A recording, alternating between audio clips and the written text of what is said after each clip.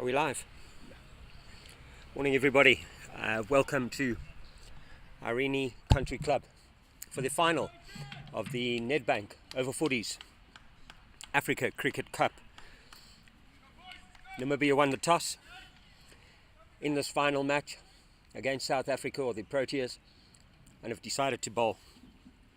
Opening the batting for South Africa, we've got Warren Dugmore and Brandon Buckley. It's an absolutely fantastic day down here at Irene. If you're in the close proximity, you see the first ball. In it goes. Nicely played off the back foot. If you're in the vicinity, pop in. It's a stunning day. The wicket prepared by the local groundsman Cian has been prepared superbly. Hard, a little bit of a green tinge to it. So watch the second ball going in. Oh, ran away from the outside edge. But the team, South Africa, Warren Dugmore, he's the captain. Brandon Buckley, Van Moerman, Yaku Castle, Nathan Jones, Yasadita, Wayne Hendricks, Peter Boyson, Lundi Mbani, Abdul Timur,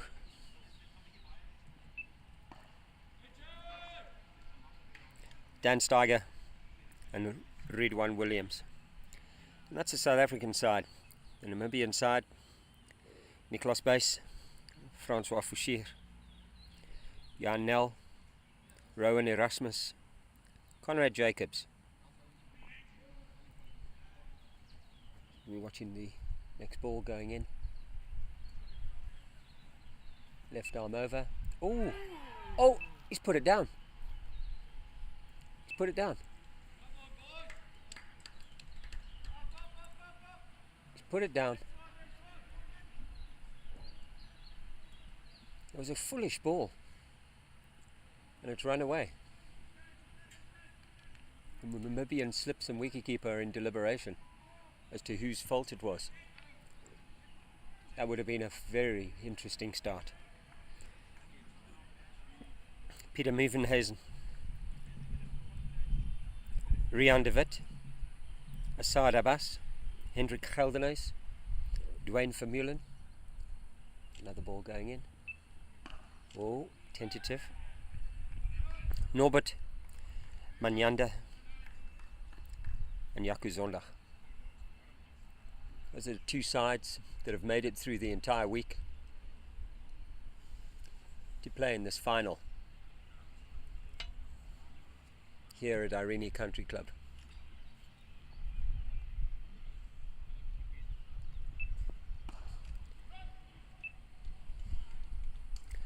That's the end of the first over.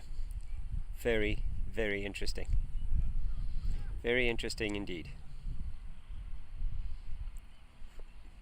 At this point in time, I just want to give Irene Country Club, Pitch Vision, Devil's Peak, Feltskin Shoes, Titans Veterans Cricket, Vita 24, Vicasa, Cricket SA, Sport and Wellness Centres, kept these guys on the field for the entire week. And obviously our title sponsor, Nedbank.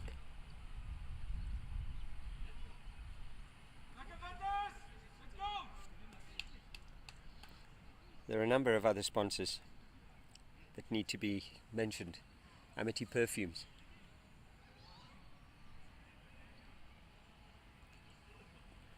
Irene Village Veterans Cricket, Titans Cricket. Pardon.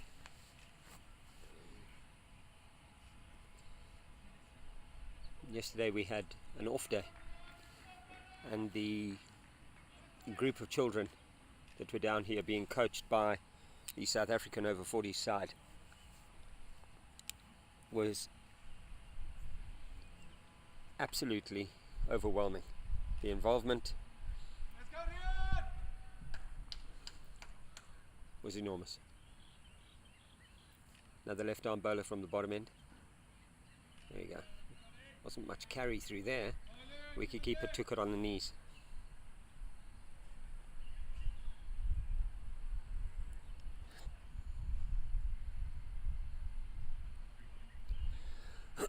Pardon me.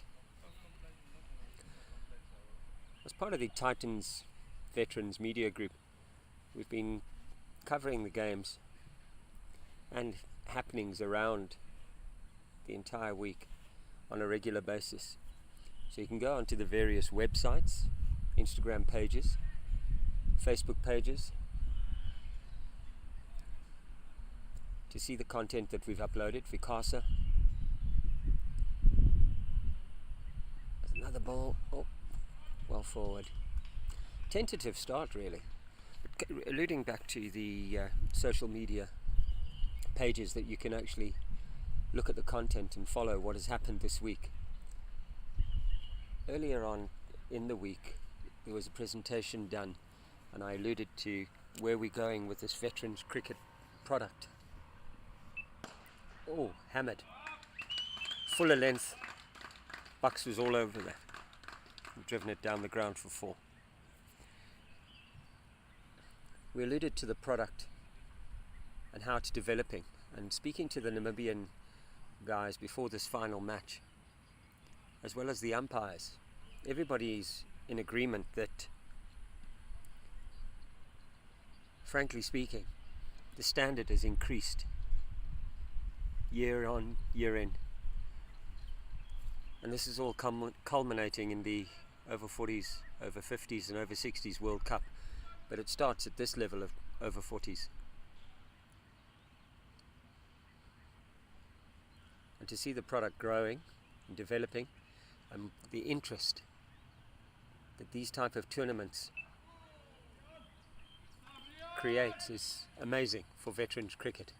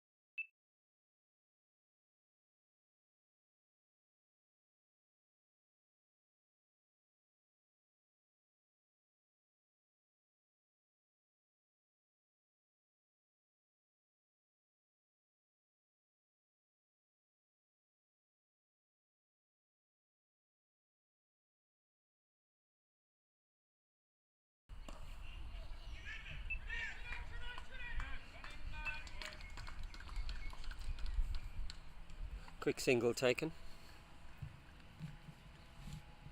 It's 12 without loss.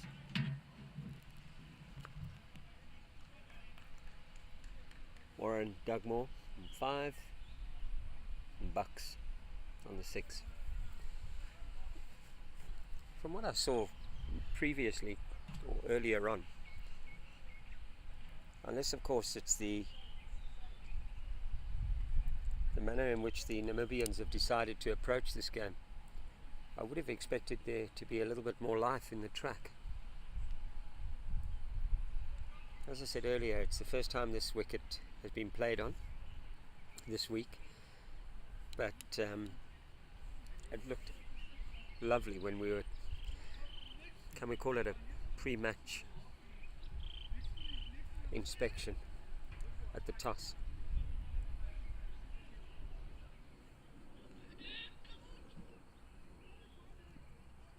Oh, I tell you, he's gone across the line there, hasn't he? I think with a gentle outswing, it's fallen a little bit. It's gone across, and the Proteas have lost their first wicket. 12 for 1. I'm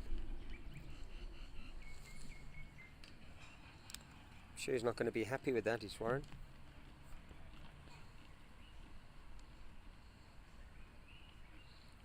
Once again, I'd just like to thank all our sponsors.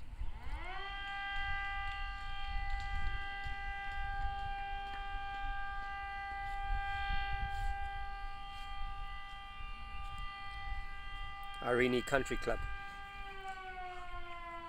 Pitch Vision, Devil's Peak Lagers, Veldsken, Titans Veterans, Vita 24, pardon me, Vicasa, SA Cricket, Cricket South Africa, and our title sponsor Nedbank.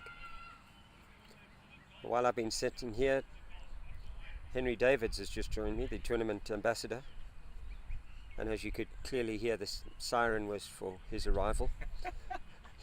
He's brought eggs and bacon for everybody, and we're very appreciative of Henry's efforts.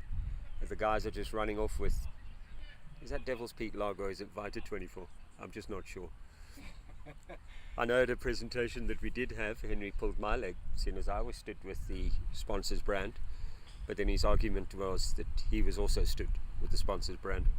Henry, how's it? Morning. Good morning, Carl. Good morning, everyone. Yeah, I was just the more responsible one on the day. You're insinuating that I'm not responsible. In front of people. No, it was a lovely public shoeing. It was a lovely evening again, as usual. It's been a lovely week so far. If I think about obviously week and cricket weeks that we've had in the past, and that's now school weeks, and from the start, I can't remember when last we went through basically 5 days where we haven't had a rain interruption. So the weather gods have been with us this week. Absolutely. The weather has been absolutely awesome, and the cricket has been very, very good. Cricket's been of a very good standard. I made reference to that at the start of today's session, and it was about the quality of the product. Yeah. You know, we're building this product, as you and I have spoken, and as we continuously speak about. We're building this product, and on the strength of this, the product's in good shape. Yeah. That's at 40s, 50s, and 60s. Oh, particularly well fielded. But it looks as if, I tell you, it looked as if that was set up quite nicely. That could have been a different outcome. But the product itself, and you say now the 5 days of cricket. Sadly, the poorer of the 5 days was the rest day yesterday with the involvement with the outreach program. But that was good for the children because it was cool day. Yeah. But the quality of this product has been very, very good. All we have to do now is get you involved. No, I was pleasantly surprised. Just keeping a little bit low there. Well adjusted there. Was well adjusted actually. I was pleasantly surprised, like you said, the quality, especially the South African team, with the fielding when they played the A side or the invitational side on Wednesday. The quality of the fielding, the discipline, it really, really stood out. The guys were throwing themselves around, the throws, the discipline with the bowling. I spoke to Yaku Castle again. I think the first day he only bowled 2 wides, where he bowled 9 overs on the trot. So that says a lot when it comes to discipline alone. Oof, that was close. Some good questions being asked here by Do the you- Namibian team. Do you know they've run in and the quality, the wicket when we looked at it this morning looked hard and it had a green tinge to it, and I thought had perhaps South Africa bowled we would have been taking at shoulder height. But it looks as if, dare I say, the lack of pace Yeah. from the Namibian bowlers and maybe even the angles that they're bowling, it's actually proving to be a relatively good decision to have actually bowled first. Definitely, we saw the wicket yesterday when we were here for the outreach program. And there was a green tinge. It's a bit of a shine on there now, and I'm 100% with you. If there's someone with a bit more pace, there will be a bit more carry, or a lot more carry. If you look at the Namibian bowlers, there's not a lot of carry, a lot of quick bowlers here. So You've got to be careful using the word quick at over 40s in veterans cricket. that as well. You get asked, are you a quick bowler? Maybe 20 years ago. Oh, I'd like to think so. I'd like to think so should be the answer. Yeah, but like the guys running in here, Namibia, they've been they struggled in the game against South Africa. I think it was on Tuesday. Yeah. But it's a different day. It's a final. Anything can happen. I think they've got the best conditions when it comes to bowling, where there's a bit more pace in the wicket, and I could see, like you say, what they've been doing well. They've been hitting good lengths, and there's no pace on the ball, so it's quite tough to get the ball away. You've got to force it a little bit. But It's not coming on, is it? that's the thing, yeah. Because I think it's more the slowness of the bowlers. Well, that's a good runner. Cheeky one, that. It is a cheeky one. You know, you said now about the standard of the fielding and everything, Henry, and I was talking to Anka from the Sports and Wellness Centre. Yes. Who she effectively is, I suppose, kept these guys together Yes. for the whole week. And the agility has been quite good. I mean, the noticeable difference is from when we were younger and playing is throwing in from the boundaries. Yes. You know, we could all throw in and Yeah. it would go above the stumps. Where here now it's more a couple of bounces and in some cases it's relay. But gosh, that nipped. Now it's sort of a couple of bounces in, and it's just first sign of I'm getting a bit on. But in this, there's been some really flat throws from There's been far out. some very good ones. And obviously, I think it's all more the acceptance of you as the person, as the player, where you know you can't throw the ball as hard as you used to, and basically it's managing yourself. Like I said, there's a couple of guys with big arms, but that's Van Morman. I think he's the leading run scorer in this tournament.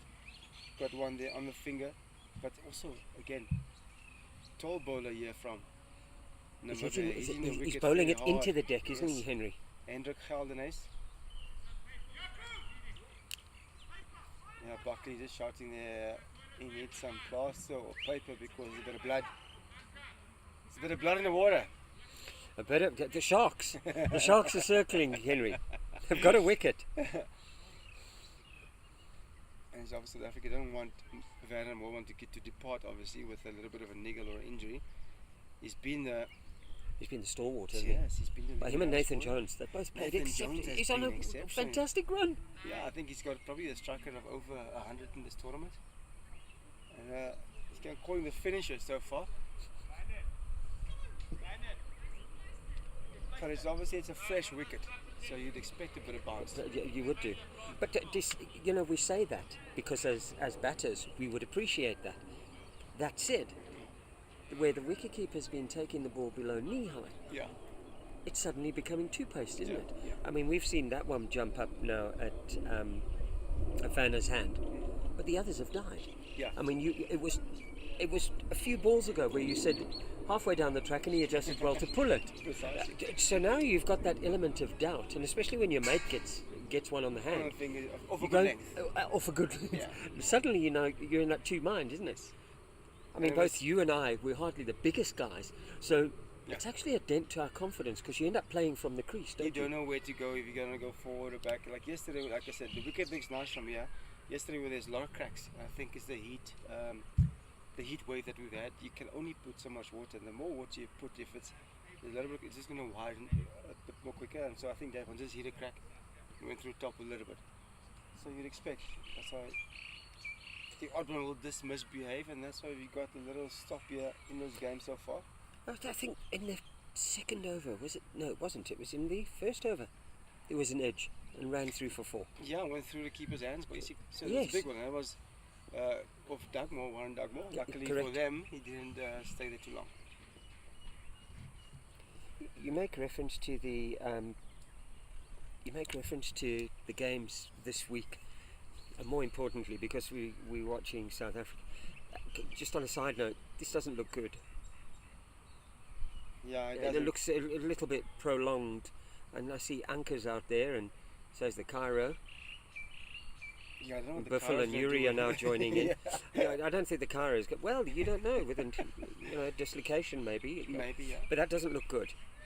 No, I think it was a hard one. The way you could see how he reacted. Norman reacted. Yes. Look, if the ball hits the finger, it doesn't matter what pace it gets. If it gets your finger in the wrong way, it is going to be sore and painful. It can easily dislocate your finger. I remember in my career, I had one fielding, and the ball went straight on my little pinky, and I had what, 8 or 10 fragments in my little pinky. Wow. Yeah. Who was that?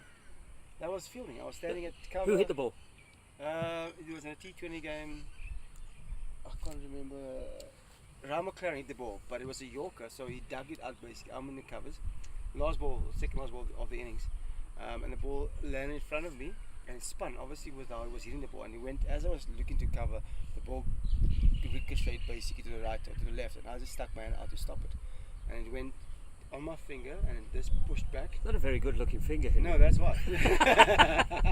So I had, it looked like fish hooks, like 3 in there for about 3 weeks or 4 weeks before they pulled it out. I'll show you the clips on my phone. I took the nail. Not before the nails lunch. out. It's, After luckily lunch? they can't see it. After lunch, yeah. So there were 10 fragments in there. So obviously all the bones had to fall into place back again, or we were hoping it. Otherwise, the finger would have been gone. All right. Now you played cricket at a very, very high level, certainly higher than what I did. Do you miss it, Henry? To be honest, I don't. I think playing for 21 years. Looks as if Anna's actually back on song here, so that's a good sign. That's a But good sign yeah, for go South on. Africa, yes. Yeah, for playing for 21 years, it was a long time. My whole life was cricket, basically. From the age of, I told my parents when I was like 14 or 15, I want to play professional cricket, not even knowing what it meant. That was in 1995. I'm 43 now. So when I was 15 years old in 1995, so Youngster. remember back in those days. You're Yeah. such a youngster. So remember back in those, I said I want to become a professional cricketer, not even knowing what it meant. So my whole life was just cricket. So when I decided I was going to retire in COVID year, the first or second year of COVID, Is that when you stopped? yeah, 2021. That's when I Okay. stopped playing cricket. But it was just COVID. I was still fit. I was still scoring runs. I just lost some Well, you're momentum. hardly unfit now. Thank you. So I just lost some momentum. I thought, okay, it's the ideal time for me to plug it in. Oh, Oh my what word! a delivery! That what a was delivery. absolutely brilliant. That swung nicely. All right, Henry, as a batter now. All right. Sorry, I interrupted you. Is that the finger that's done that? I would say 90% of that, because your finger is sore, you're thinking about the finger, it's at the back of your head, even though you tell yourself not to think of it. And then, to me, the quality part of that whole play was obviously you got hit in the finger, but the delivery, the follow-up delivery from Geldenhuys, got on the target, basically swung in nice and it uprooted the middle stump. But like you said, Paul, it's in your head.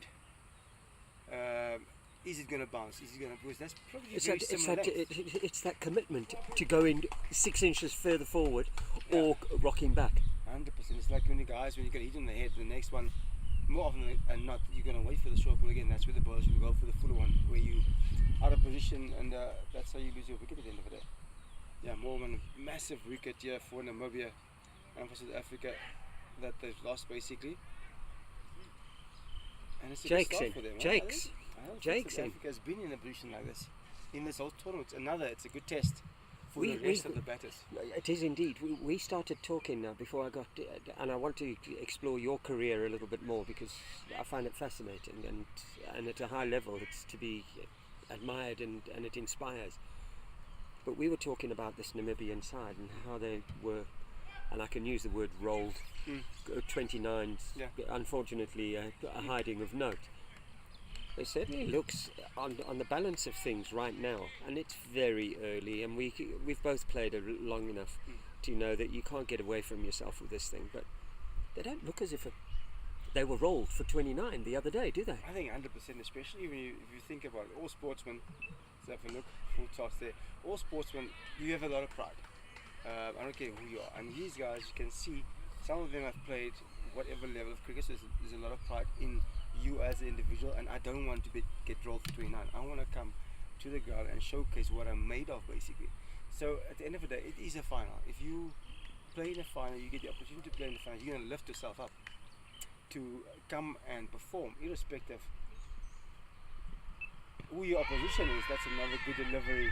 Did he get a scratch on that? No, because there was no urgency to get in and catch it. No, and what Jaco Castle did nicely there was he just had a couple of steps down the wicket, because he knows the strength of Gelder is now is the shape that he's getting.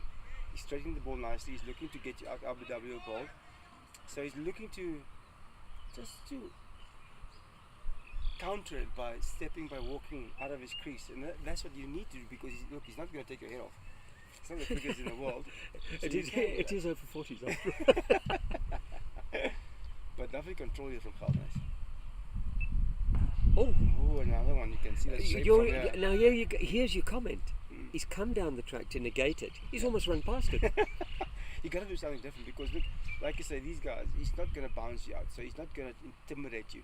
And that's always, look, like I said, it's different. Like when I played, it's if you know there's a guy who's going to bowl the same length over and over again, you need to counter it by doing something. My game plan was to run down my wicket, was to walk at you for you to change your length. Then I am one step ahead. From a batting perspective, is you need to be ahead of the, or look to be ahead of the game. Certainly you've got to have a plan. 100%. If a bowler gets on top of you, you're going to struggle, because it's all, for me, like cricket is all momentum and rhythm. If you get into a good momentum and a good rhythm, it's easy to bat. If you struggle, if you look at cricket, You get bogged down. If you get bogged down, it's tough. You can be the best driver of the ball in the world, but if the ball is there to drive, you're going to struggle, because you're just out of sync almost. You say that about the momentum and everything. When we're, let's just watch this. Oh! Good swing. Lovely swing that. It's funny. He's hit two there, very full, but he's just gone down the wicket, being aggressive and positive. Whereas bogged down on the other side, you've allowed the bowler to bowl. Coming back to what I was going to ask you. Lots of time, big target. No time, small target. Yeah. What was your preference? No time, small target, basically, because you small target. Instinct. That's where instinct basically takes over, and that's where you practice. Like I always say, like I work with the golfers now as well. When you get into this space, when you go and bat, you can't think of how you obviously have your game plan, but you must trust your preparation to whoever runs at you. If you're gonna think of where your foot's gonna go, and the guy bowls quick, for me, like that's the small, obviously, target that I'm thinking of. If someone bowls 145 kilometers an hour, you're gonna think where your feet's gonna go, how you're gonna play it. You must trust your preparation. Is that the beauty of Maxwell, Henry? Yes, I think that's. I mean, he doesn't necessarily. Well, oops. I think that's all instinct, and his mindset is, I'm gonna dominate you, without a shadow of a doubt. Irrespective of the situation of the game as well. We looked the other day, and I wasn't commenting. I was at home and I left, and I said, Afghanistan is going to walk over Australia. And I obviously saw. This was the 91 for 7 game. Yes, and I saw Maxwell bat, and I knew, okay, I'll play it there by Buckley. Obviously, guys, very good on a short ball. I'll play it there. I think that should. But it's a lack of pace, isn't it, Henry? Lovely pace. He's got way too much time for that. Yeah, exactly that. And Buckley, obviously, I think he only stopped playing last year. He still plays probably. No, he does in Joburg. Yeah, very much so. So he still plays Premier League cricket, and there's also a difference when you can see guys that still playing Premier League cricket, which is a decent standard still. You're on it more, aren't you? 100%. It's like you need to get time to get back into it. You need to get time to get used to certain things. You can't, like I haven't played for a year and a bit now. If I had to go bat now, I would probably miss the first 4 balls. Oh, it's an opportunity straight for cover. Oh no! Straight for cover. It's a big one, that. luckily letting loose a little bit. It's another. You talk about momentum again. Yeah. Now suddenly the momentum swings. It's only a couple of balls, but now suddenly they build a little bit of momentum. The confidence is up, Yes. and now suddenly we're playing, and suddenly you're not being bowled at. The bowler's now got to say, "All right, where am I going to put this? I can't just What am I doing?" Switched on, Bugsy, Yeah. eh? Switched on. There you go. Said like a true teammate. Switched on. He No, wants but- this, you can see it. But like you can say, yeah, like you need to shift it. You can't just hang in there. I know you have to go through a stage of control. Well, ball, good comeback there from the bowler. You need Okay, to no get through carry a stage. though. Yeah, but I think more, Carl, for me, is more. I think it's the pace. I would like to see Danny Sayers later Yeah. on and Yaku Castle later Later how on. the ball, how the wicket will react. There definitely will be still an even bounce. But more the pace. Look, it's a lot tougher. If the guy was 10, 20 kilometers quicker than this, it's a lot tougher to adjust. Indeed. If you I get agree one with that goes to the top and one that keeps low, as a batter, it's not nice. It's even more the two minds, isn't it? Oh, Ooh, 100%. I had money on him going for it. It looked like you wanted to go. Yeah. Okay, so let's get back to what we're talking about: the fitness, the throwing in from the boundary, and your career. All right. I didn't know that you'd stopped just before COVID. It was in COVID. I actually got COVID in a bubble. Sure. In a bubble and at in Potchefstroom. And the sad thing was you're playing 50 over cricket and I was batting beautifully. I was batting the nets. When you feel, I know, like, mentally I knew it was gonna be a good Everything was working and Because everything was right. I prepared very well for the tournament. And This is my wife, Zanele. Oh,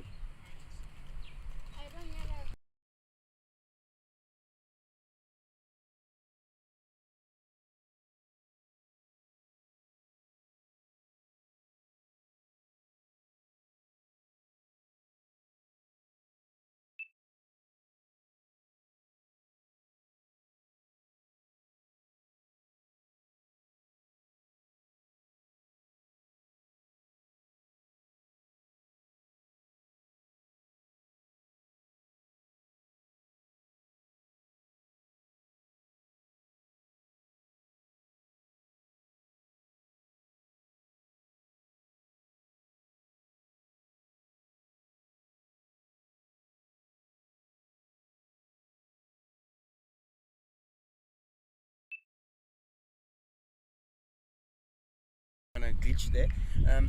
So celebrities, the tournament ambassador. People want to come and introduce themselves to you. So Go on, okay, let's get back to the Potchefstroom, COVID in the man. bubble. You got COVID. I knew exactly when I was going to score runs. All games that I put, I knew exactly when I'm going to have a good tournament. Like Chris Morris always mocks me, like with his finals, every day I was going to score runs. I knew exactly when I performed because I think mentally I was a lot stronger than most. Could have been the experience, but also the preparation. Like I always said, my preparation starts there, and when it gets there, it just happens. Even if I don't score runs, I don't score runs. If I score runs, it's fine. To me, I looked at myself as being the same person, irrespective of what happened. So Even keel, completely. 100%. Even like, and I think that's why I enjoyed my cricket so much, and that's why I was so consistent as well. What Because do you I end was up as an favourite average, Henry? What was your what is it now called? Class A? So the list A was Is it Lister? mid 30s. It was That's all a mid top 30s shot. basically. It's That's a lovely top shot. That's a lovely shot. All It mid was all 30s. mid 30s basically. The T20s, 26, 27, I think, striker of 125 over 180 games. So for me, What was it your was more highest T20 score? 112 Who was it against? against the Warriors at Newlands. I had the record for the quickest. It's 41 balls. We're not domestic here for that, cricket. Henry. We're not here for that. Go on. You had It was what? that. So all of those, and for me, it was more the longevity that I played. I actually have it on my phone somewhere. I'll look up and I'll mention it later. But going back to the mental part, I knew exactly when I was going to score runs because of the preparation and because of I felt I was mentally stronger than most. Was it because you believed in your process Yes, and the preparation and the person. enforced your Yeah. process? And the You person say as the well. person. Yeah. All right. Now I'm quite involved with mental health, and I know you and I have spoken loosely when we had an interview the other Yeah. day about the mental health and the preparation. We made reference to Paddy and the work Yes. that he's done. Yeah. Mental health. you know, you work at it, and you try and develop it. But how do you go about? How you doing, brother? All right, thank you. You try and go about it, but you say better than most. What was your pillar that you relied on to make that part of your character, which enabled you to succeed as often as you did? It's a lot of things, you know. I think it started with pride in you as a person, pride in where you came from, because it wasn't easy, you know, where I came from with the cricket, and also people. No, hang on. Don't make a statement like that. Come on, tell me. Look, like I said, It's me started talking to playing you, professional cricket. and we're sharing this, and this is Henry Davids. It's a day in the life of. Yeah, like I started playing professional cricket in 2000. It was basically the start of everyone coming together, being able to play as a 20-year-old, growing up in the Poland where the population in a little town of Panil where I came from was 4,000 people, and the thing is, only colored people that was living there. I went to Stellenbosch, I was Model C school then, in 1994. So it was still fresh, obviously, with the amalgamation of everyone going to everyone. Indeed, yeah. And I basically, sorry for the word, shat myself going there because I didn't know what to expect, you know. Then all of a sudden it was. Did you have friends at the school when you started? Or was it new boy? My cousin was there, so obviously he was a year older than me, and there's like 2 or 3 coming from the town where I came from, and 2 guys that played cricket with me at the club. So then it was just almost like a rude awakening, you know. You open like you feel out of sorts. You don't feel like almost like you don't. Were you a big kid, or were you just no, as little? Yes, I was tiny. I was very tiny. I looked at the other days. You talk about in matric, I weighed 64 kilograms. I mean, we've just had one of our mates from the over-40s, Altus, come by, and he's a substantial unit. I was half the man he is. I was going to say you're certainly below his belt line. But, but that's what it was, and that's what made intimidated. me intimidated, 100%, intimidated. But what I got taught from a very early age, young kid. Oh no. Young kid was Got away with you need that. to stand up for yourself, irrespective of where you are. And that's one thing I did very early on at the school in such different situations where I stood up for myself and just look, I'm here. And obviously with the sport helped me a lot because I was good at most sports, not to sound arrogant. I played rugby, first team rugby from standard 8, which is grade 10. I played first team cricket from the first year I got to school as a 14-year-old. I had like 3 or 4 games in under 14s, and then I played under 15 and first team cricket at the school, which a lot of people didn't like because, you know, at schools it's like, who's this like, you know? Well, I was just about to say though, isn't that you make reference to background? And look, I lived in the Cape for 46 years. I'm very well aware of you know, the scenarios, but you make reference to the background, you make reference to the upbringing. And where I'm going with this is sport in general. Yeah. Now you say you go in as a little pipsqueak, a little lighty of 14 years of age, and now suddenly you're playing. Don't you really believe that what sport makes you today, what sport makes me today, carries across in life, in 100%. business, and everything? And now suddenly, from being an intimidated little lighty, all right, to now suddenly, wow, this youngster can jaw. 100%. It just gives you that confidence, and you as a person. I had a session with one of my clients now, and we're working on you as a person because sport should never define who you are as a human being. And for me, the biggest thing that I've grown so much as a human being over the years. I was an introvert. I couldn't speak at school. I remember, you know, when you go to school and That's a good run. Sorry, Henry, that's a really good run. A little bit of hesitation. Yeah, we forgot there's still cricket on. I remember. I was an introvert. I was scared to speak in front of people. I bunked school when we had to do oral at school because I was just scared to speak in front of people. That's how big of an introvert I was. I was a captain at cricket, so that was lovely. But as soon as just for the record, to all those space. Introverts out there, this is not the way to go. Unless, of course, you're incredibly talented, like clearly Henry was. But we don't want to advocate bad behaviour. No. But I'm saying that like I say, in this day and age, you must allow yourself to grow. Don't be scared. I was scared to allow myself to grow. In the cricket space, I was captain, so I could lead on the cricket field. I could speak to my peers and own it. But when it got to a different environment, like school, where I need to speak, talk oral, or do a talk, I bunked school. I ran away from school, basically. So I remember even like, you know, we had the inter-schools. Oh, there's a bit of bounce. We have the That is the inter-schools. first one that's the got up first one, yeah. hugely. Go on. So we had the inter-school the rugby, so I was captain the under 15 team and the cricket team, and then you have to go up and announce your teammates and what you're gonna do. And I froze, and I remember with the rugby, because rugby is big at most Model C schools and South African schools. I actually gave up the captaincy then because I couldn't speak in front of the school. Wow.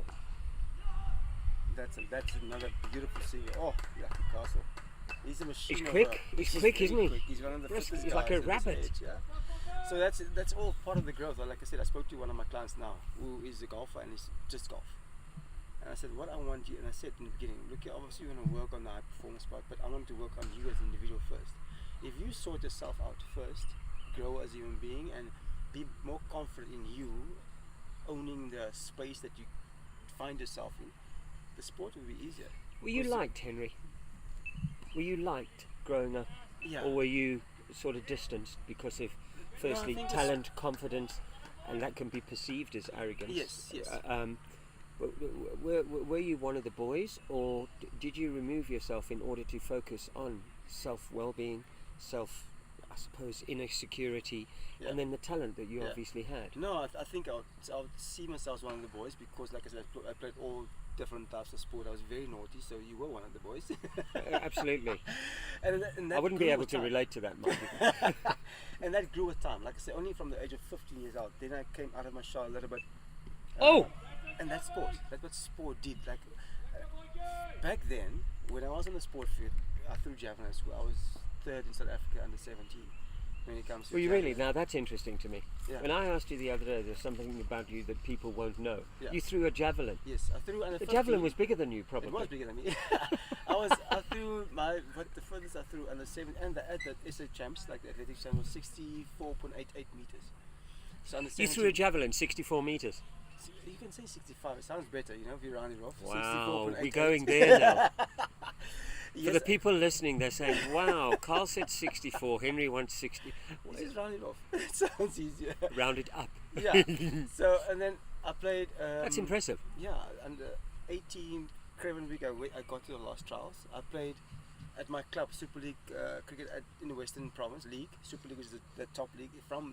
I was in matric, so I played rugby. 'Cause we Who started were the 11 teams? o'clock. Who were the teams involved in that league? Villages was there, so we played against Yes. Marty's, Tigerberg, Yes. all those teams. Was Falsberg still around there? Falsberg, yes, they had a 17 wing back years. there. Oh my word, that's a lot. Yeah. 17 years I was at Falsberg. Is it? I remember they had a wing. He was like, it was both like like a truck, and he ran through everyone. So I was in matric, so I played first team rugby at the school, 11 till just after 12, and the first team club starts at 4. So then I'd go play first you team go club rugby as okay. well. So I was just like I said, when I got on the field, it was a different person. That's who It doesn't happen anymore, though, no, does it it? doesn't. And we don't. Why? Like, I think it starts with us as parents and the society as well. Where you say you see a young, like I see the kids here training here in the nets, and the guys say, okay, this kid is talented, yeah. But then we stop him from evolving by playing other sports. If you play cricket, you're very within yourself. If you play golf, it's just about you. So you don't learn the different skills. Like if you play rugby, because you're gonna need a teammate, you're gonna need someone else around you. So I would. Like with my daughter, I wanted to play all different types of sports. She does golf, swimming, so it's a team thing as well. So she's going to high school. So I want to do athletics, start with athletics and different things, just to grow different skills. Because like you stop yourself if you just look to play one sport. You cannot say this kid will play. There's no guarantees in the world. By the age of 15, there's no guarantees that he or she will play for South Africa. So you can't say just play one sport. I was contracted with Boland. And still played rugby, which I under the cover played, if you call it that. So I ran away from home. My dad said, if I catch you play rugby, you're gonna, yeah. So I used to throw my bag over the fence with casual clothes, because the club went with the blazer to the rugby. So I threw my bag over the fence, and then he'll say, I'm gonna go watch rugby. I'm thinking that he will not know that I'm playing rugby still. The things we do, The things we do, and like I said, I was still contracted with Boland, and then the one game I got a knock, someone ran with his knee in my back, and I slipped my disc. And that's what Boland said, if we ever find out you play rugby again, we're going to tear your contract up. Did they actually say that? Who was running Yeah. Boland at the time? Under Brains. Okay, hard man. Yeah, he was there. No, but look, at the end Fair, of the day, hard fair, man. fair, because they But also, paid you're me. being paid. I mean, They let's be honest. They paid me a salary, and I was still playing rugby. I just had a passion for it. Oh, my to word! delivery. Another beautiful dress. 2 and 2 now. One To be fair, Henry, I reckon the action of the ball was great. But is that really necessary from Jakes? I think more he was looking to be more confident, looking to be more in control and more assertive. Is it the I bog down? think it's a good delivery. I think Is it it's the bog down? nasty. It could be. You could see he was looking to get more positive, if you want to call it that, basically. He hasn't got double figures. And just the intent. I think I spoke to him earlier. He said obviously it's with the ball coming so slow, it's tough. You just keep on. You want to go. There's no pace, and you got to make the pace. I think there he just was just looking to make the pace there and going after. There we Over go. there. This is going to be impressive. Yeah, Nathan Jones. He's been. Saturday at Oppies during this week, everything he's touched has Yeah. turned. Yeah, it looked very Everything good. he's touched is turned. And it's all you can see, all mindset. You can see when he goes back down. We don't want to. It's that momentum, isn't it? It's Again, that all of a momentum, sudden, yeah. it's the confidence, it's keeping it on a roll. Yeah, Namibia, I think they're very chuffed. Obviously, having South Africa now. 29 all out. They've got South Africa 43 for 3. Yeah. And the good thing for South Africa is that Brandon Buckley is there. He's in. He's getting 26 of 22. Nathan Thing Jones, is, like you we made said, reference to it earlier on. This side hasn't actually been. This side hasn't been tested. Mm.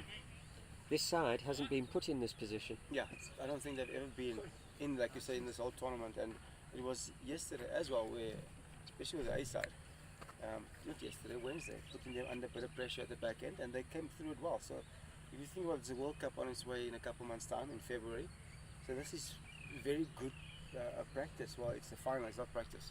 But to see how they get out of this, there's a nice in-swing here. Oh, again, it's not quick. This You is. can see it. There's not very. There's no margin for error there at all. David is, I think it's good as well because there's a bit of shape into the right-handers and he's controlling it nice. Also the big difference is, like, as we've seen with the two right-handers that got bold, was that shape he can allow to attack the stance. The lefty is a bit wider. Do you not believe, having seen what we've seen, the two right-handers that have got bowled have actually been more positive, hence they've been bowled. Yeah. If you look at the natural action of the left-hander, both of them, I mean now, the first one, the middle stump was uprooted, Yeah. he played through, all right, beaten by possibly swing, Yeah. and not as much pace. This one now, Jakes did, again, played Also through, a little bit of swing, yeah. and a little bit of swing. And it's more natural for left-armers to attack the stumps. When they both are left-handed batter, they look to nick him off. Yeah, correct. So there's the width that Buckley likes, obviously. You can see that's outside edge. Well, you said it. Nick him off. It's natural, yeah. To the left. There we go, look at that throw. Again, and that's the difference, isn't it? Yeah. All right, quite a big boy is Gelderhuis, but the reality of it is the throw. This is developing into quite an interesting morning. Come on, but Henry, back to you, and then and the confidence and the school. When you broke into the provincial realm, was it on the back of you being a wonder kid, brand new talent, look at this, look at that, or was it hard graft? I think it's a bit of both. Oh, another lovely shot. We spoke about that. Is it bit that of swing. three? Is it three of those? Oh, Wellfield, it's a... Oh, unlucky. Good effort though. You got to get good effort that on the fence. He's been lucky as Buck. He's had 3 or 4 of those right up Nice there where you little can hit volleys. through. Yeah, yeah. But that's the difference, like with the left hand. He struggles to attack the stumps. It's a little bit more Left-hander. width outside Yeah. your stump, so he can free his hands to get through that. So go on. Were you I think it's- were you the next best? Were you the next new thing? Were you? So Or was it hard graft? It was hard. I'm asking you I now, so you can trained a lot. you can be honest. I absolutely practiced a lot. We didn't have bowling machines then. I had all my mates I remember. So during the week I used to practice. Come on, you're only 43. You didn't have a bowling machine when you were growing up. No, we didn't. In Peniel where I come, my bowling machine was my mates bowling to me How often were you there? every day. No, but I'm saying, did you not move into the So I'm talking Sounds like silly before, now. Oh, okay. before the All right, fair professional enough. era though. So I was 15, started to play senior cricket. Like But when you Premier League broke, when cricket. you I got your through, opportunity oh my into, word, then it was I was myself and Justin Ontang, same age. We played cricket together. When I broke through was obviously the confidence of dominating club cricket. And then I got an opportunity when I think Kenny Jackson broke his finger yeah, I remember as a that. 20-year-old, and then we played against Titans, Northerns. I was Northerns then. And as we got the day before, I was batting in the B team, the Boland B. I was batting 4-3-4. I didn't open the batting then. So Omar Henry was the coach, and we came to Pretoria. So the day before, Ah. You know, that's one of the, from my recollection now, that's the worst ball of the morning. four Gelderland. And how many overs have been bowled? Scorer, you can tell me. There you go. 10.1, and that's the first poor ball. Yeah. Go on. Pung. So Pung was the coach, yeah. And the day before we played the 4-day game here at Superstar Park, he told me I'm going to open the batting. So I didn't know I was going to open the batting. Kenny Jackson batted at 6, so I thought, okay, I'm going to bat at 6, which is a nice. Who was opening then? Was it Wayne? Truter? No. I was. Oh no. That was just going slowing down. Like myself and James Henderson opened the batting. James Henderson. Yeah.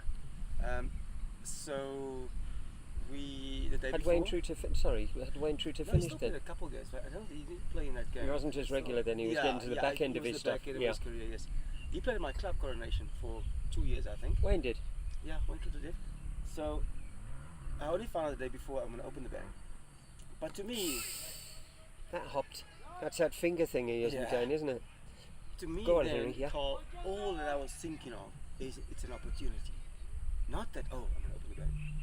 All I was thinking of, it's an opportunity to play. And that's how passionate, that's how I love cricket. I would have done anything for cricket. That's how passionate I was. And like I said, You're just not going to come play vets with me.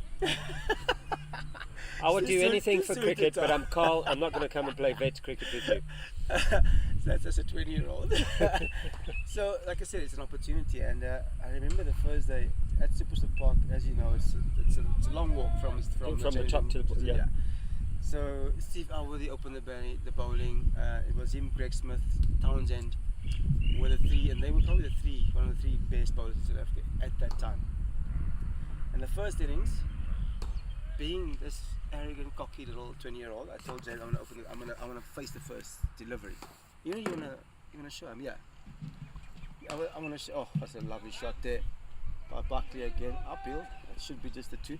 So I said, look, I want to open the batting just to show the guys, look, we're here. And then Steve Alworthy bowling, running in.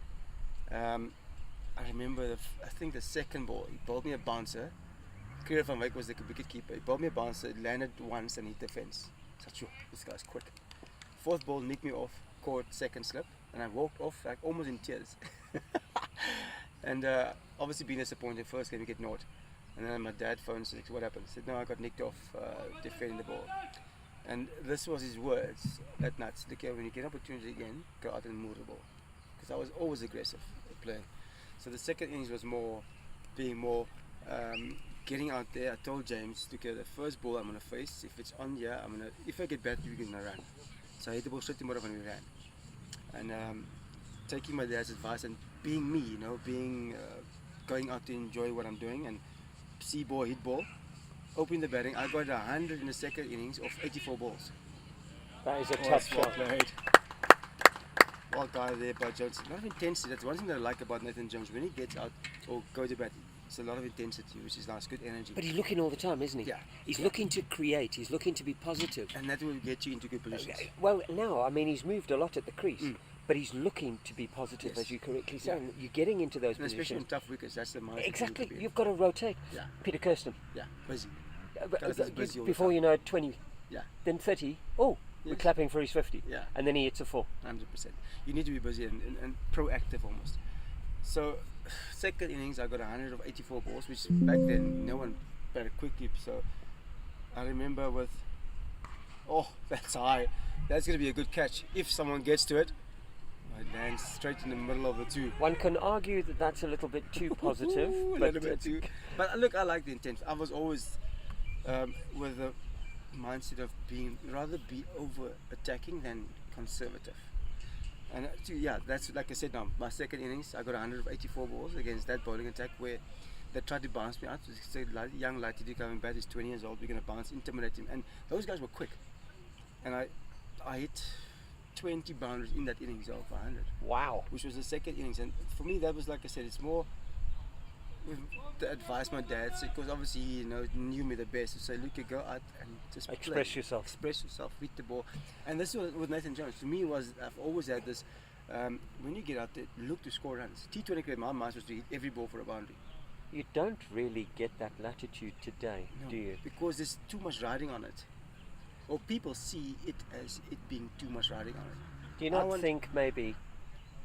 think maybe this new, let's coin the phrase now, he's done it again. That's actually very well played too. Do you not think that the success of the English Test side currently is as a result of go out and express? Call for me is like when it comes to for me any sport, if you commit, for me commitment is if I look to hit the ball, every ball for a boundary, then that's why I say your practice here, that's your preparation for your game. So your mindset will get you through whatever you hope to get yourself through. So if I say I'm going to hit every ball for a boundary, which means I'm going to be very proactive, but also I'm going to commit to what I'm looking to do. I'll play it again. So then, if the ball's not there, I'm going to trust my ability to not hit the ball. You understand? Yeah, sure. Instead of waiting Understand for your the whole limitation body. as well. Yes, yes. So that's where the preparation comes in. So this ball is in my area. I'm going to hit this ball for 4. The next one, I'll be able to. Very I'll be good enough disciplined, to Henry. adjust it. Yeah. That's extremely So disciplined. that's where your practice comes in. No, that's your process, Yes. and that's Yeah. what you were referring to Yeah. earlier on. Is that every single day? Got away with that one. And you got to trust it. You've got to trust the process, And by saying so, for you to hit every ball for a boundary, is you need to get yourself in a strong position. So that's the mindset. I want to hit this ball for 6 or 4. I can only hit the ball for a boundary if I'm in a strong position. So that's where the mindset comes in of looking to hit every ball for a boundary. If the ball is not there, trust yourself to be able to. I can to see cope you've with it. spoken to Nathan there. That's why I say I like the way he approaches it. Oh, and just as we said it, that one just bouncing a little bit. It's a big wicket that for Namibia. And he's actually stopped on him. Or are we going to give the bowler credit that that's a slow ball? I just think didn't look a he slow just ball. went at it a little bit bit too hard. and too early. Yeah. That is an interesting wicket. Mm-hmm. It is now 65 for 4 with a wicket of Nathan Jones. Yeah, that's a big wicket that. And like we said, Henry, the could I South ask you a African question team haven't been prior to tested this, yet. You don't think it's coaches that Stops. that forces youngsters now to be ultra aggressive since the IPL? Since T20 cricket. Because I've seen Yes. with the LPL, Yeah. the youngsters coming through, I know some of the coaches, and I know that they tell these kids, you block 2 balls, Yeah, and you hit. then you go. I think look, I understand that. I prefer guys to be aggressive, obviously, and be attacking. But if you don't have a base to play from, then it's pointless. Yeah. If you look at kids coming through now, even a senior cricket, they're over attacking, but they technically wise they're not there. That's So why I'm they go- struggle to adapt to the higher level. You need hitting to have a across the solid line base. and that sort of Yes. thing. So yes. I'm going to throw this then, all right? And whilst you and I are chatting, Sorry, you can actually no. This We're having a is lovely the, conversation. the reality of this is cricket. So now I'm going to give you the opportunity, seeing as you have interrupted, to introduce yourself to those who are watching and tell us what you do. So come on, you've got So- 30 seconds. So Who my are name you? is Charles Groenewald, Apparently. Play Charles for the Groenewald. Protea And what do Vets. you do? for living No. In this team. In this team. So I'm number 4 bat. Haven't felt well the last 2-3 days, so I thought it'd be best to sit out today. Spend the day in bed yesterday. Finally went to see the doctor yesterday. I should have gone Tuesday already. You know, cricketers stubborn they are. Yeah. Thought it would blow over, but it just got progressively worse. And then, stayed in bed all day. And then Russell phoned me in the afternoon and he said, "Listen, I got your appointment." So I said, "This may be a good thing." And it's amazing though. I took 2 antibiotics and I'm already feeling 50% better. That's wonderful, Charles. But Well, look, I mean, Yeah. it's a tough one to miss out on, but Oh, yes, no, I would well-being love to at play. our age is... and being vice captain, that hurts. but there's Did 11 you fit just throw boys. that in because you're talking now on air? No, but I mean, you want to play every game, especially in the final. No, You know, absolutely. and but you know, you got to be realistic as well, and having 11 fit players in the squad, they've got to play. You got to give the team, you know, Got to best give opportunity exposure to those who get can. the result, of course. So yeah, and also do a bit of left arm off spin. Actually, quite enjoy my bowling. Every time I look at my captain, he seems to look the other way. I don't know if it's because I pinned him down in the nets a little bit the other day, but Did money exchange hands for that to happen? a bit of payback, I suppose. Yeah, indeed. But, Well, hopefully at the while World we've Cup. been while we've been chatting, Henry and myself, you've been taking a lot of photographs. Is this for you or is this for the No, team? for the team. No, we didn't bring a proper camera. Not that this is fantastic, but nice memories to give the Oaks to, you know, for Absolutely. the tournament. Each batter coming in, send them a few photos, and you know, they can cherish it with their families. Well, Charles, listen, and I'm sure Henry feels the same. I hope you get better soon. And Thank if you. you are feeling better already with the antibiotics, well, good on you. And it's unfortunate that we can't see you out there, but health is vitally important. But now, as you interrupted us, what I was going to suggest... Oh! Henry, back to your point, and Charles brought it up. We now are in this 50 overs realm where we're now looking at teams for IPT and the like. So what we have is we've got the two Lions side, we've got a Titans, it's all veterans. We've got the two Lions veteran sides, we've got a Titans veteran side, and we've got an Easterns. And what we are doing is just for over 50s in preparation for the IPT, we're playing amongst each other. You brought up the point, and it was on the back of your question, Charles, was is it what did that youngster say? Mukkanmoor. All right. So my point is the IPT is going to be 45 overs. The reality of what we are doing now between these four sides. Oh, what a hit! Sorry. Wow! As you put that up, Yeah. that's positive. on the par Momentous. five. On the par On five the on par the second five. hole there. You didn't shout four coming from you. That's a little bit poor. But coming back to this, so the IPT is 45 overs. Yet we are only able now to play 20 over matches. In the club competitions. In the preparation for Yes. that. And I'm saying, does it give the right preparation? In my personal opinion, I'm saying no. I'll tell you why. Because we managed to finalize our Dolphin side very, very late.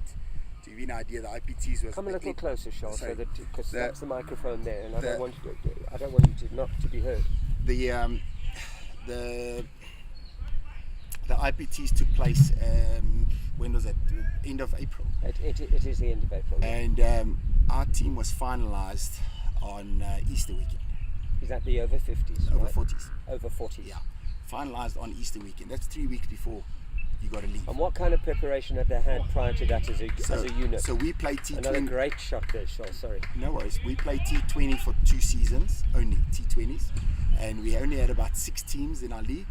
It's now gone up to 14 teams, if I'm not mistaken. And it's improved a hell of a lot in my opinion. But coming back to the IPTs, is our preparation was basically nil because we had so little time to prepare as a squad. When the team was finally elected or selected at after the week following Easter, so then kit had to be prepared, accommodation and all this stuff had to be arranged. I think we played 2 or 3 warm-up matches, and we had 2 training sessions together as a squad. That was it. It's not ideal, is it really? No.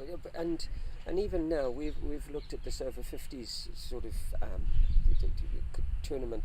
I say tournament, but it's just probably a little league that we're playing, as trying to force the issue of having the semi-finals at longer format and the final a longer format.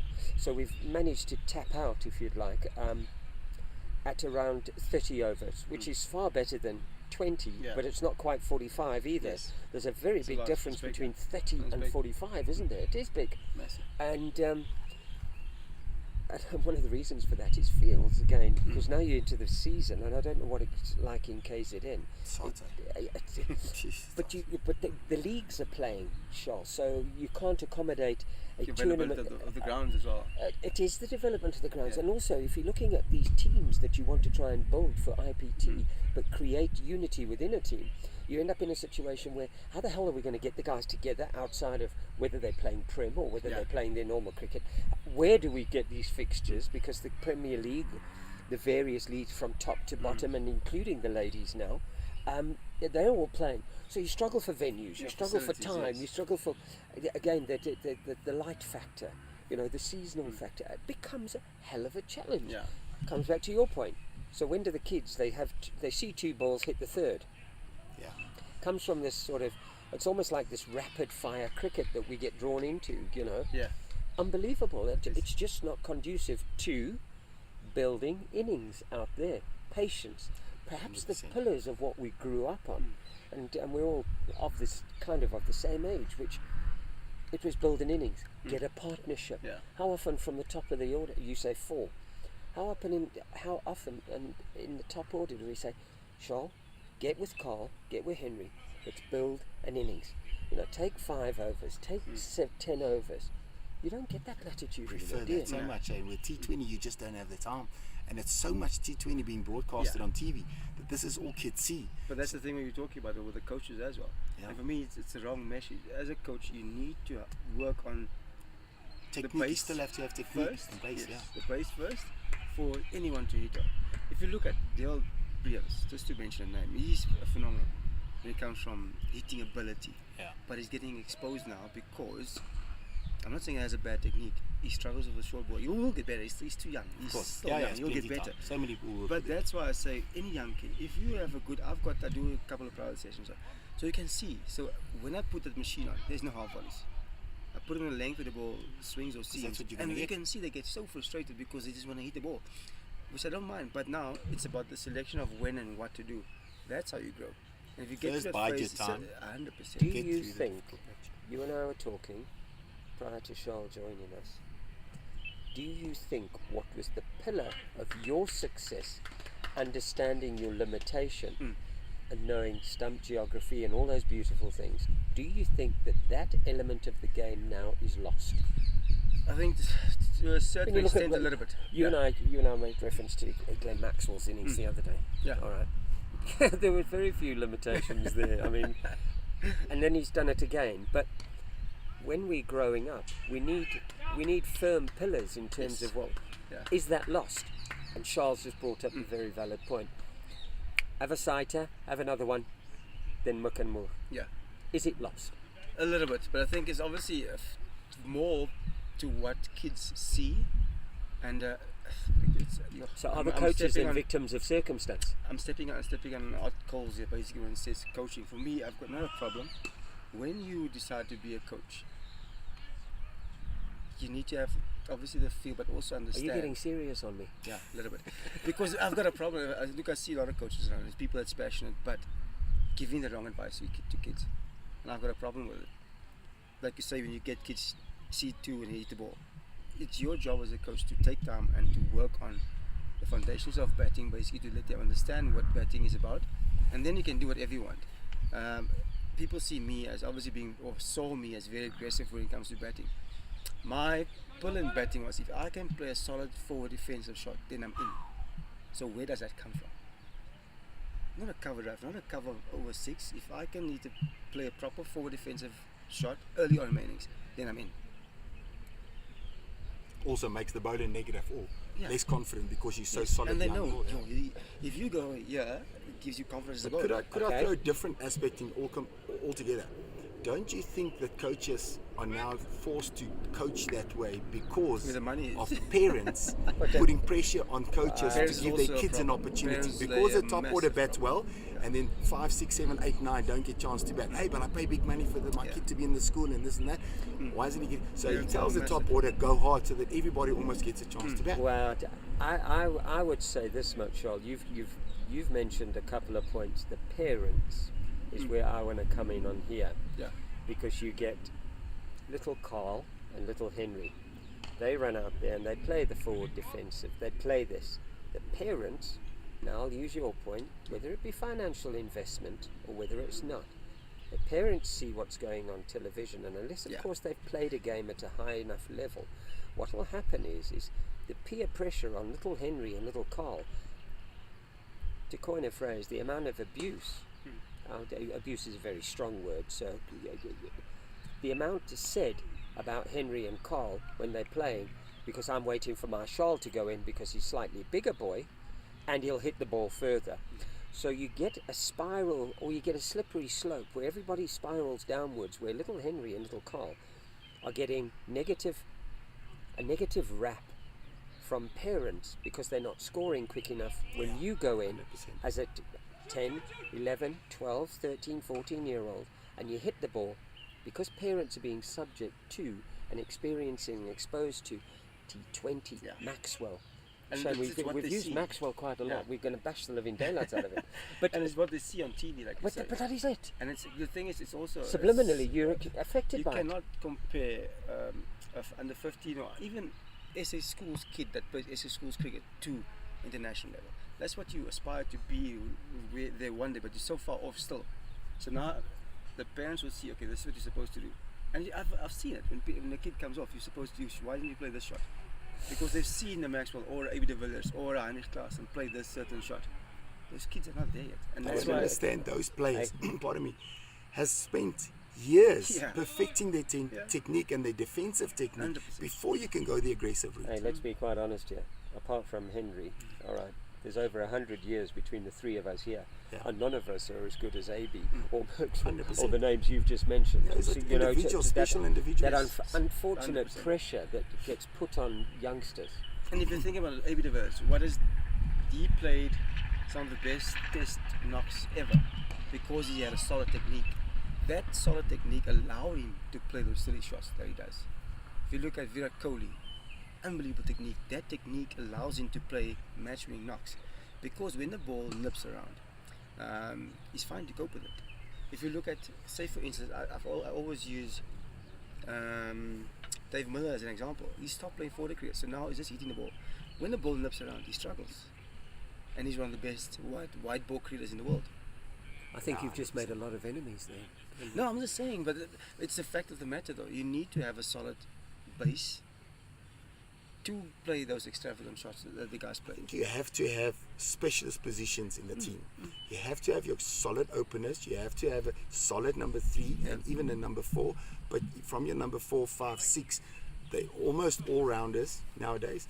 And they got to have technique, but they also have to have aggression. They still need to be able And to then still cope get with in. the pressure types. They still Marco need to get in Jansen, before they play. to me, he's a bowling all-rounder, Yeah. obviously. Very talented. But have you seen in World Cups, white ball cricket, if the guy's ball short, he's running away.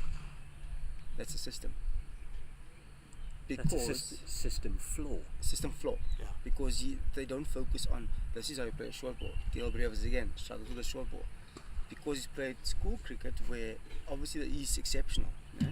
So school cricket he's been able to dominate because he was that good. Now he's senior level and I know he'll get a lot better going forward. He'll probably be one of our best white ball cricketers ever. But he'll develop now more because he knows this is a flaw. And you're playing around the world. When he comes in, what does the guys do? They're going to bowl bounces. At 100%. him. And So video you need to be analysis able- oh, will yes. catch you out. Yeah, Problem is there's just so much exposure of cricket. 100%. Now what I'm going to do is I'm going to interrupt us all. It's now drinks. 80 odd for 4, sorry. I'd just like to say thanks to Irene Country Club, Pitch Vision, Devil's Peak, Veldskun, Titans Vets Cricket, Fighter 24, Vikasa, Cricket South Africa. I'd like to thank you, Master, for joining us. Really nice to have you, and I hope that you're going to join Henry and I. Mr. Davids, as the tournament ambassador, thank you very much. I think we're going to take a break and then we're going to sit down and continue to talk cricket after we've all had a drink and a bathroom break, and I hope everybody online is going to continue watching. But really, Charles, thanks a lot. It was Pleasure, luckily thank you. impromptu, Thanks for having me. but it adds a hell of a lot of value. In fact, here's our young man bringing us some drinks. But let's have a bathroom break, and then we can convene after that if you want to grab a bite. But to everybody, thanks for watching. Henry, as always, fantastic. Thank you, I'm man. looking It's, forward to chatting a lot more afterwards. We're gonna have some good conversations. Yeah, Still going damn on. right. that was interesting. Charlie, yeah, that's Thanks so great. much, guys. Thank you very much, and we'll speak to you later.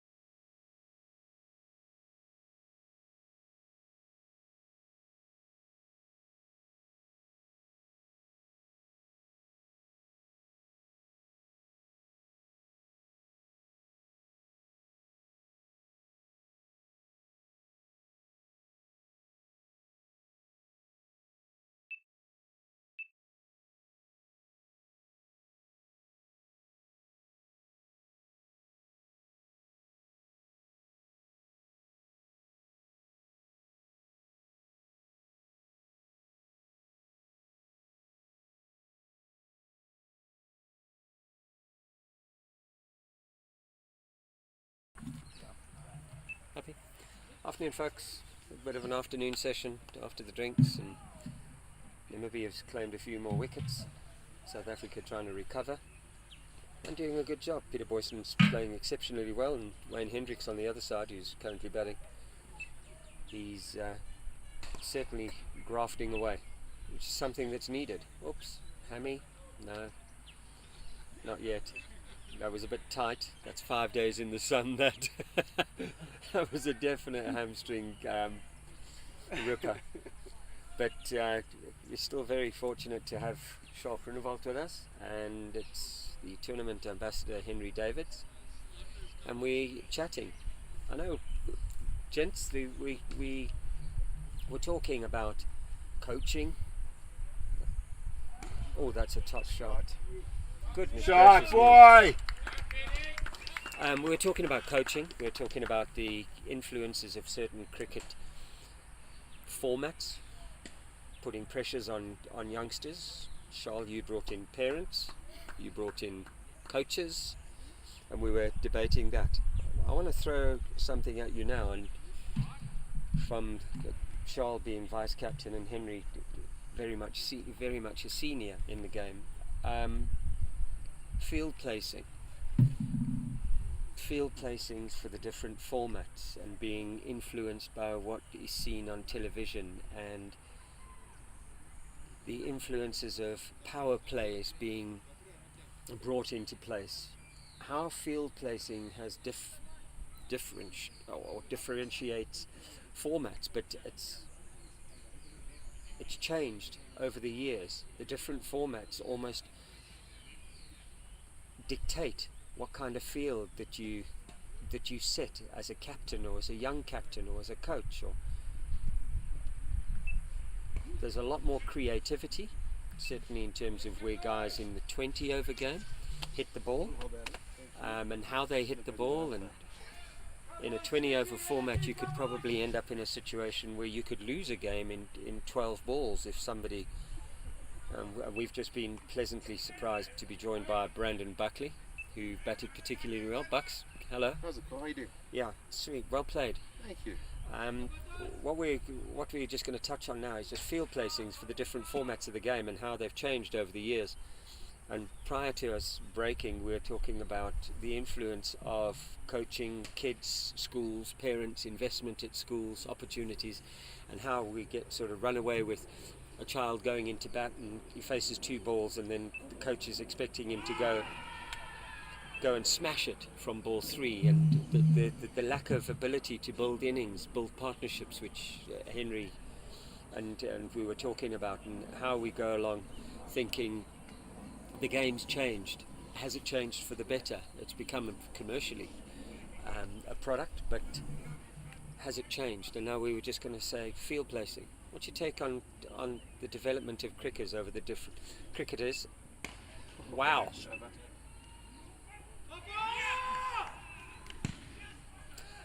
And I'm going to use that we've just seen as a perfect example of that. Was that needed, do you think? No, did not. I think a little part of the boarding there.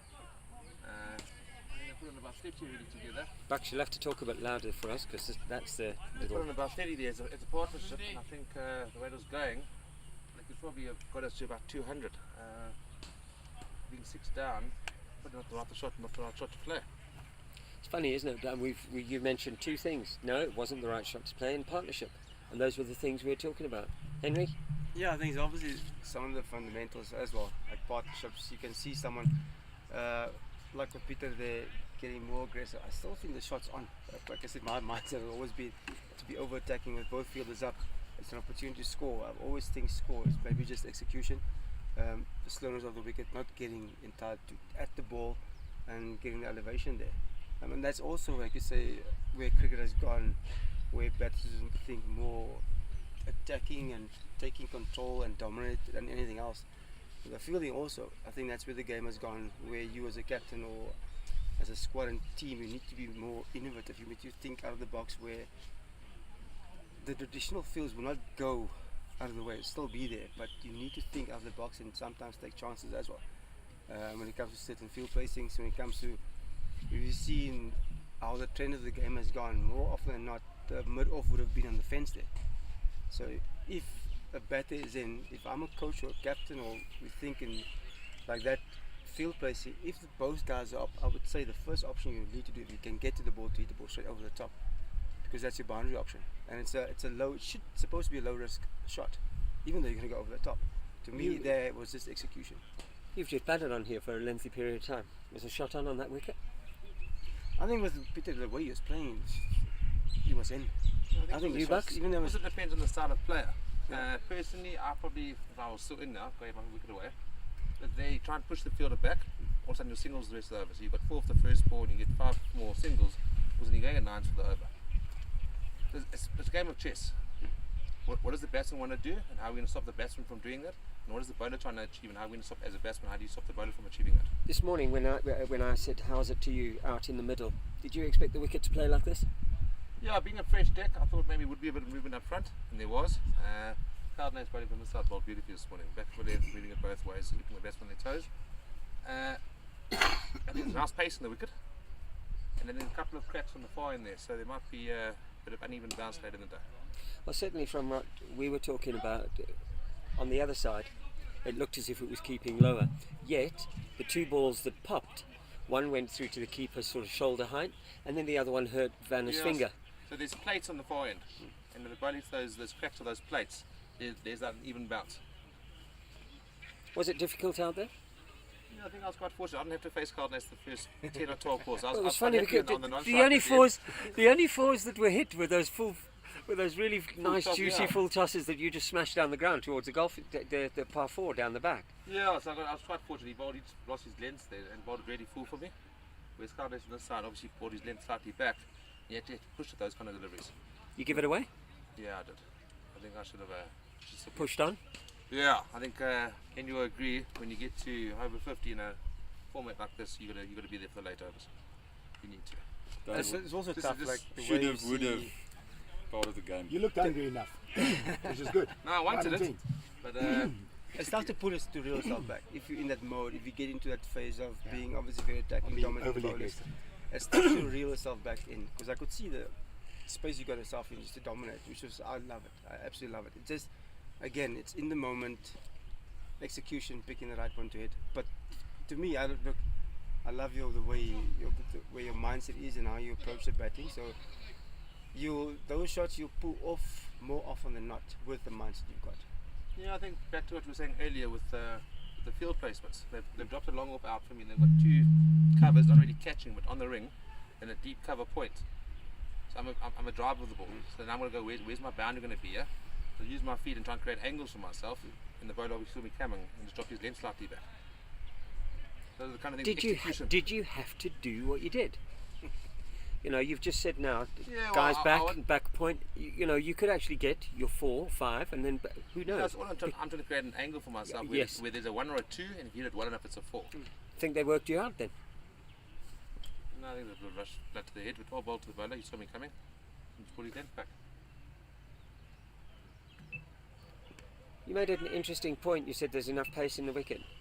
Do you think this afternoon it's going to be a little bit harder? And so both Henry and I have agreed that there's a nice green tinge to it. Yeah, well, I obviously think Dan Stayer's game up for the day, being a final on that. Some of the Namibian guys have been teasing him a bit over the last 2 days. So I think he really So wants this to is prove going to a be point. interesting, is it? They actually saw the home train gym, the Namibian side. So he's got his back being loosened up by the physio at the moment. So I think he's got a point to prove, and obviously against. He's going to run in. Are you going to keep sticks? No, Van will keep it today.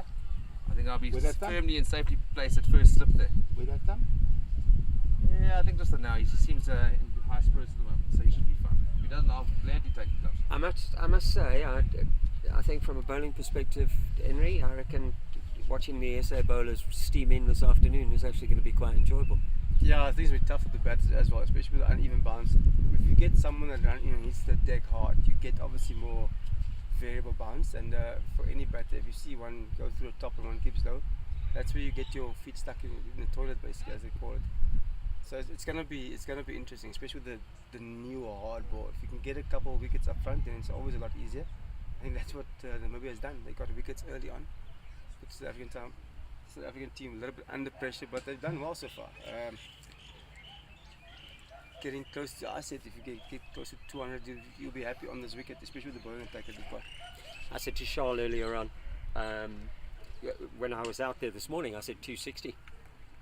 I thought, wow, it was hard. It looked a Having belter. played here, it looked an absolute belter. I mean, playing here, and as we've just been joined by a mate of mine who plays at Irene, playing here week in, week out, it's hard enough.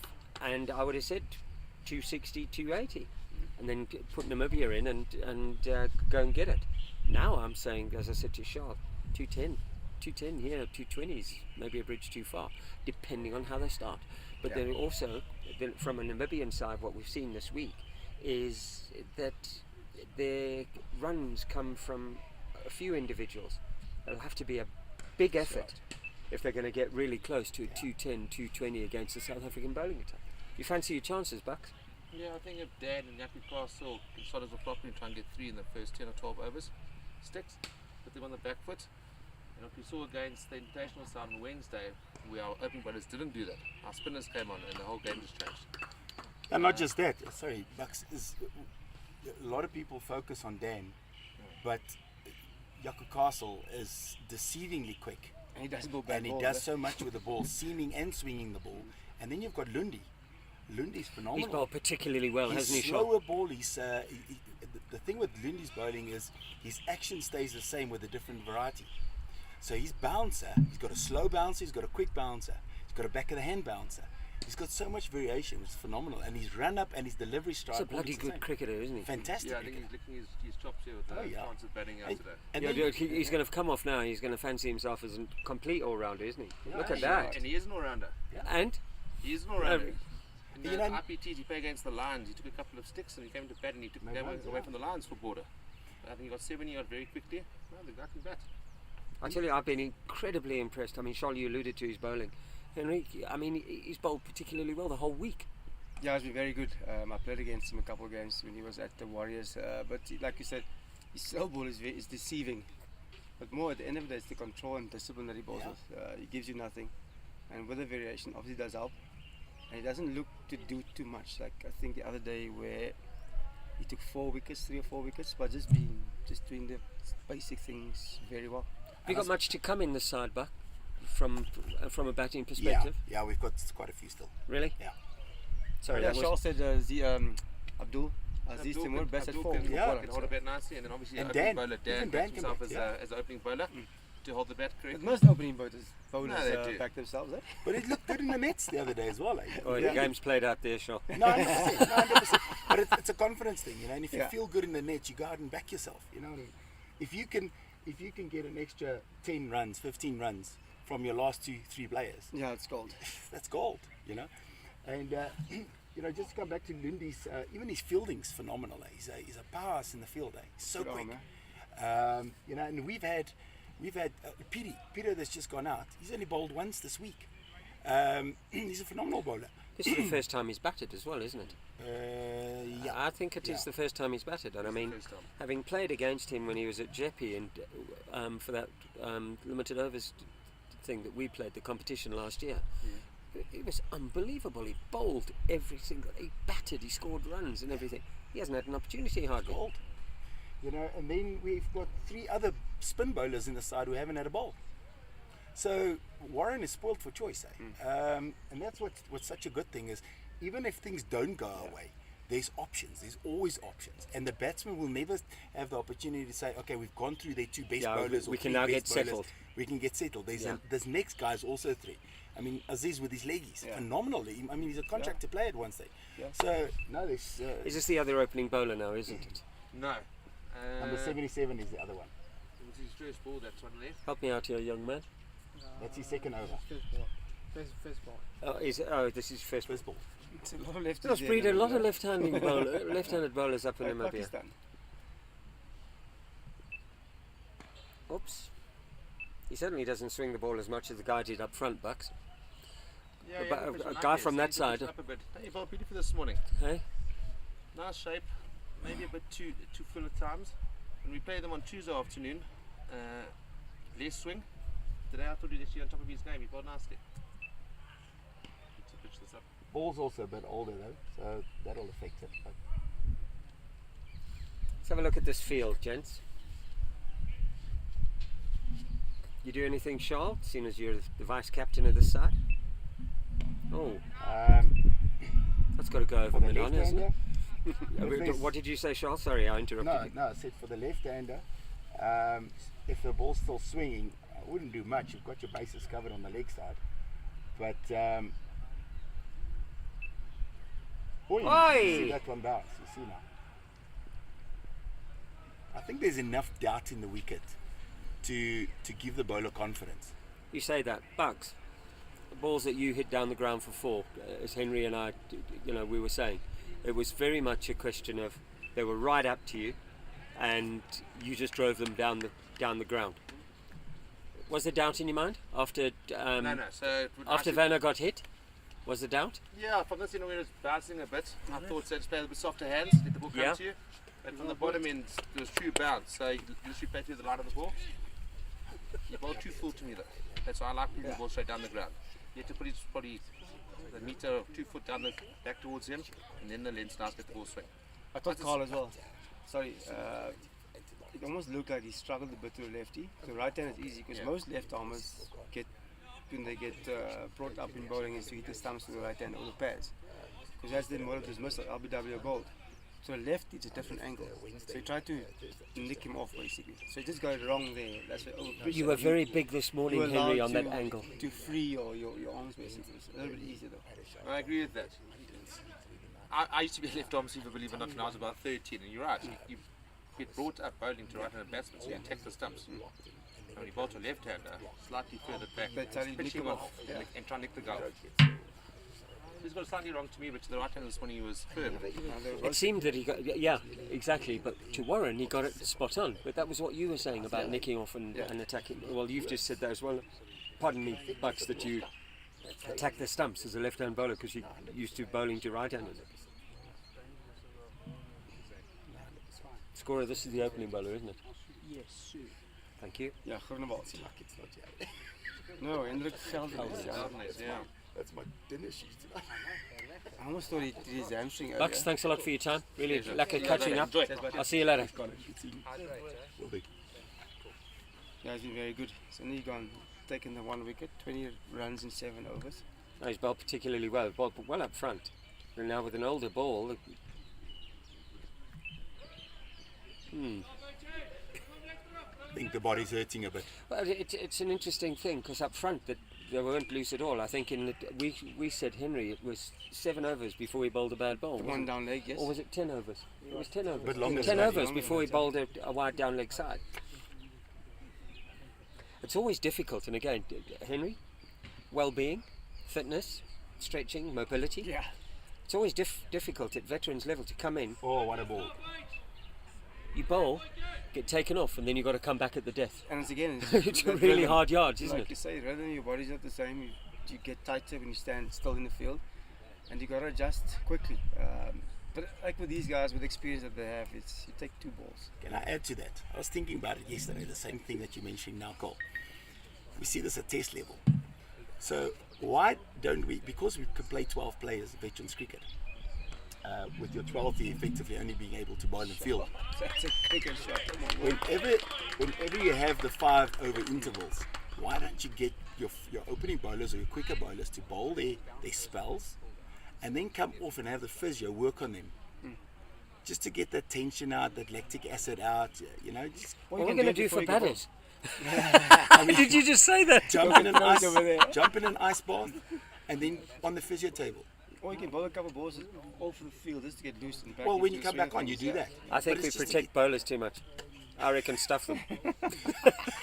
I reckon at the I end of the feel day, I reckon at the end of the day they should bowl their overs, come off, mobile, stretch, forget the physio, just stretch it out. But it is interesting that, I mean, we're talking about test level now, but here, I mean, at veterans level, it's really, really difficult. I mean, we struggle. We start Yes. again, get the body to start again. It's incredibly so. And stiffen up so much quicker. Very well. look, I know it's vets and everything, but even the point you make is very valid. even at that top level, at the elite level. Did you ever find that, Henry, when you were playing, the inactivity and then you become stiff or leggy? For the cricket, I used to stand and slip, and oh my word.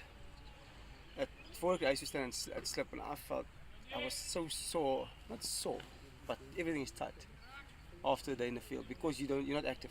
You stand still most of the time. Was it hard yards playing 4 days in a row at that level?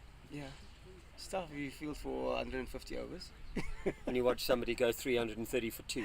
It is tough. It's tough, but that's part of the game. I think that's also what helps with the mental toughness because you have to enjoy it, even though it's tough.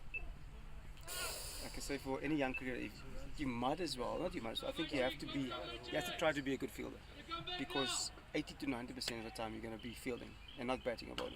Look, I mean, I always grew up, and I endorse that. There were 3 aspects to a game. There was a batter, there was a bowler, and there was a fielder. And all aspects were equally as important in order to play the game properly. Yes. And you're fielding more than doing anything else. Yes. Oh, wow! Batter not looking very happy with that one. The bowler didn't even appeal though. I'm sure there was a sound. Someone, the keeper heard a sound, and the umpire. That's an interesting decision.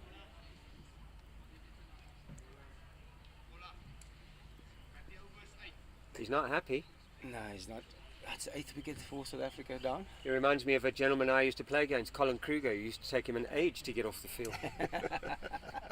Bicycle, Colin.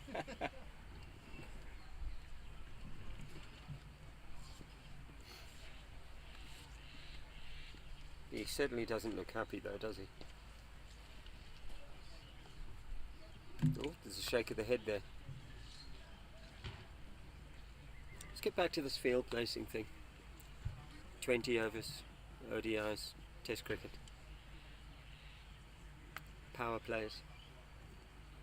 As a young captain, as a young cricketer starting out, is it difficult to try and find your niche in terms of I am going to be that dasher, or I am going to be that player that will build an innings that can go out and get my side back on track or bat through for a particular point in time? Is there still a place for that? I think definitely is, but it's also the nature of you as an individual. Like you say, it's opening batters, you middle order batter. It's a different technique at the end of the day. It's a different skill. Should it be though, Henry? I think you would like to see yourself as being able to cope with whatever cricket throws at you. That's what I'm saying. So should it be that if the 3 of us, you 4, the 4-day cricketer, you're an ODI cricketer. No, let's change that. I'm an ODI cricketer, you're a 20-over specialist. Even saying it, I've said 20-over specialist. What does that mean? Influenced by media? Influenced by That's where television? Cricket has gone. Not Funny, sadly, I would say that's with the world. For me, I say, look here, I watch the guys play here. This is passion. For me at the moment, cricket is entertainment. If you can't entertain people, you will not get $1 million contract. But you're going to have big to words, work Henry. hard. So the sport is actually taking a back seat for the razzmatazz. Yes. I actually agree with that because, well, if you have Kepler and AB batting together, No, Kevin wouldn't have played. You would have played 1 4 AB would still get all the opportunities, all the contracts. Yeah. Kepler being solid and scoring the runs, but scoring it slowly. Yeah. They'll say he's batting for himself. It's just it's his nature, the way he bats. Tristan Stubbs worth 9 bar? Could It's tough potentially if it's be. a bidding. but If it's a bid, it's tough to justify who's worth what because you get 2 mad owners that goes ballistic at the end of the day. If you like say, or they need a specific I don't player think for specific. a. If Are we answering my in the question, IPL? gents? No, this is the broader thing. If you go IPL, because there it's about who's got the biggest balls. Simple. So if it's between me and you, if I want you, I'm gonna show you I can get you because I got the money. So it's got nothing to do with the player, it's a bidding But contest. no, It's badge value. So, it's so a do you bidding think Tristan Stubbs got the balls compared to any other player? I think we're quite That's I think tough. we're quite at home using the following word. Is it just cock value between the franchises? Yeah. between the owners, not even the friend, the owners in India specifically. But if you look at SA20s, also it's Indian owners, so they're going to show who's got the biggest balls. Right At now. the end of the day, it's the timing when you are at your hottest. Tristan Stubbs was hot Yeah. on the bidding stage. Chris Morris at the stage he was hot. He went for 30 million rand. That was unbelievable. Do you understand? So now, Charles Groenewald comes on, and then he's hot in this phase now. Now you get two owners. Yo, I like this guy. You just want two guys bidding for you. Then you'll make millions. Yeah, 100%. There's nothing. Well, it has to do with stats at the end of the day. But Does it's it? more Is it two guys. counterproductive, Henry, on somebody like? Is it counterproductive Yes. to Tristan Stubbs' performance? Yeah. And- Oh, of course Imagine it you. is. What old is he? 22. Yeah. Imagine someone gives you 9 million at the age of 22. No, I can't do that. You I only can't get even 2 remember yourself. being 22. You just play an international game. He played Or an 3 IPL games, game. basically. How nervous are you? How your feet's not moving? Now you know you've got this price tag on your back. That just quadruples. It's different because mentally I don't think you're totally equipped to handle it. You need to have a proper support base around you that will help you cope with it. Otherwise it's gonna be tough. But I see like most of the guys you sort of prepare because it's a lottery. Okay, When so two Indian guys goes up and say okay. Say for instance now I come from a tournament, a Champions League tournament or whatever, and I average 140, striker of 140, and an average of 60. Then you get two owners, okay, I want this guy. And at the end of the day, it's going to go, I'm going to go up against you, being the Obviously. owners, to show that I can. Yeah. And that's where the bucks come from. Look at the guys, they're good. But it can happen to anyone.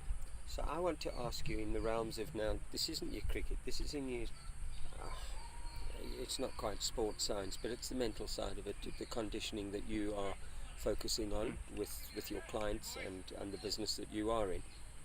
So what I'm going to throw now is, we talk about a particular individual, Tristan Stubbs, 9 bar. I think a Jack Grealish at 100. £100 million for Jack Grealish. Do you think he was? First of all, I'm not 100% sure whether anybody's worth that much money. But how old was Jack Grealish when he got that transfer? He was also, well, they're all teenagers almost. Yeah. All right. You can't Do you judge think that affects him? It has to. Must. It has got to affect you. But like you say, it's a round opportunity there. Didn't make it, just I got it. I think, it's like it can only affect you. You know what I think For it the affects for you, the or how worse it affects side, you is you knowing that, okay, I've got this now, this is my money, but you don't want it to stop there. So you know you've got to put in the performances in order to get some But It doesn't go. it's different individuals though. If you look Yeah, at Cristiano Ronaldo, to me, those elite guys, Messi, we talk with football now, you can see those are the guys that, okay, I'm obviously worth more than that, but they show it. But then there's guys that goes for big bucks, but now it's a different, like you said, it's a different pressure that gets attached to it. Now I'm not performing for a year, now it gets to you. Then you see this guy's filter away a little bit. How many of them are there, Henry? That's You the mentioned fourth way. elite. Oh, elite, I don't think there's a lot. There's not, is There's there? no, in all sports, elite cricket players in the world. Virat Name me- Kohli, name me- MS Dhoni, AB de Villiers. Who's the first one you said, Henry? MS Dhoni, Virat Kohli, AB de Villiers, elite. Because they've done it for over 10 years. Elite is not 2 years. Yeah. They've done it for 10 years consistently. Got to perform That is consistently for elite. over a long Who are period. who are your elite cricketers right now? Okay, you've mentioned a few there, but the Virat is obviously the only one that I recall that is currently playing. Who are the elite cricketers in South Africa at the moment, Henry? Just you put him on the spot now. Of course I am. At the moment, Do we have elite any? cricketers. Do we have any? I think we've got a couple that's close. Somebody like a Markram or a Rassie. That's not Could- what I'm could be asking. getting on. I'm saying who Oh. are, you know, when AB started, Virat Kohli, Sachin Tendulkar, MS Yeah. Dhoni. There was something about them when they crossed that Yeah. white line that we're sitting behind here, that you thought, wow, this is something. Special. I think it's Who Flair. have we got? Something special. No. Whatever it is, Charles, whatever it is, who have we got? I think Right now in this something country, special in the Aiden Markram. Yeah. I still say Rassie. Because he can do it for a long period and leadership capabilities as well, Is it multi-format? multi-format, yeah. Multi-format. That's why we'll differ from. Does it have to be rugby. multi-format? No, No, for no, me, no, that's no. elite. The question was, who are our? I mean, Henry mentioned big names there. If you go back in years, that you start putting all sorts of names. Mm. You can go Brian Lara, you can go Viv, you can Yeah. go all of those people. You can go to Jeffrey Boycott for that matter. Who have we got? I think Markram we've Markram now. David Miller. We've got two. Who are they, Henry? KG Rabada and Adam Markham. That's for me. And that's because it's all formats. The whole How long has package that KG we- played at the top now? Oh my word. It feels like he's played forever and he's only, is he 30 years old? 32, 33? I don't, I'll yeah, Google now. all right. And he's been playing forever, but obviously if you look at the performance that is put in over years from a young, very young age as well. He seems to have got it right, hasn't he? Yes. Because I Almost. remember our very fast African bowler who sadly broke down, Oh, my. Fineko and Gum. Oh my. Yeah. Sorry, before, just to say. Go on. Kagiso Rabada is 28 years old. That's scary. He's got another 8 years Listen, at least. that is scary with the amount of cricket. With the amount of cricket that's being played, that is scary. He is elite. And that's multi-format as well, isn't Yes. it? Yeah. And if you think about Touchwood, just go back and think how many times have you been injured? Not a lot. He's been arrested to give him a break, but injury not. For the a lot. sake of the viewers, you That's did also say elite. he's been arrested as opposed to he's been arrested. Not arrested, yes. He's been arrested to take a break. And for me, look, you understand. So physically, the elite is the full package. Virat Kohli went from a chubby character to being probably the fittest cricketer in the world.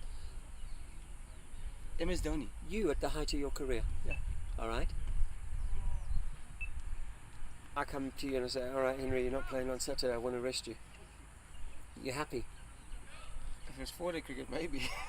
No, fair enough. All right. But if it- Where am I going with it is, Mm. do players really want to be arrested? I think in this day and age, the amount of cricket that's being played, you don't have a choice. Yeah. You can't perform week in and week out because you will break down. I don't care who you are. If you look at KG now, elite, but he doesn't bowl 150 kilometers an hour. Not anymore, yeah. Delstein was arrested to be first for certain tournaments and then he could get it up. In the World Cup now, KG got to 147 again. Because he was arrested before the World Cup. And the rest, the people must understand, the rest is not a week. The rest is like 2 weeks, 3 weeks where you can recondition yourself again. Because you need time to recover. Are guys happy to be rested? I mean, do you look back at your career and you say, I got X amount of caps for your country? Mm. Do you look back at your career and say, shit, I was robbed of 10 or 15 caps? Now, no. Because that rest means that I can play longer and I can earn another 20 bar a year.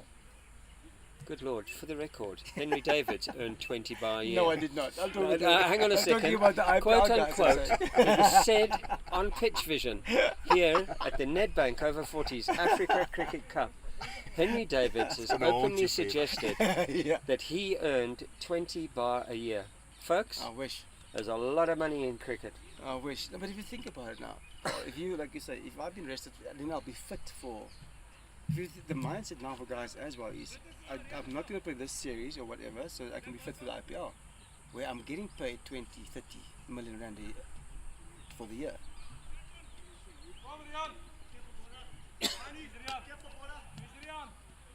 Are you happy that you played cricket in the time that you did, Henry, or would you have liked to have played? Like now, I think every cricketer would have loved it, but I would have changed it for the world. It just wasn't meant to be. That's my mindset on life. Basically, if something was supposed to happen, then it happened. Different times. Imagine Viv Richards playing now. Oh, it would have been unbelievable. You wouldn't it? understand? Imagine Brian Lara playing now.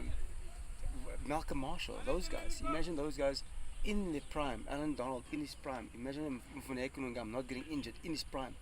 He would have. I reckon Mfuneko Ngam would have gone for more money than Alan Donald because he was 21 and he's bowling 150, 160 kilometers an hour. I buy that. I do buy that.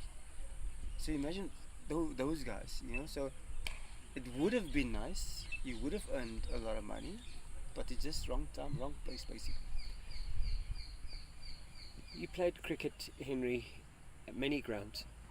certainly, and I'm not 100% sure of Charles' background, but I'm going to rightly or wrongly assume that you played on different more grounds than what Charles and I have perhaps played on around the world.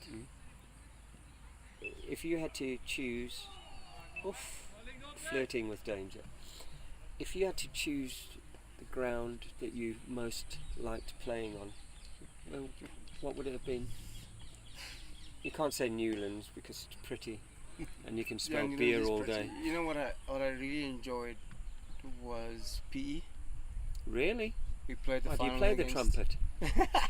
We played some of the best episodes I've ever enjoyed was that day in PE.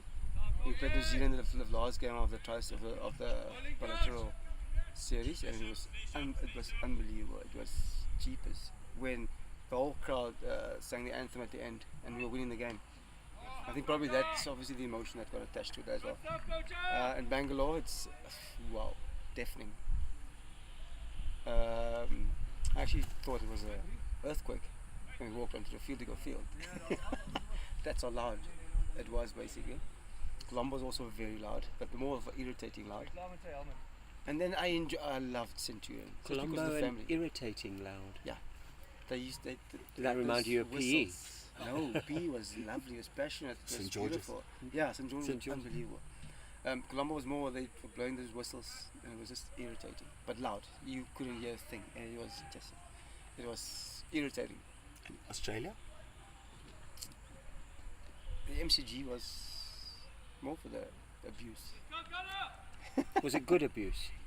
It's never good Is abuse. there in good Australia. abuse? No, but I mean, at some particular point in time, you stood on the field No, it's fun. You know, getting abused. if I mean, someone gives you attention, it means that You have mean an something. effect on- yeah. yeah. It means you've had an effect on them. Do you in cop a some lot? Sort of way. Did you cop a No. lot of abuse? Surprisingly not. I think I'm too good a guy. No, you've surprising- gone from earning 20 bar a year to being too good of a guy. It's basically because I laughed everything off. You know, I took it. For me, it wasn't. It never ever said what to me. It didn't affect me. So give me So one probably- ground then, Henry. Come on. The best Whether it be emotion, whether it be because you scored. emotion. What's your highest score? In one-day cricket, 166. T20 112. 4 days 150. You regret not making a 200, a double. No. No. I'm How not many the hundreds biggest. do you get in 4-day cricket? Off the top of your head. I mean, everybody out there could probably Google it and say, Carl, don't ask him a stupid question. Why don't you just do your research and give him the answers? That's not the point. Can I jump on my phone? No. No, don't jump on your phone. 12, I think. Was it 12? I think 12. Which format of the game did you enjoy playing most? One-day cricket. Really? Yeah. The 50 over stuff. 50 hours. It was a bigger test than any other form Why? because you played at a high intensity for longer. You were pressed for time. T20 it's quick. You either come off or you don't come off. 50 over you got to grind because it's tougher stages. You got to work through it and it's long, and you're playing at a high because it's more draining at the end of the day. You've just said something now that sparked a thought. If you come off or if you don't come off, is that the right attitude to have to play 20 over cricket successfully? Yeah. You would want Walk to come across off, there, but you can't think of muck and myself. moor, and if it goes, great, because then you're going to get 50 in 10. Yeah. If not, Charles, you're going to get nothing in nothing, so it's job done. That's why I've got Brathwaite at what, 9 Yeah. to win the World Cup. You've got such a big batting lineup. Yeah, but no, you're wrong. Surely, if he doesn't come off, you've got No, but nobody what at I'm saying, 9. What I'm saying is, what I'm trying to get at is, your batting order is so long that the guys do feel they can go from ball one. If So how they do you fail, think we the should- next guy can score. We three, all right, now we're in a 20 over game. In the cloakroom, it's okay, Henry. We've spoken about sort of expression. Mm. What's the talk in a 20 over match cloakroom? Assess as quick as possible the wicket. And go big. And yeah, go as hard. For me, 100%. our mindset at Titans were like to have a look. And if like for me, the first ball, if it's a bit of shape, I'll have a look. And there was one season where my game plan was have a look the first ball, and then the second ball, I was running down the wicket and swing as hard as I can. Did you set your mind up prior the season to say, what I'm going to do this year, based on experience? Yeah. I mean, you're not coming in cold. I'm going to go in, I'm going to have a look, see the swing, and then I'm going to charge. And you set your... And did the captain buy into that? Did the whole unit? I was allowed to, not to do what I want, but to back my game plan, because most teams knew if I like T20, if I come off, I'm going to win you a game in the first 7, Well, 8 in overs, 20 basically. over cricket, Yeah. if you're gonna come off, and this is what I Yeah. said when Bucks was here, that 12 balls changes a game. 100%. So if Charles comes in and he swings off his backside for 12 balls, he takes the game away from us. He obviously either then wins the game, and Yeah. it's interesting because I think there's a few things you got to assess, Carl, when you look at T20 games. First of all, like Henry said, is the wicket. how would you do it? Well, the wicket first of all. Assess You're the batting 4, right? Yeah. So assess the wicket first of all. Think about the power play. How are you going to address the power play?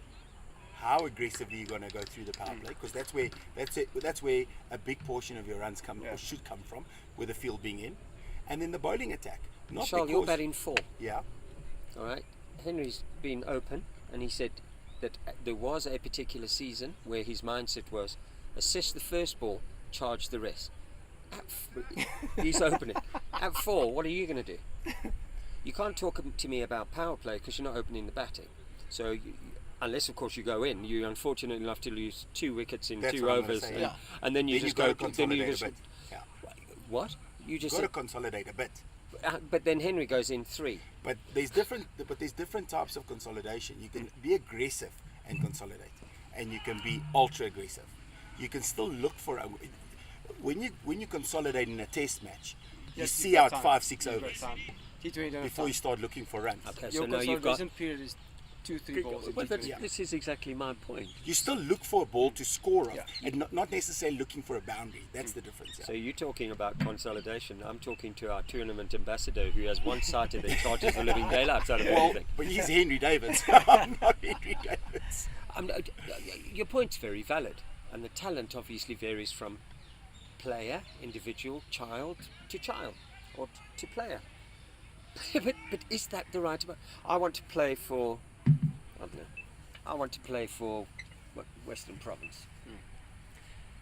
Carl, your opportunity arises for you to play in a 20 over game. Have I got balls big enough to adopt Henry's attitude to say, well, I'm going to see what Charles bowling to me. All right? I'm going to see if he's gripping it, he's turning it, but then the next ball I'm just going to charge him. And I get out. Where does that leave me? Yeah, not in a great place because you don't have the history and the reputation that Henry does.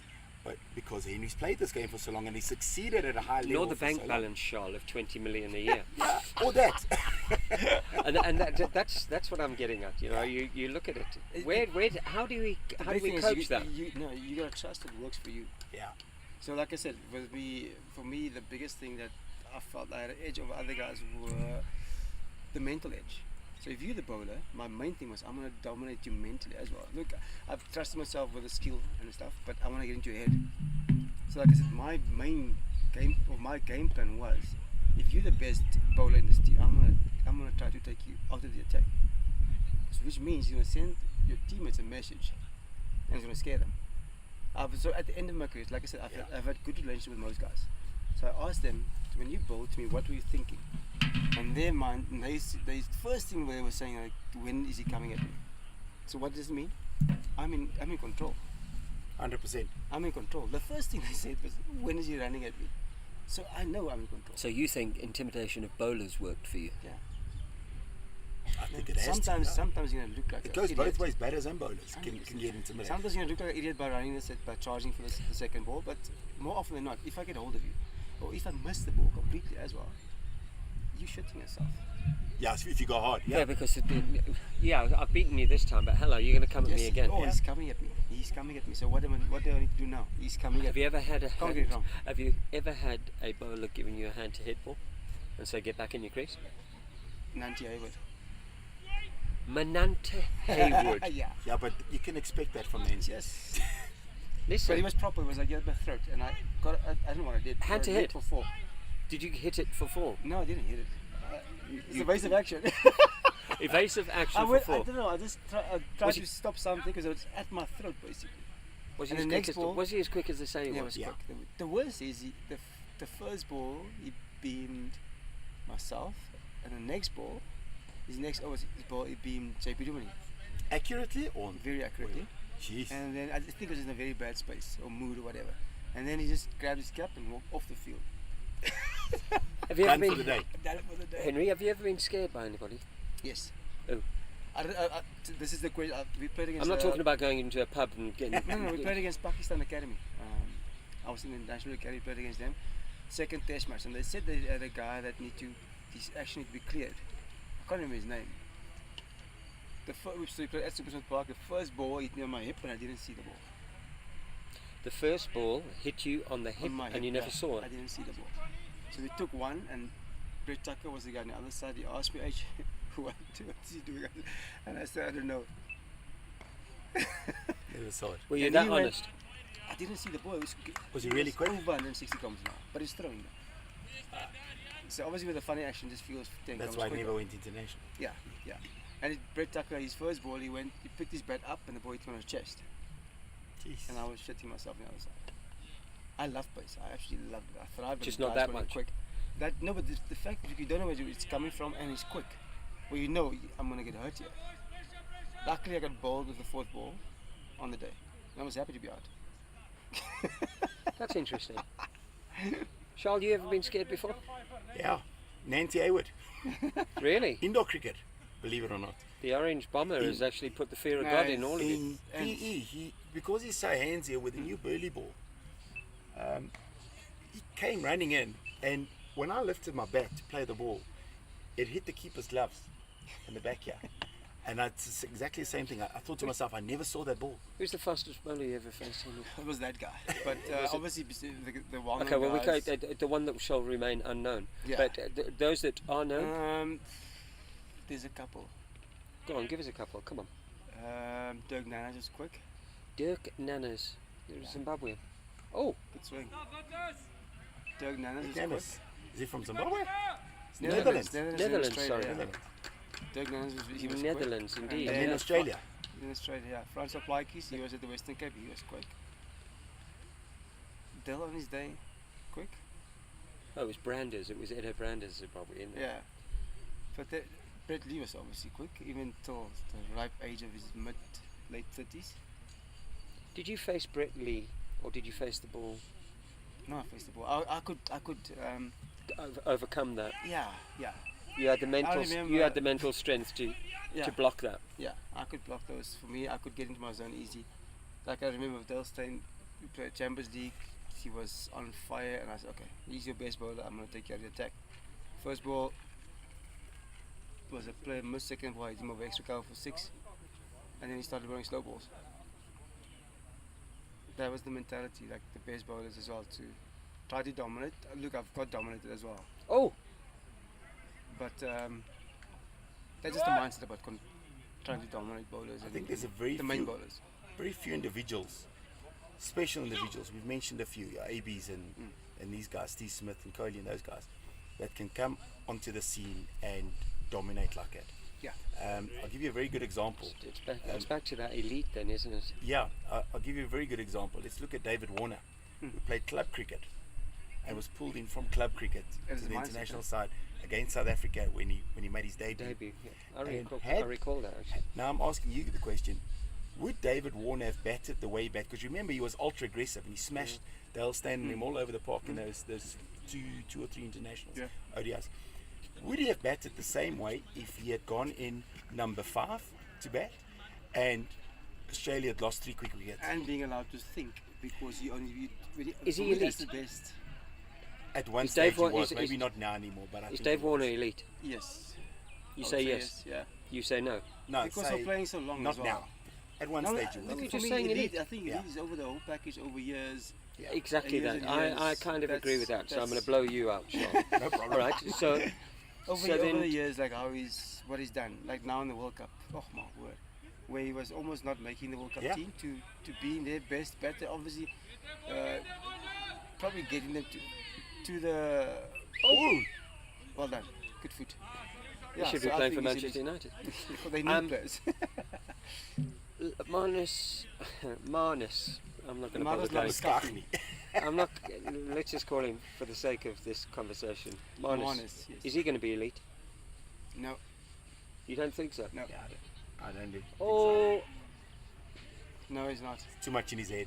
No, not that. I think he's very limited as a batter where cricket is now. T20 cricket, one-day cricket. He can't hurt you. so the broad definition for you then, Henry, would be elite would mean that you are able to actually adapt over the different Yeah. formats. Yes. And Fair hurt your opposition as a Yeah. single Well, yeah, player. that goes without. Oh, that's gone. Fly I said ball, it's gone fly up. ball, fly ball. It's going to be a very, very good catch. Oh, Run it. Is that 4? I don't know whether it's hit him on the head, but that was an incredibly heavy Yeah, blow. it had a lot of hang time there. It certainly did have hang time. See, that's Yazoo for you. Give it the ball. That's it, boys. That's 200 up. 200 up. I think it's out of reach. All right, as my able-bodied colleague, Mr. Davids, is gone, that leaves you and me, Sean. 200 up. 196. 196. How many? Oh, goodness gracious me, he's run that away. What is the score, Mr. Scorer? 196. How many overs left? After this is gonna be 4 overs. 4 overs left.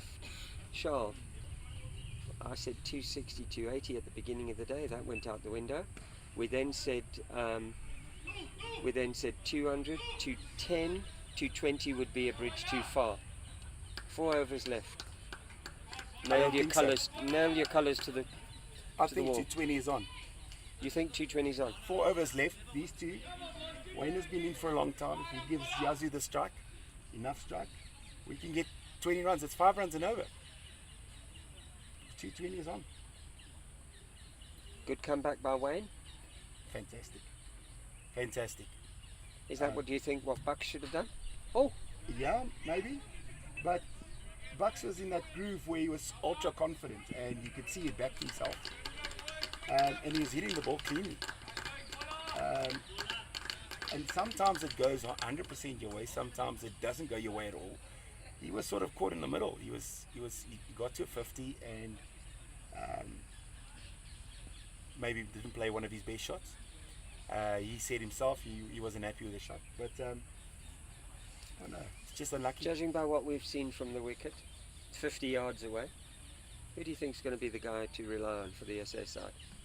I think Dan stay up front will be scary enough to knock 1 or 2 balls over, guaranteed. For those of you who are watching, I suggest you take notes. This is an elite cricketer talking about what's going to happen in the afternoon session. Go on. Don't know much about that, but I think Dan Stay has got enough pace to worry the Namibians at least for the first few overs, and that'll affect the run rate. And then Yaku Castle and Lundy I think they're going to be our main bowlers. They are going to wrap it up. And don't throw Aziz away. I think those leggies will come in handy. I don't think these guys have faced much of him If I because he listen to takes it both Bucks, ways. you say that. If I listen to Bucks, he said on the far side, which is ironically where the ball jumped up and hit Vanna's finger, and the other one went through sort of shoulder height. He said that's the side that's actually crumbling. Oh, that's got to be close. No, goodness gracious me. Yet, you now being the vice captain, which side do you think? Where are your bowlers going to bowl? You're on the field now, Shoal. Who's going to bowl from where? Where's Jake's going to bowl and where's Dan going to bowl? Dan's going to take this end. He's going to take this end to the crumbling side. Uneven bounce, because he's so quick, it's just scary. And I'd also bowl Aziz from this end with his leggies to the crumbling side. Yeah, I think that would make sense. You think you're going to get across the line here? Yeah, I think 220s out of their reach against this bowling attack. Definitely, I'll put money on it. full 20 rand. Yeah, but we can't do that because this is a family show, so there's going to be no money exchanging hands. Well, what I'm going to do quickly is I'm just going to have a quick look here and just say thanks again to Irene Country Club, Pitch Vision, I think Craig and everybody who's put this lot together. We're having a hell of a lot of fun, thank you. Got Devil's Peak beer that we'll be indulging in abundance a little later. Got Feltskin shoes. Most importantly, or certainly one of the most important, Titans Vents Cricket, Vita 24, and during this week, as Henry and I spoke of earlier on, to keep hydrated. Vicasa, thanks to Roger Moulton, his team for this. Cricket South Africa, and then to our title sponsors, Nedbank. It's turning out to be really, really good cricket. It's turning out to be an interesting day's cricket. And the final of the Nedbank Over-40s Africa Cricket Cup 2020, it's 2023, isn't it? Mm-hmm. As we on this beautiful December 1.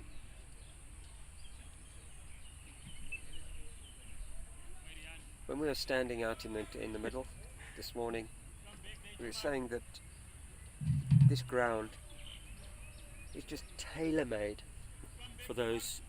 Did you ever play in those games, Henry, when the likes of Yorkshire would come and tour pre-season, or Yes. Lancashire, and you played Yes. at Eitzach? We played at Brackenfell. Did you play? Yes, I know Brackenfell. On the highway and, there, yeah. Farmers Winery, Newton's Square Ground. I don't know if you remember that. Stellenbosch Farm was on the right-hand side, behind Yes, the at the back with behind the bottles. with the crates and all those things. Indeed. It was one of my favorite grounds. I think that was probably one of the first big grounds for me back then. Club grounds where I played my cricket, because Boland used to play there as well, in the Shield or Bowls or something like that. I'm going to tell you that I made my debut for Boland, and this is going to take us back, in the Nissan Shield, and we played at Stellenbosch Farmers, that particular field, Newton's against the club used to Transvaal. play there. Newton's used to Yes, play yes. there, and we played against Transvaal, and I was given the ball to bowl, and I bowled to Clive Rice, and there was an extremely knowledgeable coloured worker on the boundary, and I ran in, obviously great opportunity, and I'd had my family doing the teas for Boland in the Yes. clubhouse. It was everything was picture made for me to become a fantastic success. A household name. Yes, a household name. And I bowled at Clive Rice, and the first ball he hit me over the boundary, but up against the boundary there were those crates where they used to pack the empty bottles. Yes, yes. And as the ball landed in the crate, you'd see this glass go up, and this knowledgeable fella on the boundary shouted out, "Ricey, Ricey, slut for Millers and his semi-sweets." And he no doubt, he actually then hit me for another 6, and I think I bowled those 3 overs to, I think I bowled them all 3 overs to Clive. Yeah. And he took 19 runs off me, and but that will remain. I'll probably end up going to my deathbed with that thing. Ricey, slut for Millers and his semi-sweets. I've never recovered since. But you're right, it was Newton's ground, because another thing was Randall Williams. Can you remember? Sounds familiar. Opening bowler who played at the time with Coronations. a very dear friend of mine, Howie. Left arm. It was left arm. Kaya is his nickname. Can't remember that, Henry. Slingy. He did sling it. He's at my club. Is he really? He's at my club. He's honorary president. Still very passionate about the game. I know exactly what you're talking about. And he bowled. We were playing a one-day final, and I was very blessed to play at Sanlam at the time in the Boland Premier League, when they still had a team that played for out of Belleville. And he bowled, and I went on the hook, and it skidded off the bat and hit my face. Shot. Oh! Oh, it's a good catch. That is a very, is a very, very good very good catch. catch. That is unlucky. Struck so nicely. That was a very That good is catch. absolutely tremendous. That's It's dampened that story, so I'm not going to go there anymore. But that was my story of And you got Stellenbosch hit. Farmers. Slut for Mellors and his semi-sweets, and he did.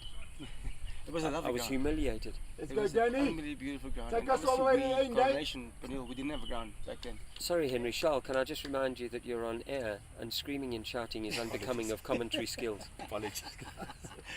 So we had to pay to use the ground. So we played our home games there because we didn't have one. And it was, oh my word, like I said, for us it was like playing at Newlands. Coming from a place where we didn't have a cricket field. And it was It was lovely. Who My plays it now, Henry? Do you there's know? no one. I think it's Just only down they play the gravel special road games. and around these coming from the It's a from the lovely river. Place, yeah, a lovely place. It's a lovely old. What do you call it? Like almost very similar to It's this. village. Village ground. Yes. is village. Beautiful, beautiful ground. And we had Have obviously you with ever, the club, did the you whole ever play at family there. Grootdrak, Yeah. How It's the beautiful oldest, is it? the oldest turf wicket in South Africa. Africa? Yeah. Now I played there a couple of games. Were you ever around to play that six-a-side stuff that they used to have at Grootdrak? Do you know Colin Myburg? Colin Myburg. He plays there a lot. I think he also tried out for the over-50s or something. So he was there. What is the rugby player from New Zealand? Yes, His Dave. dad. Yes. Yes, he was there. So he got me to go and play a couple of games for the club, which is nice. You know, like I said, we'll go play Fridays, play for the Cobras, and then on a Sunday, play for the club, and then Sunday we'll go have a eat around there at Grootdrak as well. Because basically for the pool on those hot days. It was fantastic, It wasn't was it? lovely. Absolutely That was brilliant, that lovely. pool. We'd go out as Cape Town Cricket Club and we'd go and play Yeah. against Grootdrak, and it would be it would just be a trip. Yeah. And we'd stay over in Franschhoek, and we'd go and play. And in fact, the one year that we went and played there, Kyle Kutzer, who went on to captain Scotland and Yeah. do particularly well in the World Cup. In fact, I think, if my memory serves me correctly, he was one of the first Scottish players to get 100 in the World Cup. And that was, when was that? Was that the 175 from Gary at that year? But we went out there. It was just absolutely picture Yeah. perfect, It's you know. when it's hot, when it gets hot, it's very hot there. It gets particularly warm. Unpleasantly hot, basically. And that clubhouse with the wooden floor, Yeah. Yeah. and then sitting afterwards and on the field and having And a celebratory drink. And the grapevines hanging over it. So that's the thing is when you go there, It's more than it's, cricket, isn't it? it's more than cricket. Yeah, you get told the history of the club and you still see, like I said the other day, it's like here with the veterans as well. You can see the passion for the game still that you forget now and then if you're professional cricketer. You're on a hiding to nothing with coming to join us, aren't you? Even if it's just for a celebrity game. Our match fees are 150 Rand, and I'll gladly pay it. And you can say that you were sponsored to come and play for Irene. It's only because we on camera here that I can't commit to anything. Disgusting. I'll Off be camera, out to you'll it. probably try and tap me for extra cash, earning 20 I'll be million a out to year. it. Oh,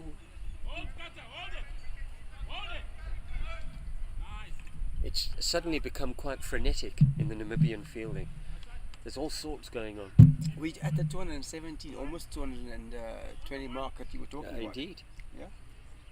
You didn't say it first, Charles. Shut up. I said over 200. I said You did. You anything over did. 200. Quite right. I Because said just look at the wicket. I said a lot over 200, so I'm well out of this. And I certainly am not going to give an injured vice captain any I heard you pleasure. 280. I heard the 280 earlier. You did hear the 280, and believe me, a vice captain who's injured is going to get nothing from me.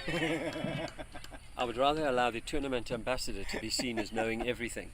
Charles Groenewald knows nothing. Which is why he's sitting here and not on the field. I would agree.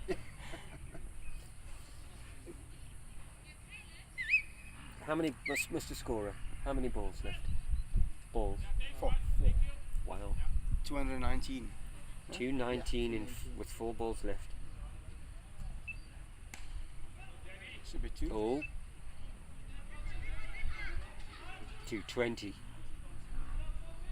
Well done, sir.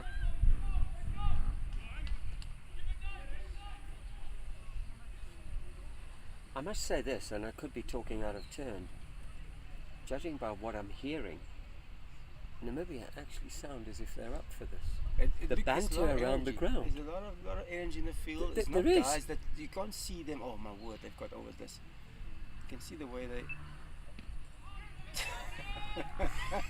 Is that That's Collis an King? That was a Collis King. That was an entertaining swing there from Zizou. He's a 2-2-1. lovely human being. Oh my word. Collis King. Jeepers. You know, at my day, obviously, I was Desi Hayes. Desi Yes. Haynes at Western Province. We used to love watching him bat. We talk about Collis King, and I met Haynes. when I played in the CPL. Andy Roberts, he was our mentor there in the CPL. Unbelievable human being as well. And obviously, like, just to understand and listen to those guys, the passion that they have for cricket. Oh, and also for them to see how sad it is with the state of West Indies cricket, especially for test matches. They're getting better. You can Are see they? there's a change. Are they getting better? Or is it They'll just a always nation be of good. players that are going to go around the world playing IPL and But West that's Indies for them, cricket going to but slip off the... I think in T20s and white ball cricket they'll be not a power, but they'll be getting close to there and abouts. It's just the lure of that dollar in T20. Do you think this... Do you think... did Rudy, the umpire, just try and catch that? The Buffle has just tried to catch that. Let it be noted, how many balls left scoring? That's that. It's over. On the last ball of the day, the square leg umpire shaped to catch a looping catch. That shows he's in the game. He certainly shows passion for the game, my dear friend the Buffle. What I was going to say was, is the future of West Indies cricket the 20 over White ball cricket. white ball cricket Yeah. tournaments that they have there, as opposed to the development of their own cricketers? I think it's the only way for them because there's no money. It's the only way to get money in to help develop the other Do they still formats. play island cricket? Yeah. Do they? They've done it better now. They've got. If you I'm think talking about inter-island cricket. I'm not Yes, talking they- about the competition. No, they still play Do the they? 4-day cricket. They still play 1-day cricket, and this is only the CPL got them more finance to do it. When I was there playing the CPL 2017, they didn't have contracts. So they didn't have money. Nothing at all. Or very minimal, you know. So if you think about it, why must I play cricket then? Because I can't Fair. earn a living from it, even in this day and age. And if it's professional, now they've given central contracts to guys, and some of the teams, the islands, have done a lot. The CPL has done a lot, getting more finances in. And the sad thing in world cricket now is, if you don't have India's backing, you're not going to get money. You're not going to get it. That's the reason why South Africa is financially well. Not only that, it's also partly why if you don't get an India tour, South Africa will be bankrupt. If India doesn't tour South Africa in 2 years, over 2 years, you don't play. See the cricket South Africa will be bankrupt. Oh, like talking about cricket, South Africa. Scorer, tell me what the final score was, son. 2-2-4 for 9 after 45. 2-2-4. So Namibia need 2-2-5 to win. It's the break. We're going to disappear for some lunch. Go to the bathroom again. Shark Renewal, thanks a lot for joining us. Mr. Henry Davids, the tournament ambassador, thank you very much. Your time, your friendship, and the conversing. Let's break for lunch, and we'll probably come and have a banter afterwards. But thank you very much to all our sponsors again. The Pitch Vision, Irene Country Club, Devil's Peak, Veldskun, Vicasa, Vita 24, Cricket South Africa, and to our headline sponsor, Nedbank. Thank you very much. Until after lunch. We'll see you then.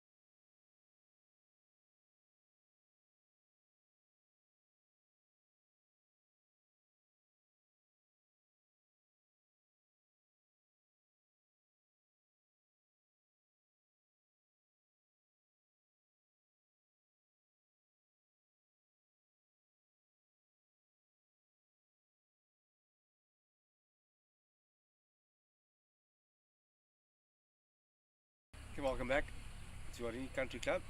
We can have South Africa. Look to defend 224, which they got in the first innings against Namibia, which is the final of the Nedbank Over-40 Africa Cricket Cup. With the new ball in his hand is going to be Daniel Sayer, probably one of the quickest bowlers on show so far in this week. Namibia's going to not have their hands full, but they're going to have to be up for it on the wicket that was shown to be a little bit up and down.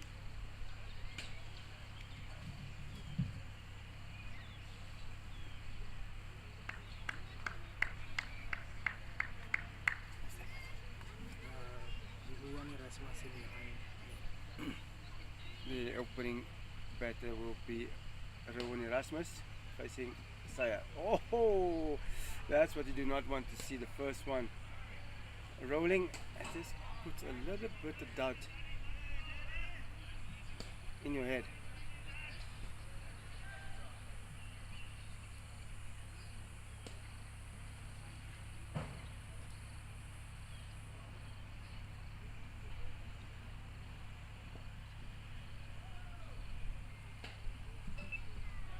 Another one going underground as a batter. We spoke about this in the first thing. This is not what you want to see, and Danny says any boy would like it to see the wicket misbehaving early on. Now just a case of getting your lines in order. The length was good. Let's see if we can get a little bit straighter. Nightmare for the wicket keeper there, Mr. Morman. Also one with half a finger. He showed me earlier his poor little thumb got a little knock on it. Carl, welcome back. How was your lunch? Hello, Henry. Yeah, lunch was good. Thanks a lot to the caterers. We had a burger and some chips, and that's certainly going to keep the hunger pains away. Having strolled over, as you started, I've noticed that the three balls that have been bowled have actually, as you correctly pointed out, have all misbehaved. It's been very interesting, and certainly not what we anticipated happening. 100% not. I think we said it might be more bounce, but obviously a wicket that I think is square that's been used a lot over this past season, and it's been unbelievable out here in Pretoria.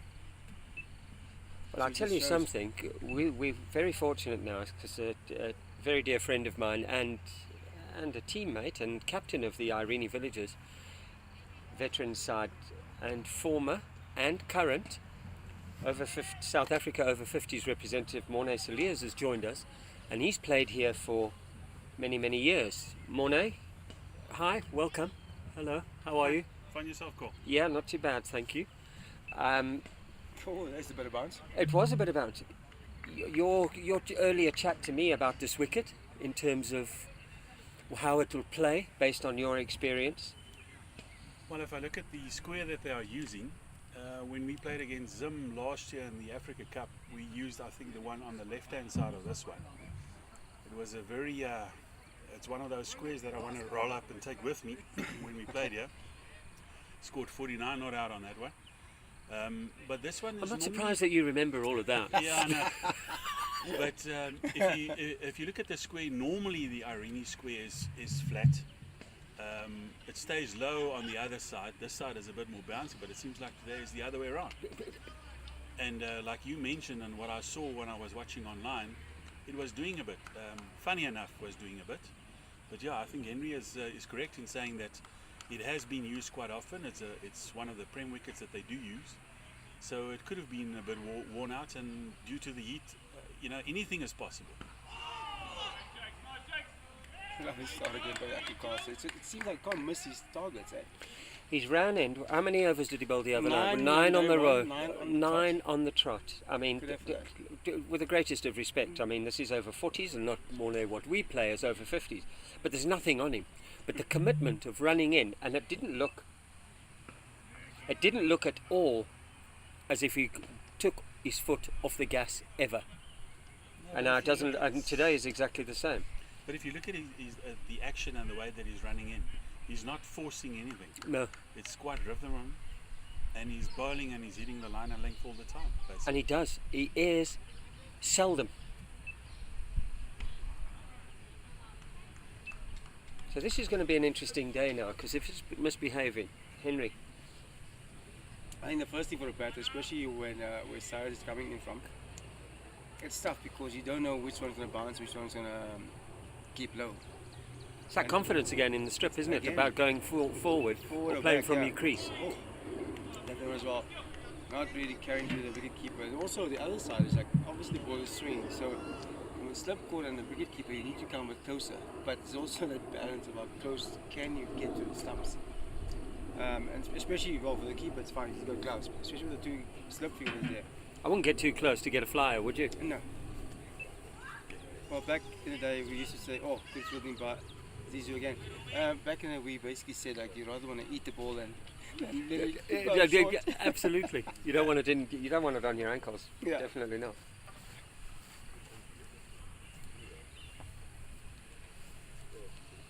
Definitely But not, but like- this certainly looks as if it's shaping up to be something relatively special. I think we're in for a good day's cricket, unless of course everything goes pear-shaped. especially on a wicket that's uneven. It's tough, because as you need, like again, we spoke about this, the intent and the mindset.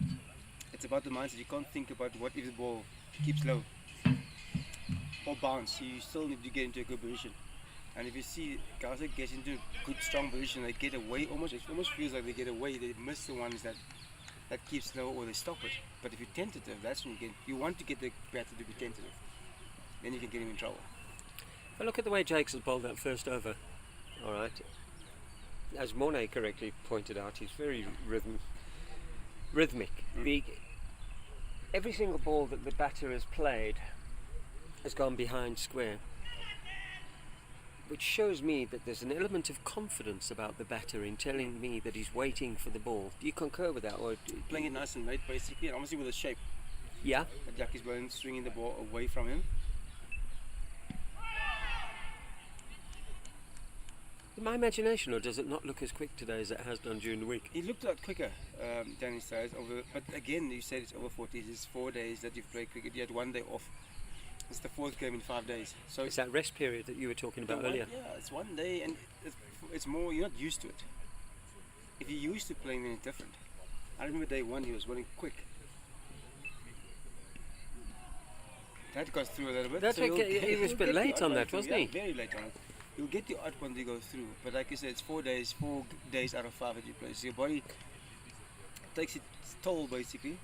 So you'll get the odd one through quicker, but I think the consistency of people running quick might not be there. Well, he might surprise us. We tried to wind it up saying these guys say he's not quick. So we'll see.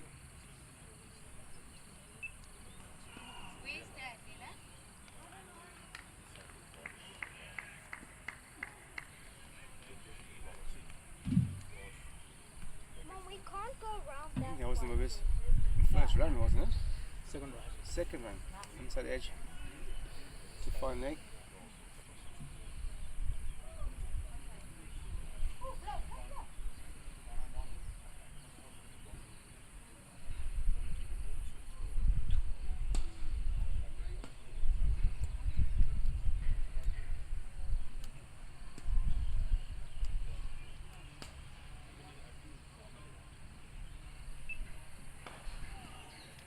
Lovely length.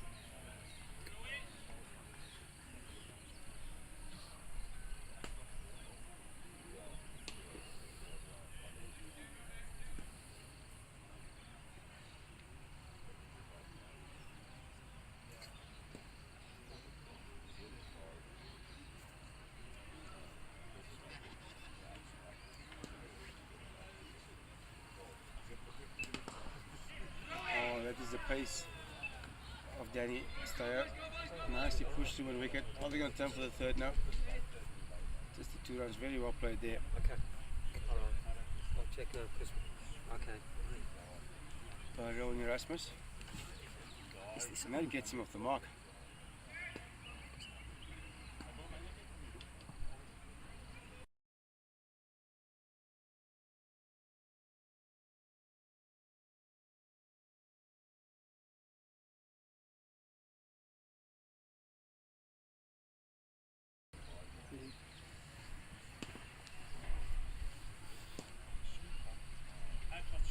the anticipation, Henry, of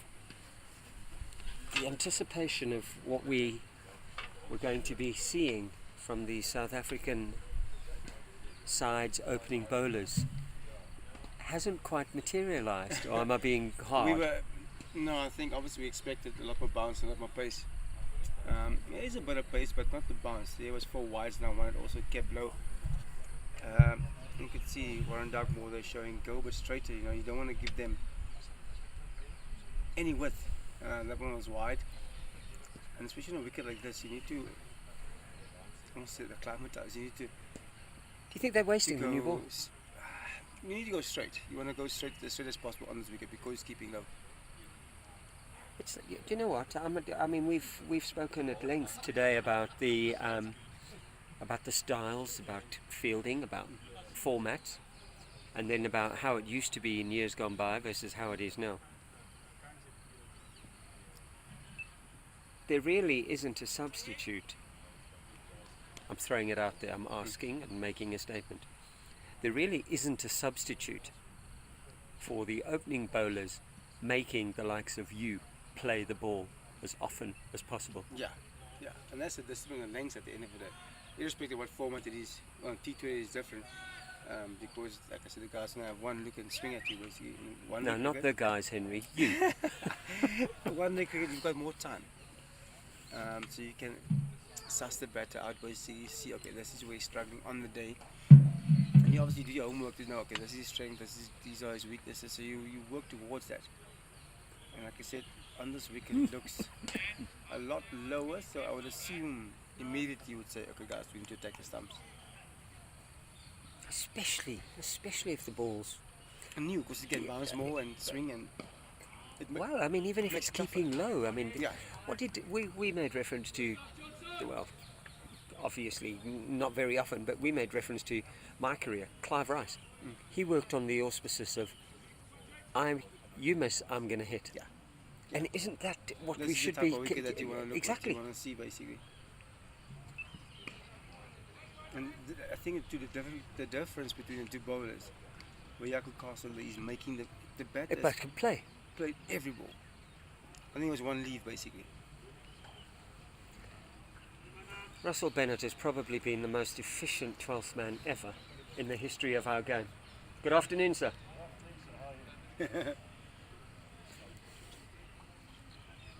But yeah, I just, under no illusion, I just think that at the moment, Jakes is by far the pick of the both.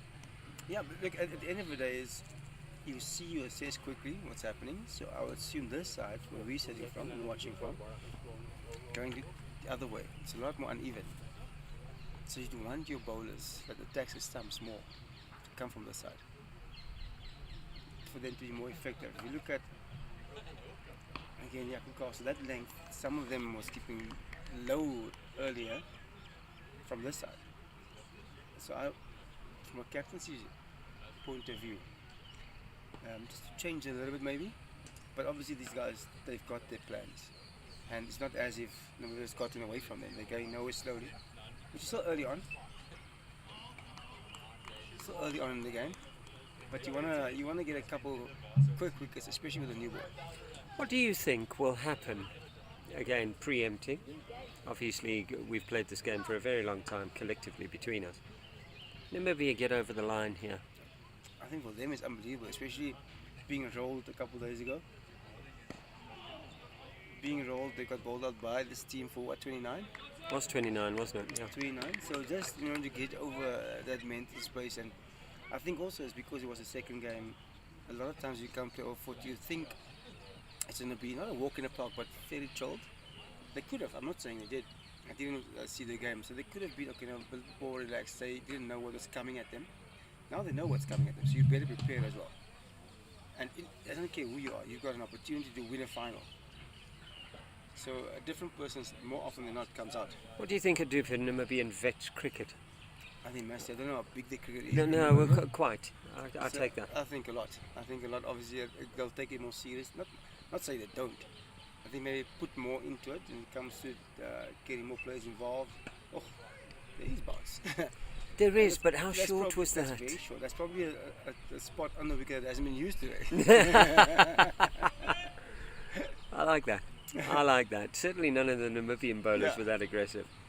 And So it's neither more- did they have that many. They didn't have wheels to do that. But I Yeah. mean, it's a waste. Yeah, but just to show the batter I'm still here. To make him think, like, 'cause I can imagine you guys don't get. And all this like that, feet nowhere, outside neck, a full toss though. If the length was better, it would have been more effective to bounce it. I would have imagined in this an over 40s, you don't get a lot of bounces though, or guys that can get the ball past your head at this pace. No, well, look in this particular tournament. If we look at the Zimbabweans that we Yeah. watched, there was nobody. And if you Yeah. look at the invitation side, there was also nobody. Nobody really. No. Yeah. Oh, that's very well played. There's that forward defensive you were bragging Yeah, about earlier that's on. very well played. That's control, and also it sends out a message to the bowler and your teammate, and you could hear their supporters out here all of a sudden. Well played. So it gives you that confidence. You say support. We were talking prior to the lunch break. It didn't sound to me as if anybody from the Namibian side was intimidated in any way about getting or making 225. Not at all. And I now even that hear some of that the spectators support is saying, exactly that. we're going to win. Yeah, So it that's is. the belief. It's that I heard- mentality. Yeah, I heard like some of the supporters, no, we're going to win this game. So it's lovely to see. For me, like at the end of the day, obviously, you'd want your home team or your team that you support to win, but to see also that competitiveness and belief, which I probably didn't have a couple of days ago. To see that come through is also very, very nice.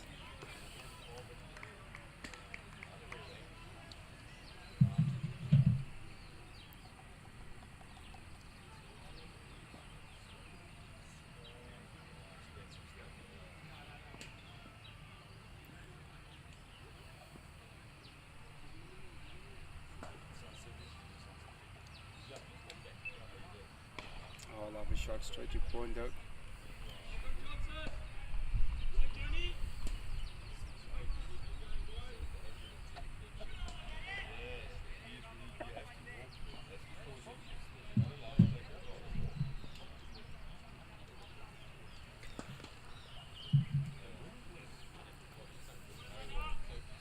I'd like to see what it's going to do, Henry, with the South African slower bowlers. I mean, after this, you've got Peter Boyson. Will his height perhaps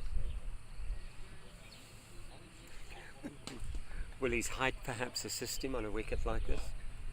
Don't Especially if there's uneven bounce, you know. We haven't seen the ball turn a lot here at the Arena Oval so far this week, actually. The only thing we've seen is slow, it's tough to score off. So, I'm not carrying, it's tough to score because it's slow. And like you said, even if it's a spinner, if one bounces, one keeps slow, it's tough to score. Yeah, it's going to be. Yeah, Yeah. I get that. All right, now for the viewers who may have seen it, how was your chipping during lunchtime? I haven't gone as yet. I was, I sat with, is Mashek? Check now. I sat with Makesh. He was Mishak, sorry. Got Makesh and my S mixed up. You got a scratch on that? Yeah, I got a scratch there. Oh, the media. Mishak. Mishak. I sat with him there, had lunch with him. He was very chuffed, me having lunch with him. And obviously a guy that's very passionate about cricket. He said he started in Venda, obviously playing, but very passionate about the game basically. There's the first wicket. Oh, there we go. There we go. That's the one we spoke about, obviously. Yaku being able to maneuver the ball through the air both ways. That one is nipping back in. This changes it. Well, young man, what are we looking at there? The score? It's 10 for 1. Okay, so this actually now puts the pressure and it certainly puts the cat amongst the pigeons. Yeah, doing all of this commentary stuff.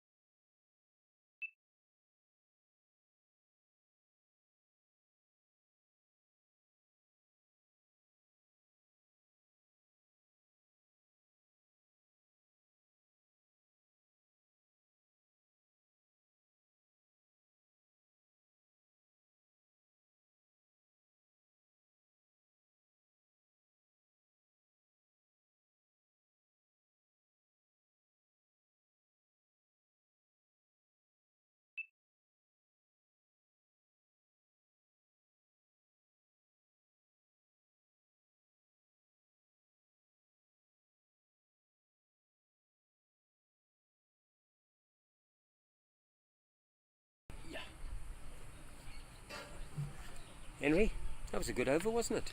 Seemed a little bit of bounce, a little Yeah, bit very of good. carry. We did say that it didn't look as quick as Monday, but I think He's found his loose now. straps. He got his rhythm. He's loose now, warmed up. And it look like most bowlers are. Like if you see the one go through at nice pace, this gives you that confidence as well. It's momentum again, isn't it? Yeah, yeah.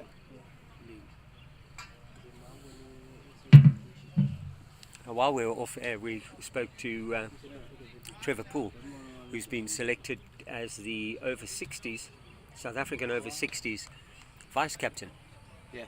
And he made reference to the fact that the South African team for the over-60s World Cup taking place in India in February is going to be announced on Sunday. And then in conversation with Trevor, you asked the question, how many overs, how many players, and we heard that 16, is it 16 going? 16 players, yes. 16 players, 9 games, 13 days, and the big catchphrase was 45 overs. Sure. You want to be a 60-year-old? No. No, not over in that place because it gets way too hot. And it's almost like you need to be very fit to still go through that though. Obviously the amount of games, 9 games, 13 days, the heat, humidity, at that age. You know, and sometimes you need to be careful because the passion takes over and you do things that you're not capable of doing. That's when you get hurt. Especially like say if you start off with starting to play over 40, if you haven't played cricket for a year, 5 years, 10 years, then it is tough because you still do things as if you think you're still 30, 35. The mind is willing, but Oh the my body word, isn't. Yeah, 100%. 100%. But it's still, again, it just shows a lot of passion. 16 guys getting over to play in the World Cup. Passion and love of the game, and just showing that you can still do something that you really love. I think that's the biggest thing for you as an individual.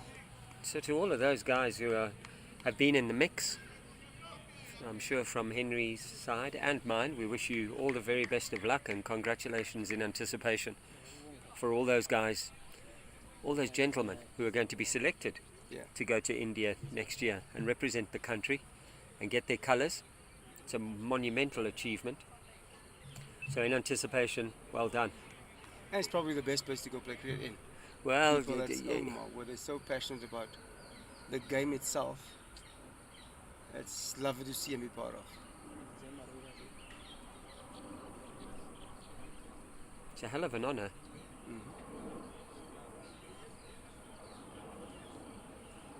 And in the last trip, it was Procky, Pung, they were heavily involved. And I think in actual fact, when they went to Australia, I think Pung had to turn his arm over. Of 2 steps, probably. No doubt. No doubt, and I'm sure he baited a lot of people as well. That arm ball of his that I recall so well is...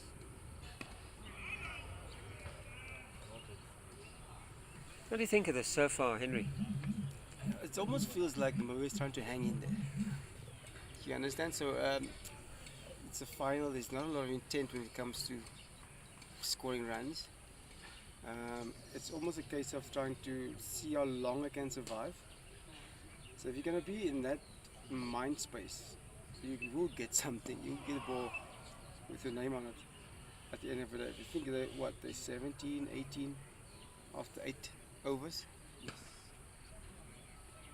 And the required round is 5.7 or close to 6. And especially if you look at in this, should we call it a format over 40? If you get to I think over so. 6s, I'm happy with this format. yeah, if you get to over 6s, I think it's tough. Yeah, there are very few players capable of launching it over the boundary on a regular basis. Yes, yeah.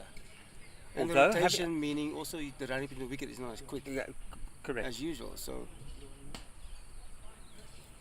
I mean, that said, in this tournament, there's some really big hitters. yeah, and we've seen a couple of rabbits as well between the Yeah, wickets. indeed we have. Indeed we have. We've been blessed to see that today. But I do agree that at the moment it just looks as if Namibia are happy just to bat, occupy the crease. Yeah. Or maybe this could be strategic, see the two openers off, And see what's happening after. and have a good look at the guys before. As we both know, they've been rolled by this side once, so maybe that's very fresh. And they know we just need to get through But this. could get through Yeah. this before we can give ourselves a better chance.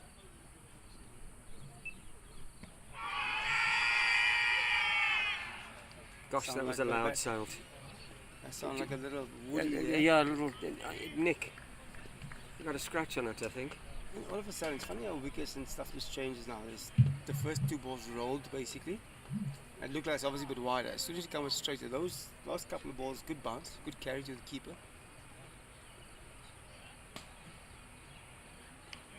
Well, Werner took that ball shoulder height, didn't he? It was good carry through to the keeper there.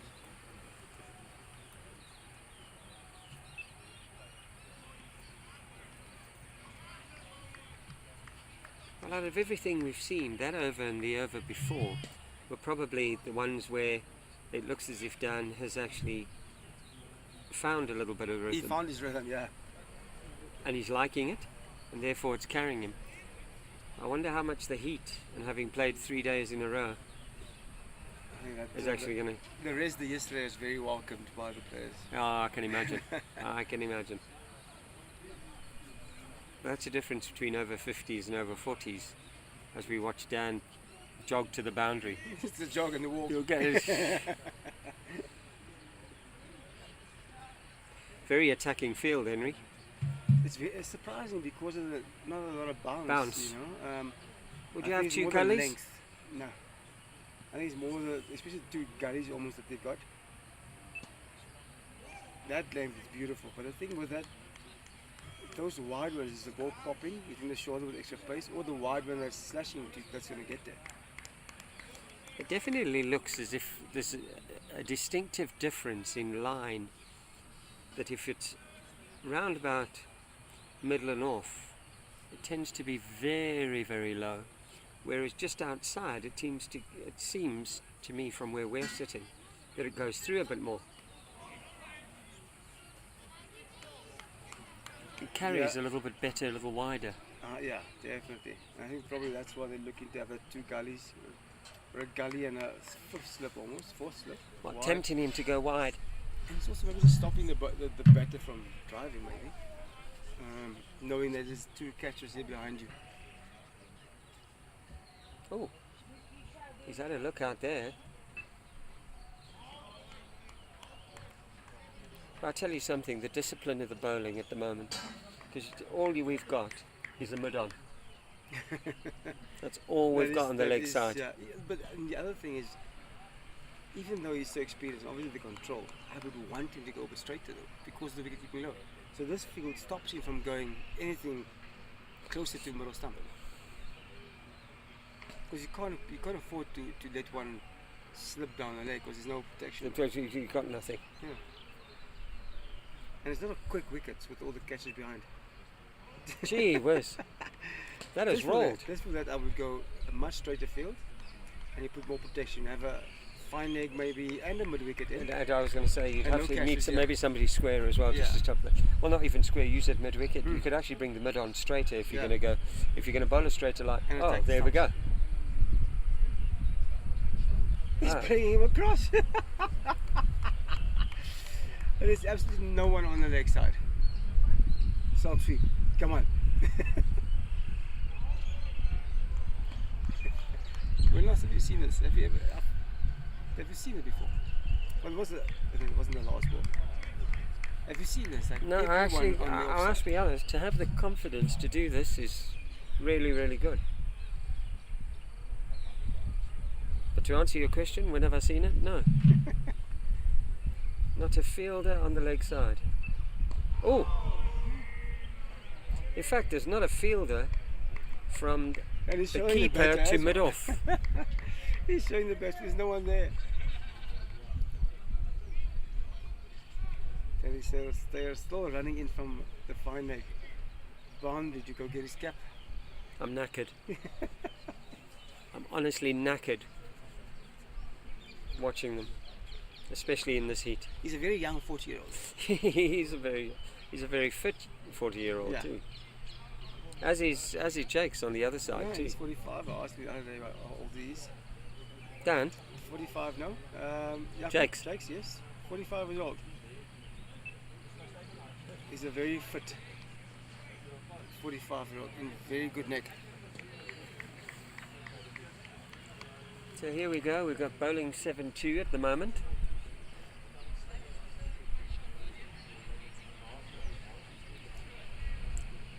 Like it looks nice, but like, is it effective? At the, If you know- well, if at you the know moment, the bowl, Henry, I what tell does you, it at leave the it? moment, Namibia are making it look effective because they're not really dashing after anything. They'll score your runs basically, but the plan is obviously you need to score runs. But like for South Africa, is you want to take wickets with that new ball. So now, with this field, you're looking to get the guys caught in the slips behind the stumps.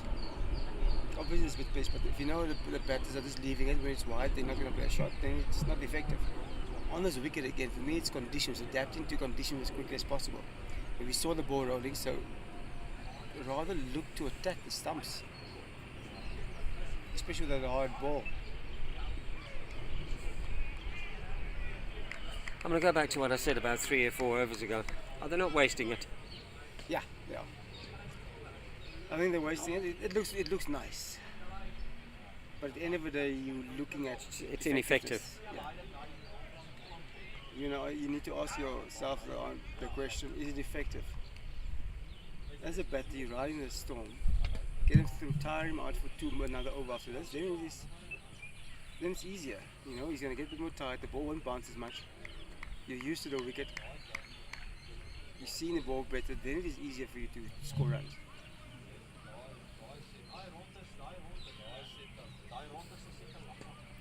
Okay. This is now the third message that comes from picture, no sound.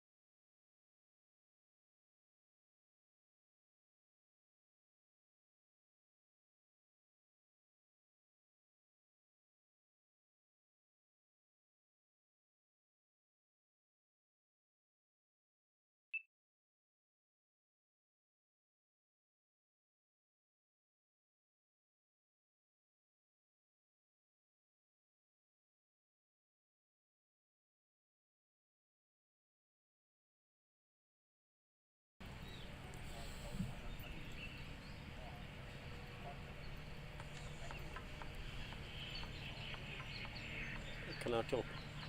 Is the sound off?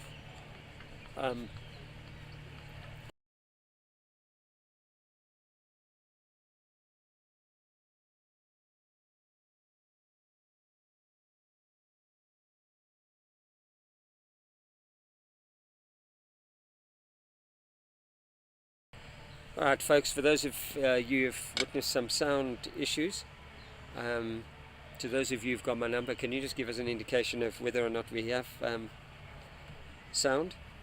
Because we've fiddled around with the sound and it should be on now.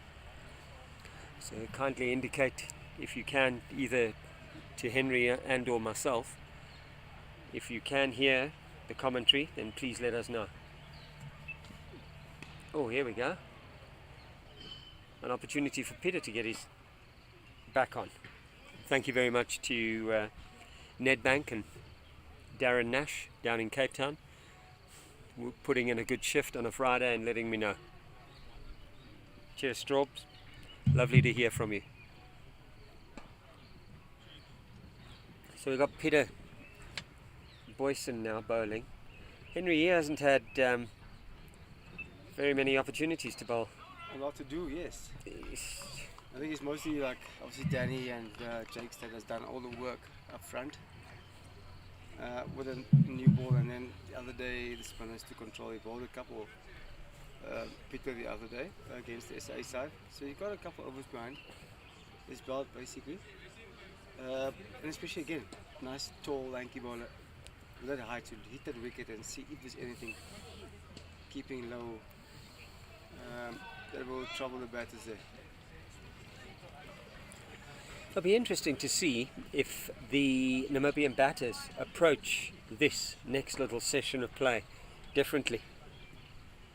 Yeah, I think you're going to have to at the end of the day. I think they've really took the time to get in, get used to the wickets and the pace of the wicket. So as soon as you get yourself in, you need to up the ante a little bit. Otherwise, it's going to get tougher the longer you're there. We saw Norbert Mnyande doing that one over mid off earlier, lovely cricket shot, but he was waiting for it. Nice and patient, but the thing is you can't just wait for the bad boy, you need to make the play now and then as well. Just coming back to Darren Nash down in Cape Town.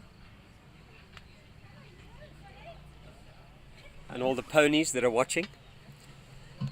Thank you very much for the support of the tournament all the way down from Cape Town. Oh, that was close. All the long-standing ponies.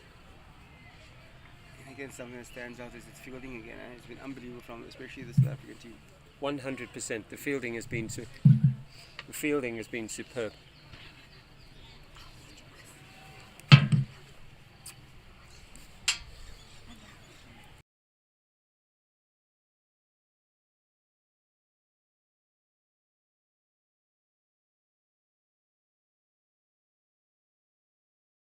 You mentioned Carl, all of a sudden there's a bit more impetus in just the approach of the Namibian batters. Seems like there's more intent.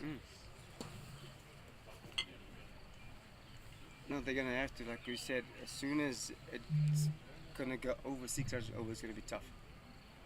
Especially on a wicket that's getting slower and slower.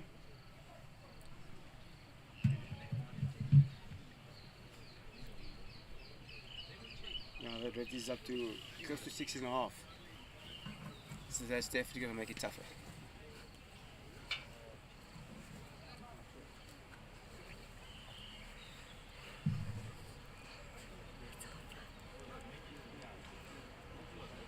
Well, I haven't seen you so excited this whole day after that thing in your hand. It just every now and again, it's important to deviate from the norm and express yourself. And it comes in. Let it be known that that this is going to go down like a homesick mole.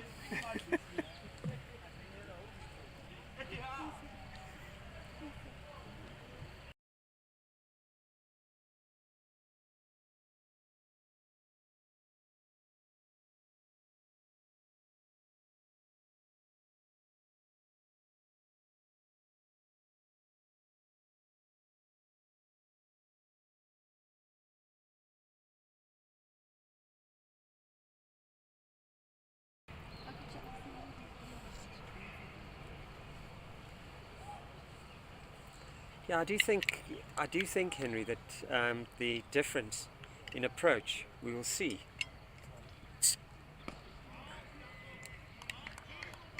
Jake's again. He's just like a Energizer bunny, isn't he? Yeah. A Energizer Duracell, bunny, a Duracell He bunny. just keeps going. He just keeps going, doing the basic things very well. I think that's one thing that stands out with his bowling. Obviously, he's got the skill to swing the ball both ways. Oh, he's there up at almost. He's got the skill and the control basically to swing the ball both ways, and that's what makes him effective. And also, is the reason why he's still playing Premier League cricket in Cape Town, because of this. And, absolutely, and you can see it, can't you?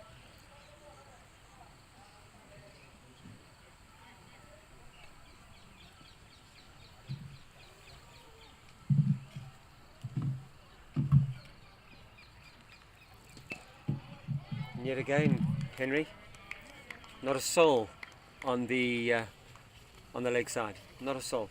Yeah, and you can always feel, you can sense, like if you look at the batter, just reaching out, going at the ball a little bit more than the last. If you look at the last 5 overs, so this is what you want actually from a bowling perspective from South Africa. Though. You want the batters to come at them a little bit.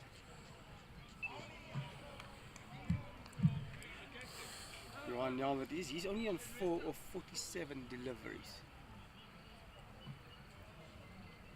Going at a striker of 8.5. 48 deliveries. 4 of 48. That's amazing. I don't know how to say it. I can't It's say amazing. I can't say it's amazing because like for 448 you shouldn't bat like that. Especially white ball. Now you go through phases where it's tough. But again, it's all intensity. You need to do something different. You need to get the bowler to do something different. Otherwise, it's gonna be the same trend over and over again. And to get out of that space that you're in when it comes to the rhythm and the timing, it's tough to get out of it if you're stuck in there, in that hole that you basically battered yourself into. I just, we were talking earlier about it just looks as if they're there to occupy the crease and just take the shine off it. But the reality of it is right now I just don't see it going anywhere. No, they're on 23 of 14 deliveries. 14 overs, sorry. 23 or 14 overs. You're just putting yourself under more pressure. Oh, there's a run. Yeah, that will help slightly, like a little. I do think that in the olden days, if they were batting at this rate, under the Oaks or at Newlands, they would start the slow clap. Oh, like nowadays, I think someone started booing at you. Have you ever been booed, Henry? I've been called a Names? Ferraier. A Ferraier? Yes. What is it in English? Manipulator? No. Cheat? No, cheat. No, it's not cheat. cheat. Like, Ferraier. I've left this team for a different team. So obviously I played the Cobras, and I went and we moved to Pretoria to come play for the Titans. You're a traitor. A traitor. There's the word. So You're a traitor. We played against the Cobras in Cape Town, and I remember this little boy. As I walked down, he's like upset. He's like, "Oh my word," like really upset. And he's like, "Davis, you traitor," like in Afrikaans, a nice coloured Afrikaans in the Cape, David, you're Ferraier. When you heard And it, it was special. It was special. when you heard it, And I did you felt- laugh? I had a giggle, not laughing. It would have been bad if I giggled in his face. But it's like, it felt so, how can I say, almost like humbling, because it just shows I meant a lot for the team though. For Well, not only the that, Cobras, basically, not you know, only and that- they're upset that I'm not there anymore. So Not only that, That was Henry. I funny. mean, you obviously meant a lot to the youngster as well. it probably is. Oh, what is that? I had a tented bouncer. No, we had good days at Newlands. Also, one of the places that has one of the best atmospheres in South Africa with the grounds and Newlands. yeah, especially when it's packed. You don't see I'll that tell you often. what. Look, I mean, I came to South Africa as a very young child, but living in Cape Town for 46 years, I can honestly say coloured chirps and the They're humour. the best. I don't think there's anything No, there's better. more emotion attached to it. It is Coloured absolutely. swearing, we can't say it here, obviously. There's a lot of emotion attached to it as well. You know, it's absolutely superb. Yeah. And if you talk about like it's the culture sport, it's in the blood there, you know, they're passionate people. Absolutely. And if you like you say if you leave, I remember when I played club cricket for Coronation in Penil. Yes. And I was because I was still young and I don't know what I was thinking, or someone asked me to come play for Marty's, and there was an uproar in my hometown. You It were was there. You were a Farrier in your Yes, they were hometown. they were going to burn my house down basically. And we had meetings, like they called my parents, and because my dad was at the club as well, because he thought it would be better for my cricket, for the development of my cricket, to go to Marty's. And there were meetings out with the club, with the elder The town people. council. Yes, probably, most probably, yeah. That to be the town can't afford to let me go play for Marty's as well. It was a How massive did that thing. make you feel? I was too young to understand. Thinking about it now shows how the people value you, and that's humbling. And then you went on to make 20 million a year. Quite just, yes. All right, so we're going to have a drinks break. Henry and I will be back after the drinks break.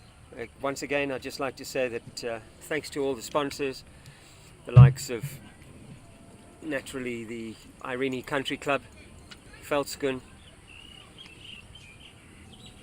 Devil's Peak. You're looking at Veldskun shoes, Vicasa, Cricket South Africa, our title sponsor, Nedbank, as well as Vita 24. We'll be back in a minute after wetting our whistle. Thank you very much.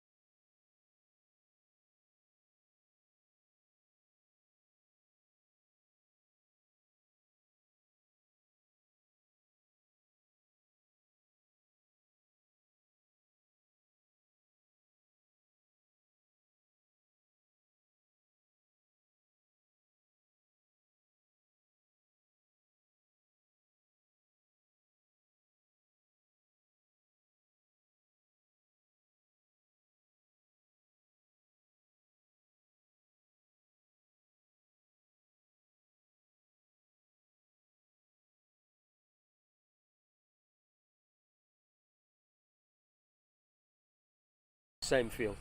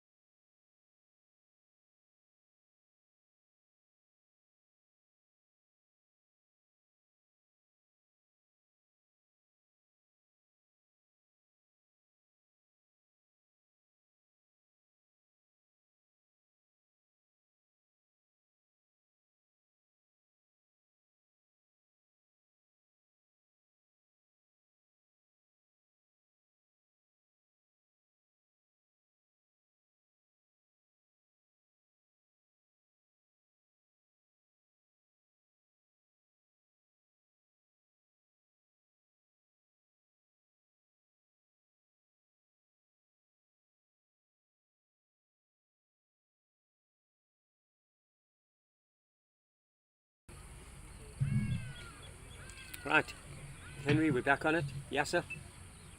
Ooh,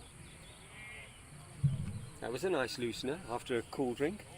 Yeah, and again, that one bounced a little bit, so I think from a batting perspective, you want to go and have a look and then get used to it again. Well, this, if my memory serves me correctly, they didn't. Did they bowl a spinner from that side? No, they only had the left arm seamers. Correct. It did seem as if they've got 40 left arm seamers as well. But then they bowled the slow. It did. Yeah. They bowled the slow bowler from here, didn't they? They bowled the this bowler side, from yes. our side. Yeah. But definitely the first one, bit of bounce. And if you look at the other seamers, South Africa, they only got the 3 seamers, Yeah. but some good quality spin bowlers though. Who's after Yasser? Oh. Oh, there's indecision You've there. got Williams and Timor. Ah, okay. So those the other two will come after Yeah. Yasser. I think, doesn't Warren Dugmore also bowl left arm spin? He does. He does. He has. And I think even Bucks has bowled occasionally. Because like you say, if I can remember well, that Douglas did bowl back in the day when I played against him.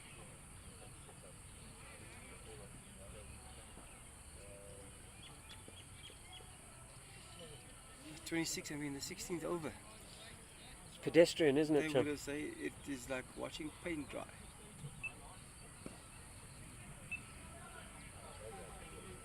To those in Cape Town who are listening, it certainly wouldn't have happened at the home of Western Province cricket, the Boone Wallace Oval.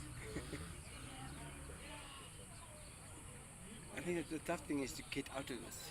Well, we spoke, you and I, about being bogged down. Yeah. We spoke about Peter Kirsten. We spoke about rotating strike. Yeah. The only way they're going to get round this now is be positive, take the ones, and get that 4 or 5 and over to put the pressure or shift the pressure back onto the South African side.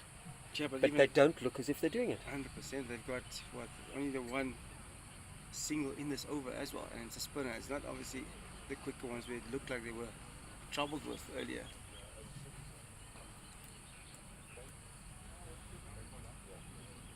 Looks like Peter's going to be giving another dart from this end. Yeah, the required run is almost, you can basically, it's almost 7. So if you think, we 7. spoke about formats, so this format, if you go professional level where cricket is now, so 7s will be close to 10s. 9s, 10s? Yeah, Is that what you feel like I would imagine so, yeah. So it's I a stiff, agree it's with a that. stiff task. Well, let's just say this much. In the 16th over, let's just talk overs now. It's a good leave. If we just talk overs now, if they bat like this for the next 2, 3, 4 overs, I'm almost saying they're batting themselves out of the game. I could be completely wrong, and we could be talking out of our ask. But the reality of it is, I think that they would have batted themselves into the game and out. Oh, that's like a block leave there. Oh, there we go.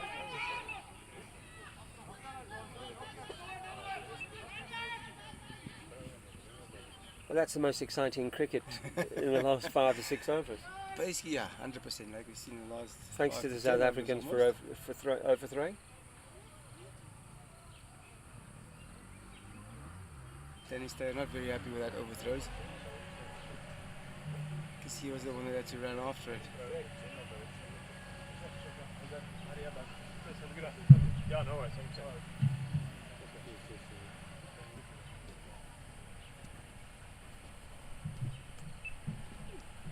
Oh, a shot in anger, Henry. Like half a shot in anger. Indeed, yes. You can also sense, like, remember when we first started, when they went into bat, there was a lot of excitement in that batting lineup of theirs, in the Namibian team. And now it's quiet. It's very quiet on their supporter side.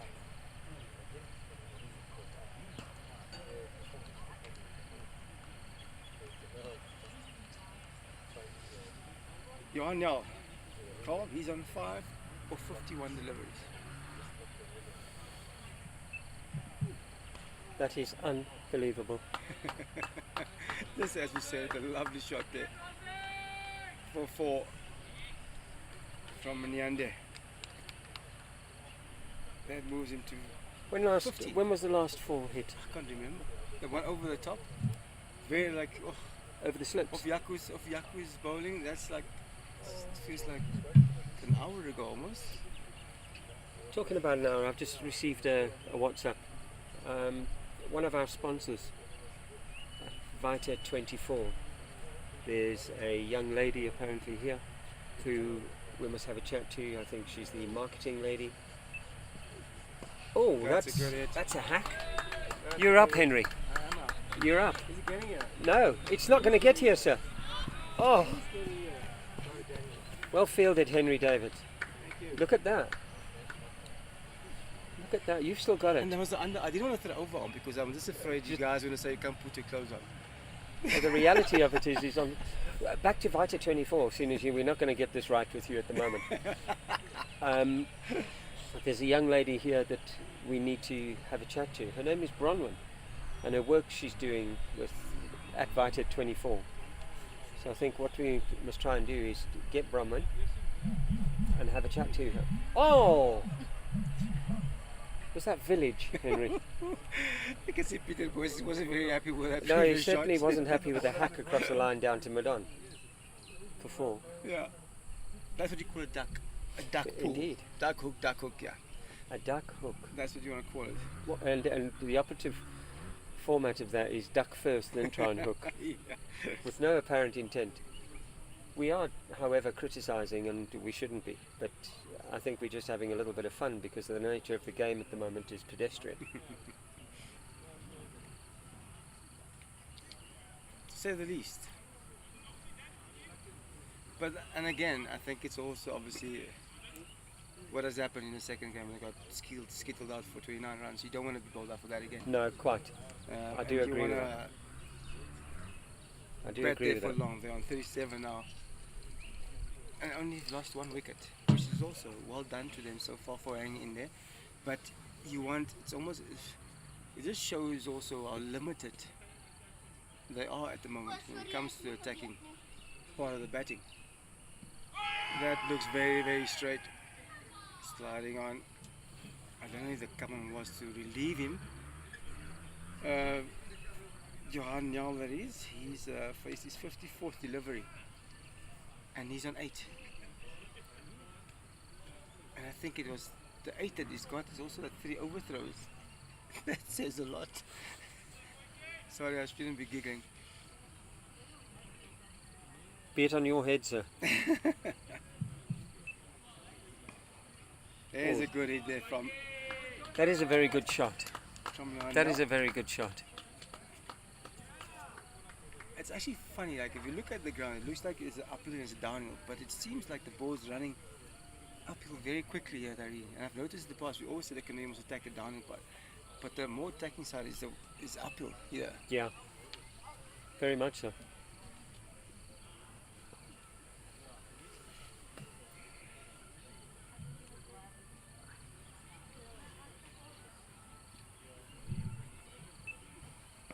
Oh, a shot in anger. I'll feel that there. Just the one run. Dumbani, one of the guys with the bigger arms here in the South African team. As we're sitting here, we were told, Mr. Malt from Vicasa, we were told by the ponies of Cape Town Cricket Club that we should sort our commentary out, and we certainly did.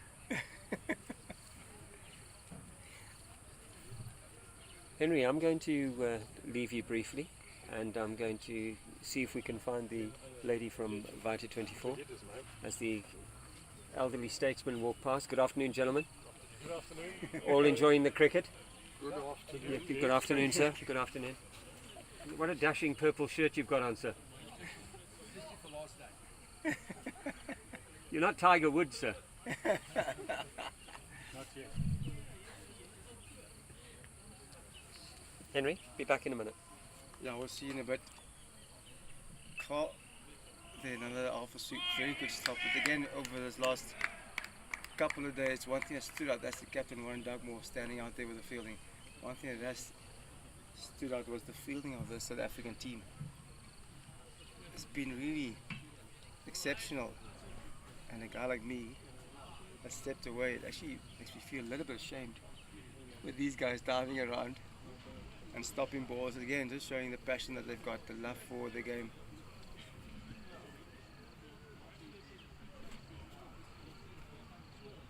And that was the end of the 18th over. And Namibia find themselves 42 for 1.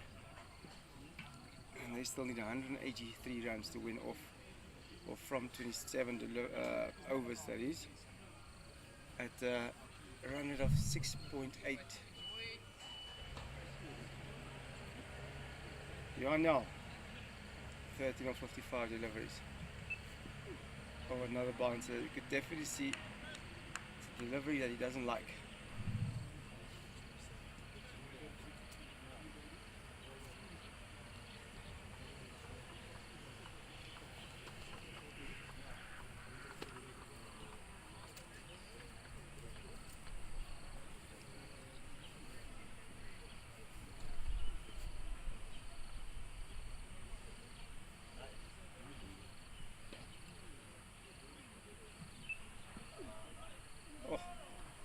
I think he's still upset with the 2 4s that got hit off his bowling earlier.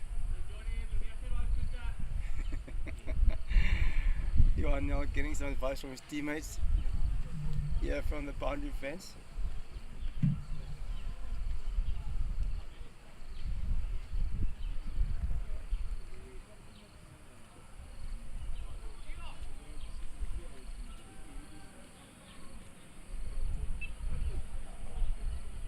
Steered to third man, let turn back for the second. Now good fielding there.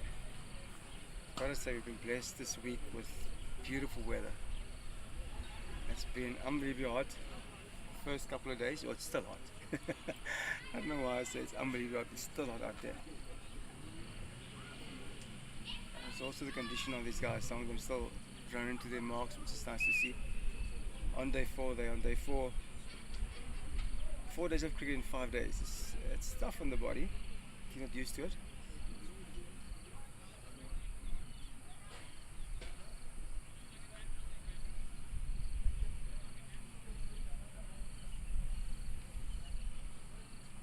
Yande.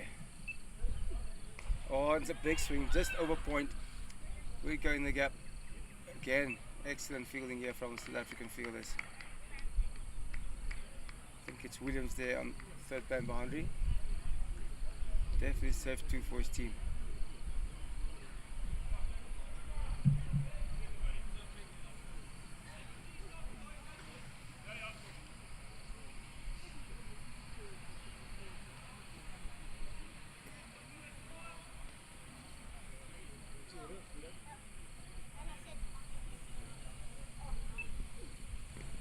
Very good slow ball there from Boyson, well played.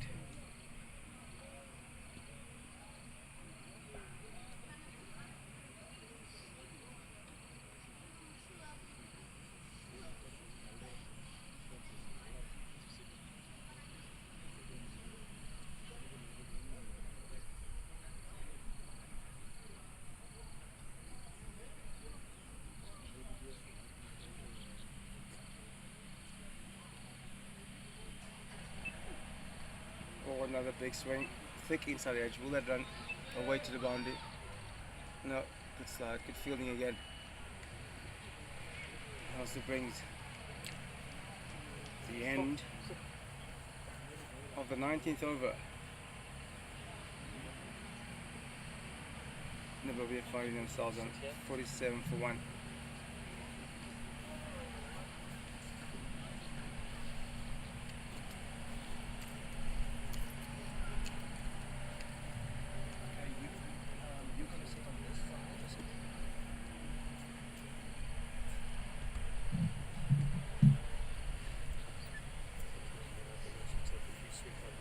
Thanks, Mark. Don't run, for goodness sake.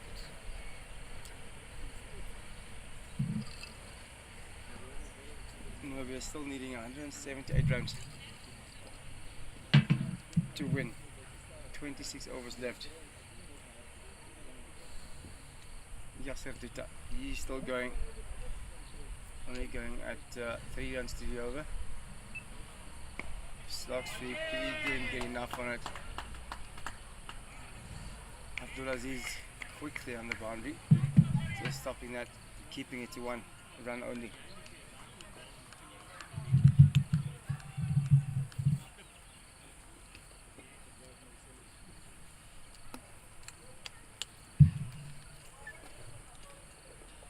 Another good shot, big shot there, straight over the bowler's head. Again, lovely fielding here from the South Africans. Oh no, it just slipped past him and Huge got to the boundary road. For 4 very welcome boundaries here from the Namibian team.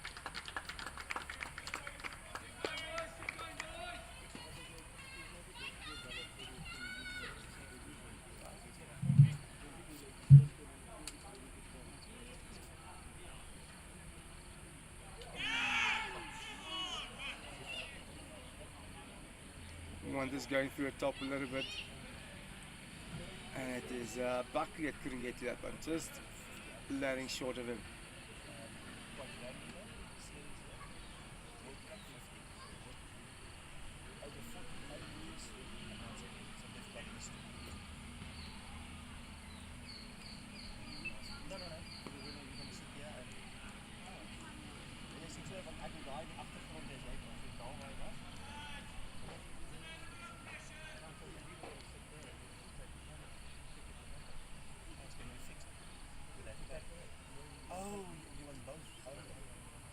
Oh, that looks straight from the side. Oh, yes, sir, I'm not very happy with that. Like most bowlers, I think everything's out when he as he hit the pads.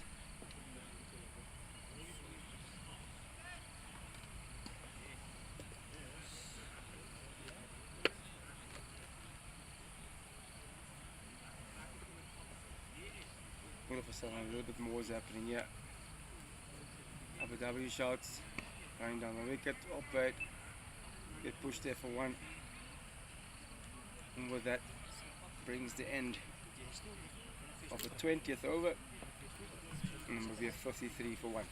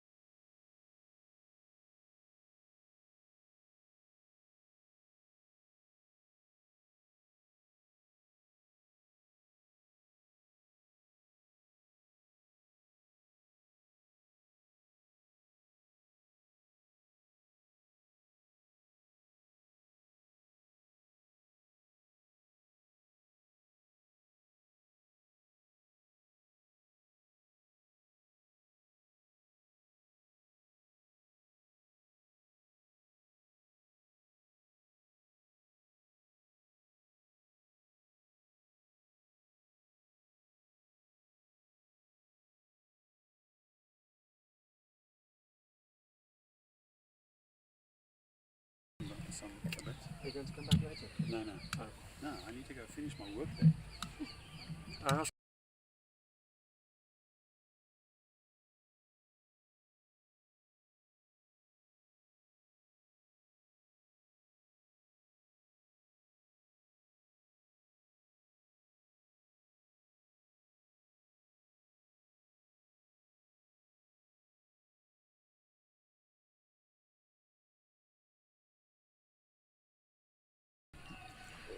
Hi folks, welcome to the afternoon session. It's been interesting. Just over 100 Namibia have got, and it's 5 wickets down. Henry's joined me again, or I've joined Henry. We've managed to drag him away from the putting and the chipping green, where he's been working on his perfect chip. Oh, On the short game. It was actually got a bit warm there, so I thought I'm better off here in the shade. but you say short game and you look at me and you, and I tell you what, we look like midgets anyway.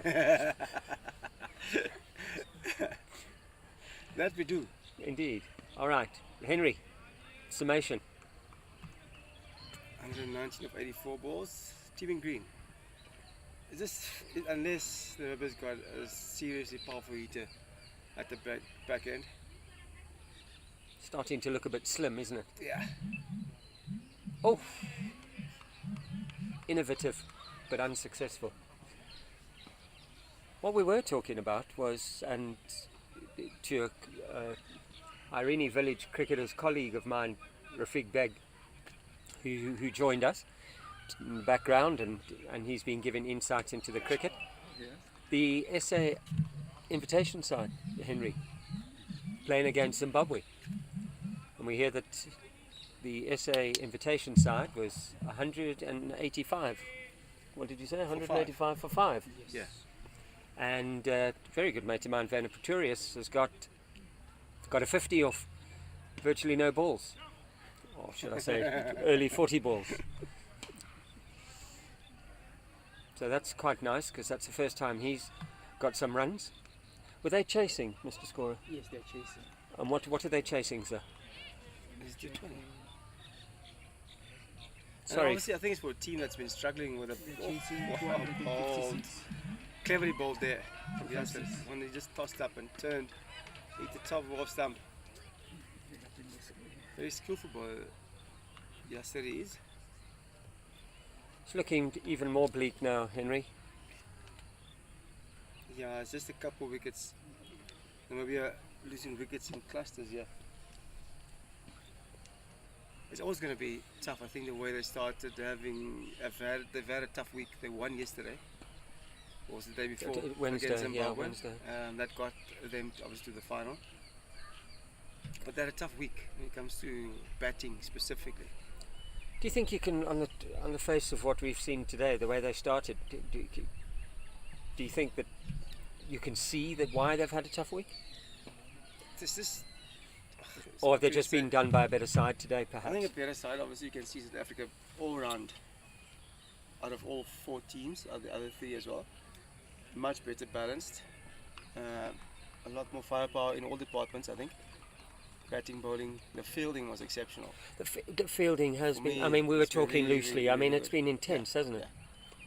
The intensity has been absolutely, I know they've just over 40s, but the intensity in the field has been absolutely fantastic, hasn't No, it? 100%. Like I said, the big thing is obviously these guys, it's amateur cricket guys that normally play club cricket over the weekends. Guys that they've had to pay to come here. That to me says a lot. Do you think it shows passion? Yeah. I was thinking about it yesterday. It's passion, but more like the love for cricket. That's what gets you. That's what gets you to dive around, slide, doing the little bits very well, putting out the energy which they've had over the last 4 days. Do you think in the, I don't know how much exposure you've had to the over-40s kind of World Cup scenario or scene, as that's This a is the great first. that's a great drive. Yeah, this is the first that I've seen over 40 cricket basically. Do you I've think it'll seen stand and them in I've good heard. stead for the World Cup? Yeah. Or do you think this particular side could still be take it up a bit. What I see, you can only gain more momentum, gain more confidence, and the more you play at a certain level, which is this level, then playing together, the better you'll get. It's the exposure that you need, obviously. If you play at a level where there's opponents that's not going to give you competition, you're not going They're to going to test you. You need to be tested. If you play against club teams, good club teams, or under nine or whatever teams that's of good quality, then you just gain more momentum going into World Cup. And I think for the guys going to the World Cup, you need to get or try to arrange those games that you know some teams will test them. I think a very good Premier League team will be good tests, good warm-up games, basically. Yeah, I suppose you're right.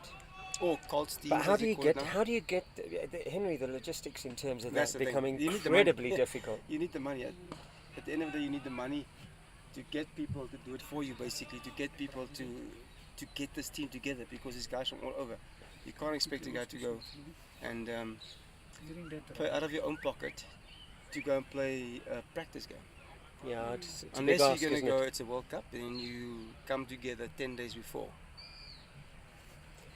We were talking, Henry, during our break about this whole theory behind the club competition being 20 overs, the IPTs, and even the World Cups being 45 overs, as Yeah. we've already thrashed the over 60s World Cup. We've already thrashed that out. But we've spoken about this whole thought process behind 20 over cricket versus 30 over cricket versus 45. It just doesn't work, does No. it? No, it can't work. It's just, you're not even close to getting what you need out of the game at the end of the day. If you think about it, you need that to prepare yourself properly. It's 45 overs, 20 overs, it's a different ballgame. We spoke about T20 cricket, we spoke about 50 over cricket. You can't compare the two. It's a different game.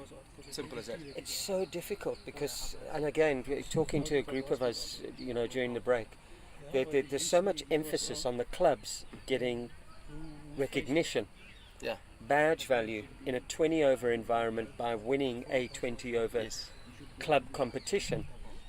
And yet there's a comment made about perhaps that the 30 over format is of lesser value, yet individually we are all playing to represent provinces and countries Yeah, over a different format, basically. of a different format. What do you think the solution will be?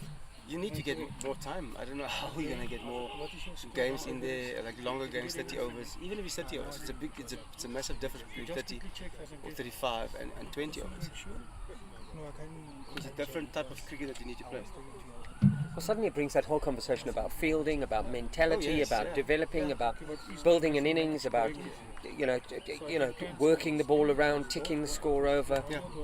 If you think about it, like for 50 over cricket or 45 overs, 30 of 20 won't necessarily win you a game. 30 or 20 won't necessarily win you a game at the end of the day. In 50 over cricket, when T20 it'll make a difference. But if you play the longer format, you're gonna Sorry, have to Henry, grind it behind seems as if they've actually found out about me and they've come to collect me. that. We'll save you. There's not very many people around here who would.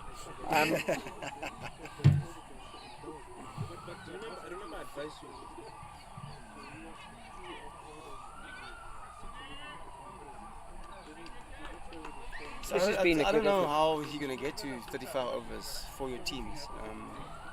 Like you said, it's time, it's facilities. I think that's probably the biggest. It's the venues. It's, It's yeah, the venues to that's get the probably amount the of biggest cricket in that we need to play.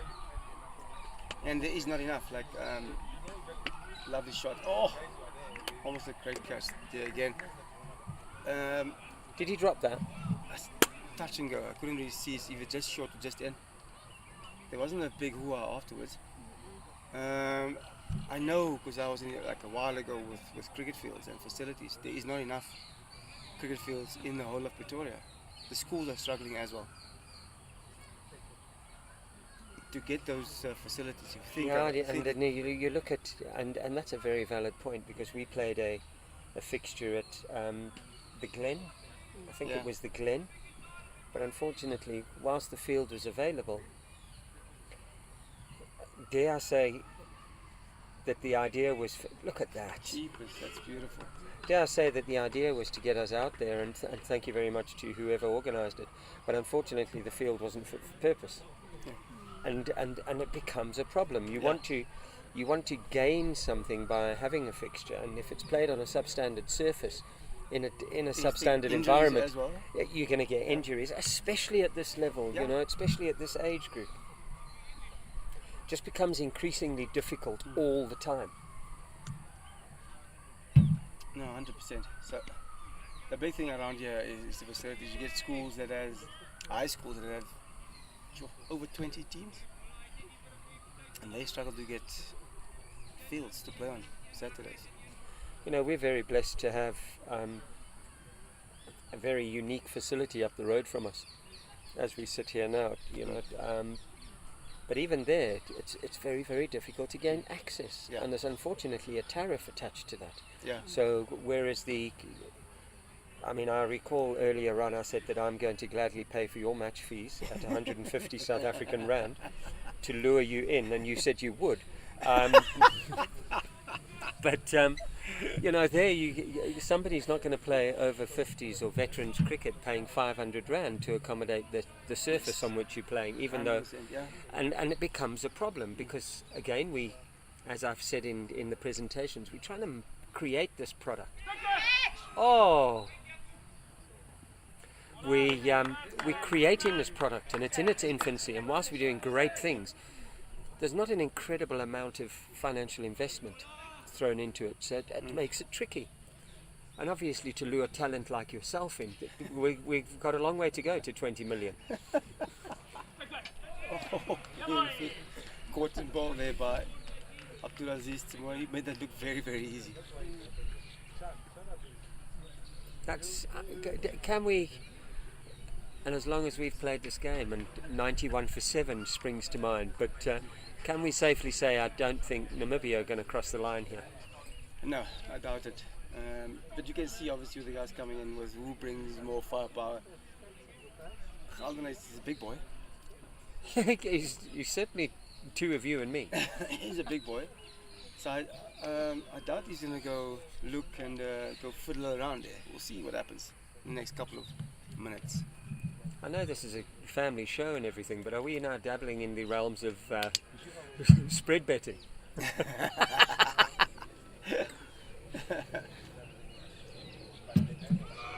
I think what we can do, Henry, is as this game or Namibia seem to be fading like the sun, the week. All right, your involvement, and it's been absolutely fantastic sitting and getting to know you and spending time with you and having a giggle and whatever, and seeing the fashionista that you have obviously become. But it's been a privilege. The week itself, it's been okay, hasn't it? It's been awesome. Thanks again for having me. It's been really, like I said, it's over 40 cricket. It's my first taste of watching over 40 cricket, and it's not what I've expected. You know, I've had the privilege of watching all the South African games, which is the main team here, by far the strongest team. And for what those guys have showcased over the last couple of years has been exceptional. And like we've briefly spoken about it now, what stands out is no one gets paid for this. You know, me coming from a professional environment, and these guys having to pay to get here, basically pay for everything, the cap that they wear, everything. It's got to come out of their own pockets. For me, that says a lot. It shows the passion and the love for cricket, which, again, spoken about. When you look at the professional era, it's your job, and you sometimes lose this aspect of the game.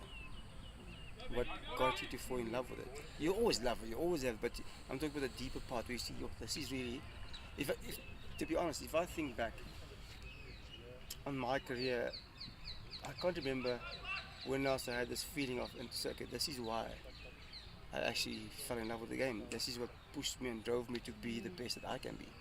Because you're so fixed on, you want to be the best cricketer, but also it's your job, and you get stuck in one way of leaving everything out there and doing everything obviously to be the best, but obviously put food on the table. It's a different mindset, different view of, you obviously still love it, but it's not the same. This is more a humbling experience which I've had over the last You think there's couple future in days. this I definitely think so. as a product? As a You product, think it's yes, going to attract? I think it will. The only thing is the finances. It's the finances. If you don't have the finances, you're going to struggle. So you're going to play World Cup now in a couple of months' time. You probably, the way it's going, the guys will get together a week before to prepare for a World Cup. Yeah. You know, so how many practice, how many warm-up games? And will you whilst have that will against probably be competition? subsidised to a certain extent, a lot of it's going to be the onus on the individual to actually That's the finance thing. his own thing. And some guys can only go so far. Look, I mean, And it's going off the festive season as well. well, you're 100% correct. And the other thing is most of these guys, because of our age, I mean, we're looking at family men out there. Yes, and you've got jobs. You're looking at family men. You're looking at leave. You're looking at It's a month off basically. Yeah. it's a hell of a self-indulgence. If you think about it, so the tournament is 2 weeks? If I'm Yes, it is 2 weeks. Yeah. It's 2 weeks, and now you're gonna get together for maybe a week before that. So it's almost a month.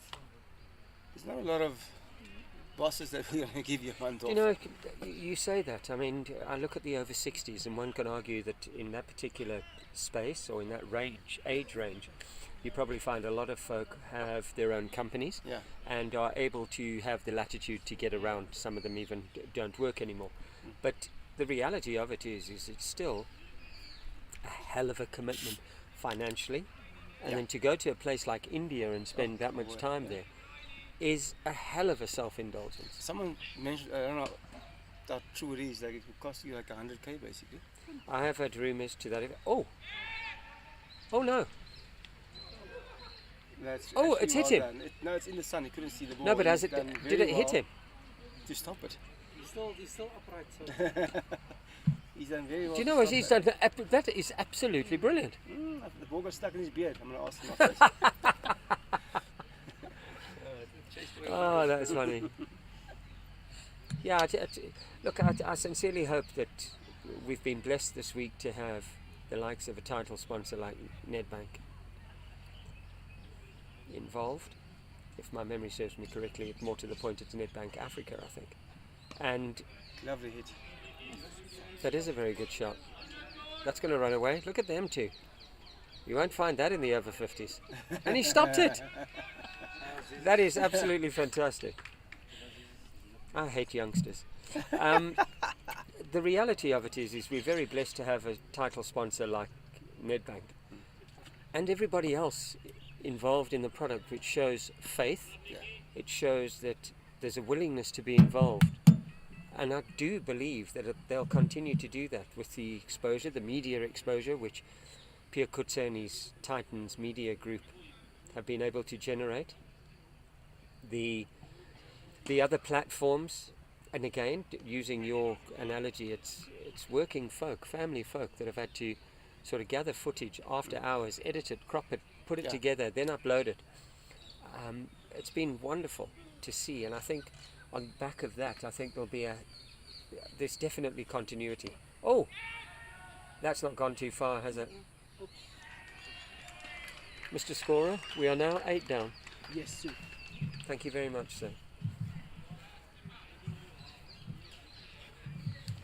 So it's beginning to look as if, certainly from 40s, having seen the over 50s World Cup in Cape Town, that we're certainly doing enough right.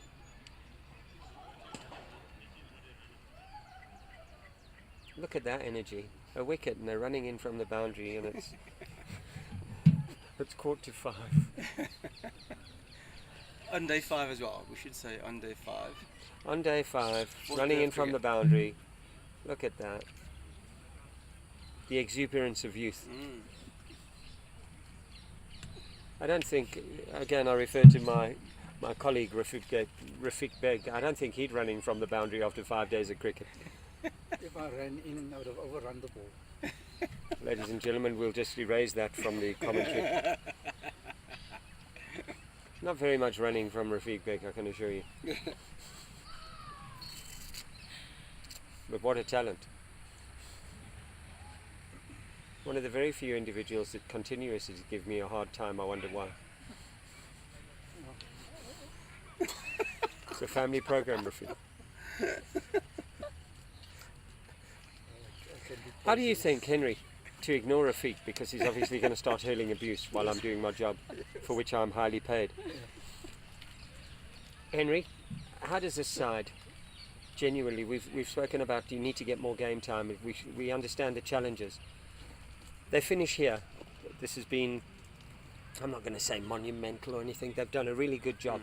How do they carry the momentum from here to February, going off to their various provinces? They're not going to get together, let's be realistic.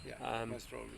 They're going to go back to their clubs. They're going to play, in some cases, maybe Premier League cricket.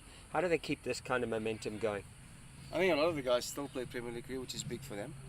So you get a decent quality of competition for yourself up until then, because I'm sure the cricket goes on through most provinces then. So I think that definitely will help. Some of the guys do train by themselves. I think that's the only way, get your loads up, know what you need to do, how you're going to plan for Cape Town. The wickets is probably if you look at our Irene play, very similar. It's not quick. Did you say our Irene? Yes, it is. I still see it as our Irene because I'm an honorary member here. No, fantastic. Yeah, so and we look forward to seeing you in the very near future. You will see me down there by the par 5, walking down there. I'll call you when I watch you play one day. Just don't shank it, because you're not getting your ball back. Hopefully I'll be there close to the green with my second only. Wow. Back to cricket then, because we're certainly not going to talk about the time you spend chipping and putting when you're supposed to be doing this. But how did they keep the momentum going? The Over-40s World Cup, having seen the Over-50s, is obviously going to be a hell of a lot more intense. Yeah. Quality of the cricket's obviously going to be a step up. How do these guys keep that? Is it just Premier League? For them, that's the only option at the moment, which is a sad thing. It's only the Premier League that gets it and keeps them going. And you gotta find a way just to keep pushing yourself to prepare for something like that. I don't know what the other teams look like, but if you think about Over-40s, I was 41 when I retired from professional cricket. If there's some other team, other country might say these guys are still playing professional cricket at the age of 40 and say, come, it's a World Cup in South Africa. I can imagine the guys from England will run at this opportunity. Oh, that's a good hit. No, that's a big hit. That's a lovely hit. You were right. He's a substantial unit. Yeah. He's even bigger than Peter Boyson. But I like Peter Boyson.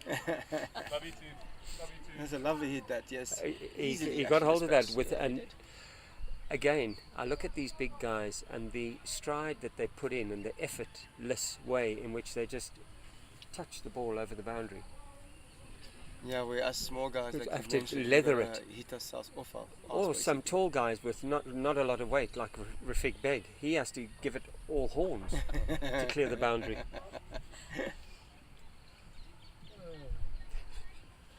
Like I was saying, Carl, imagine England. If I'm from England, to come to South Africa is nothing compared like the pounds and all those. So for me to come for those guys, I can imagine some of them have just basically stopped playing professional cricket. It's a nice holiday as well, but they'll be able to perform still because they're still playing at a decent level. But Henry, do you know?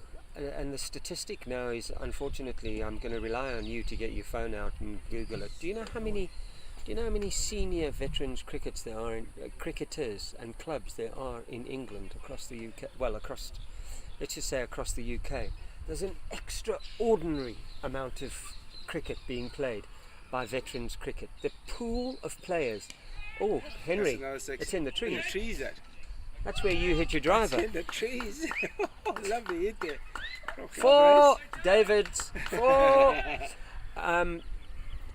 The reality of it is their selection pool is so vast. The willingness and keenness for the guys when they stop playing cricket to continue into a vet environment is astronomical. Have you got anything there? No, not yet.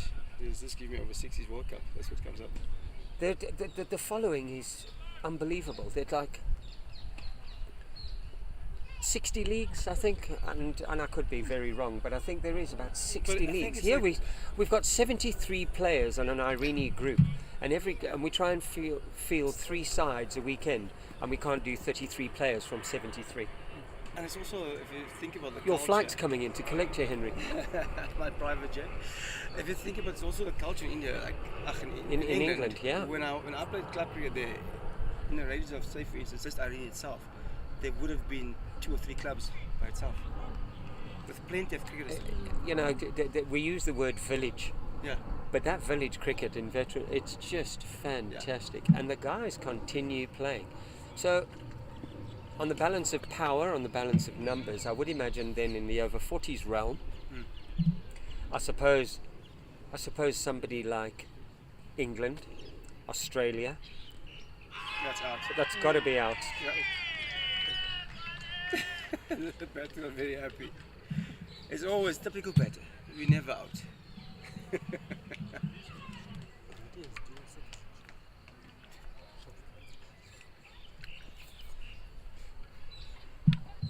Made it very, very easy for Rudy Birkenstock to give that decision, I must be honest. The Biffle got his hand. He's, during this week, I think he's discovered a Billy Bowden type way of giving the batsman out, as opposed to extending the arm and just raising his finger. He does it kind of in that Billy Bowden kind of fashion. I think as he's becoming more senior in years, I think he's developing a sense of humour and trying to carry his sense of humour. It's always been very dry. Well, look, I think he's taking his humour from the butchery onto the field. And it's also, it could be like the 4 or 5 days in the sun as well. He's fried. Back to the cricket, over-40s. So I say England, Australia, I think New Zealand, Canada, funnily enough, because there's a huge Asian population in Canada. All over the world. Well, yes, all over the world. Here's a funny thing. We looked at a United States of America. My friend Rafiq will overhear this. We looked at the United States of America for the Over-40s World Cup. They've announced their team. And out of the names that were listed, there wasn't one traditionally English name. It was all expats. From, and I'm going to assume, because by name you cannot actually identify, so I'm assuming that it was from the likes of Sri Lanka, India, Pakistan. If you look at, I recall the times that we played against the likes of Sweden and Germany and Gibraltar when we were on the Isle of Man. And again, the same thing. You'd think you were playing against Swedish folk, but it was all Pakistani. Oh no! The Biffle's given him again. He's having a ball. He's taken his arm. Oh, there we go. It's game, set, match scorer. That's it. Henry. I would say Namibia tried very, very hard, especially being skittled out for 29.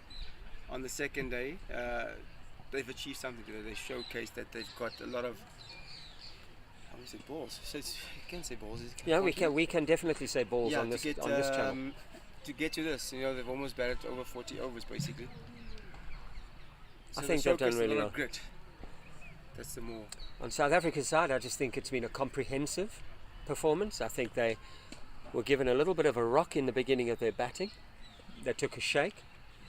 But I think the team manager, Russell Bennett, can be very proud of his charges as he strolls across the field with all his empties. By far the best 12th man in the league. He's done exceptionally well. And this is all without a vice-captain, Charles Groenewald, who's really just done nothing the entire day. See, he was on holiday actually this whole week. He's been on holiday the entire week. But on a cricketing note, the Nedbank Over-40s Africa Cricket Cup has now come to an end, apart from the pleasantries and end of week function. But I think it's been an incredible success. And without a shadow of a doubt, everybody that has been involved in this particular tournament, the likes of Irene Country Club, Craig van Dijk's Pitch Vision, Devil's Peak, Veldskoen, Titans Cricket, Titans Veterans Cricket, Vita 24, Vakasa, Cricket South Africa, and our title sponsor Nedbank. I think from all of us in our media team and our excellent, I can honestly say excellent, tournament ambassador, Mr. Henry Davids, we at Irene Cricket Club and on behalf of Titans Vets Media would like to thank absolutely everybody for a sterling week of cricket. The outreach program yesterday was absolutely fantastically supported. Everybody's carried a bit, everybody's owned a bit to make this a fantastic success. So on behalf of us all here, the last words are going to be Mr. Henry Davids, but from our side, thank you very, very, very much. God bless everybody. Yeah, thank Henry? you, Carl. And besides South Africa, just to wrap that up, South Africa won by 86 runs, bowling Namibia out for 139. Yeah, thanks again for having me. It's been almost an eye-opening experience for me watching the guys, watching the passion. The cricketers, the facility, Irene Country Club, they've been unbelievable, as always. Not that I have to say it, I want to say it because it's always a nice place to come to. The whole facility, it's a nice family and place environment to come to, where you can spend a day. There's not a lot of places, clubs where you can do that, to come and spend a day.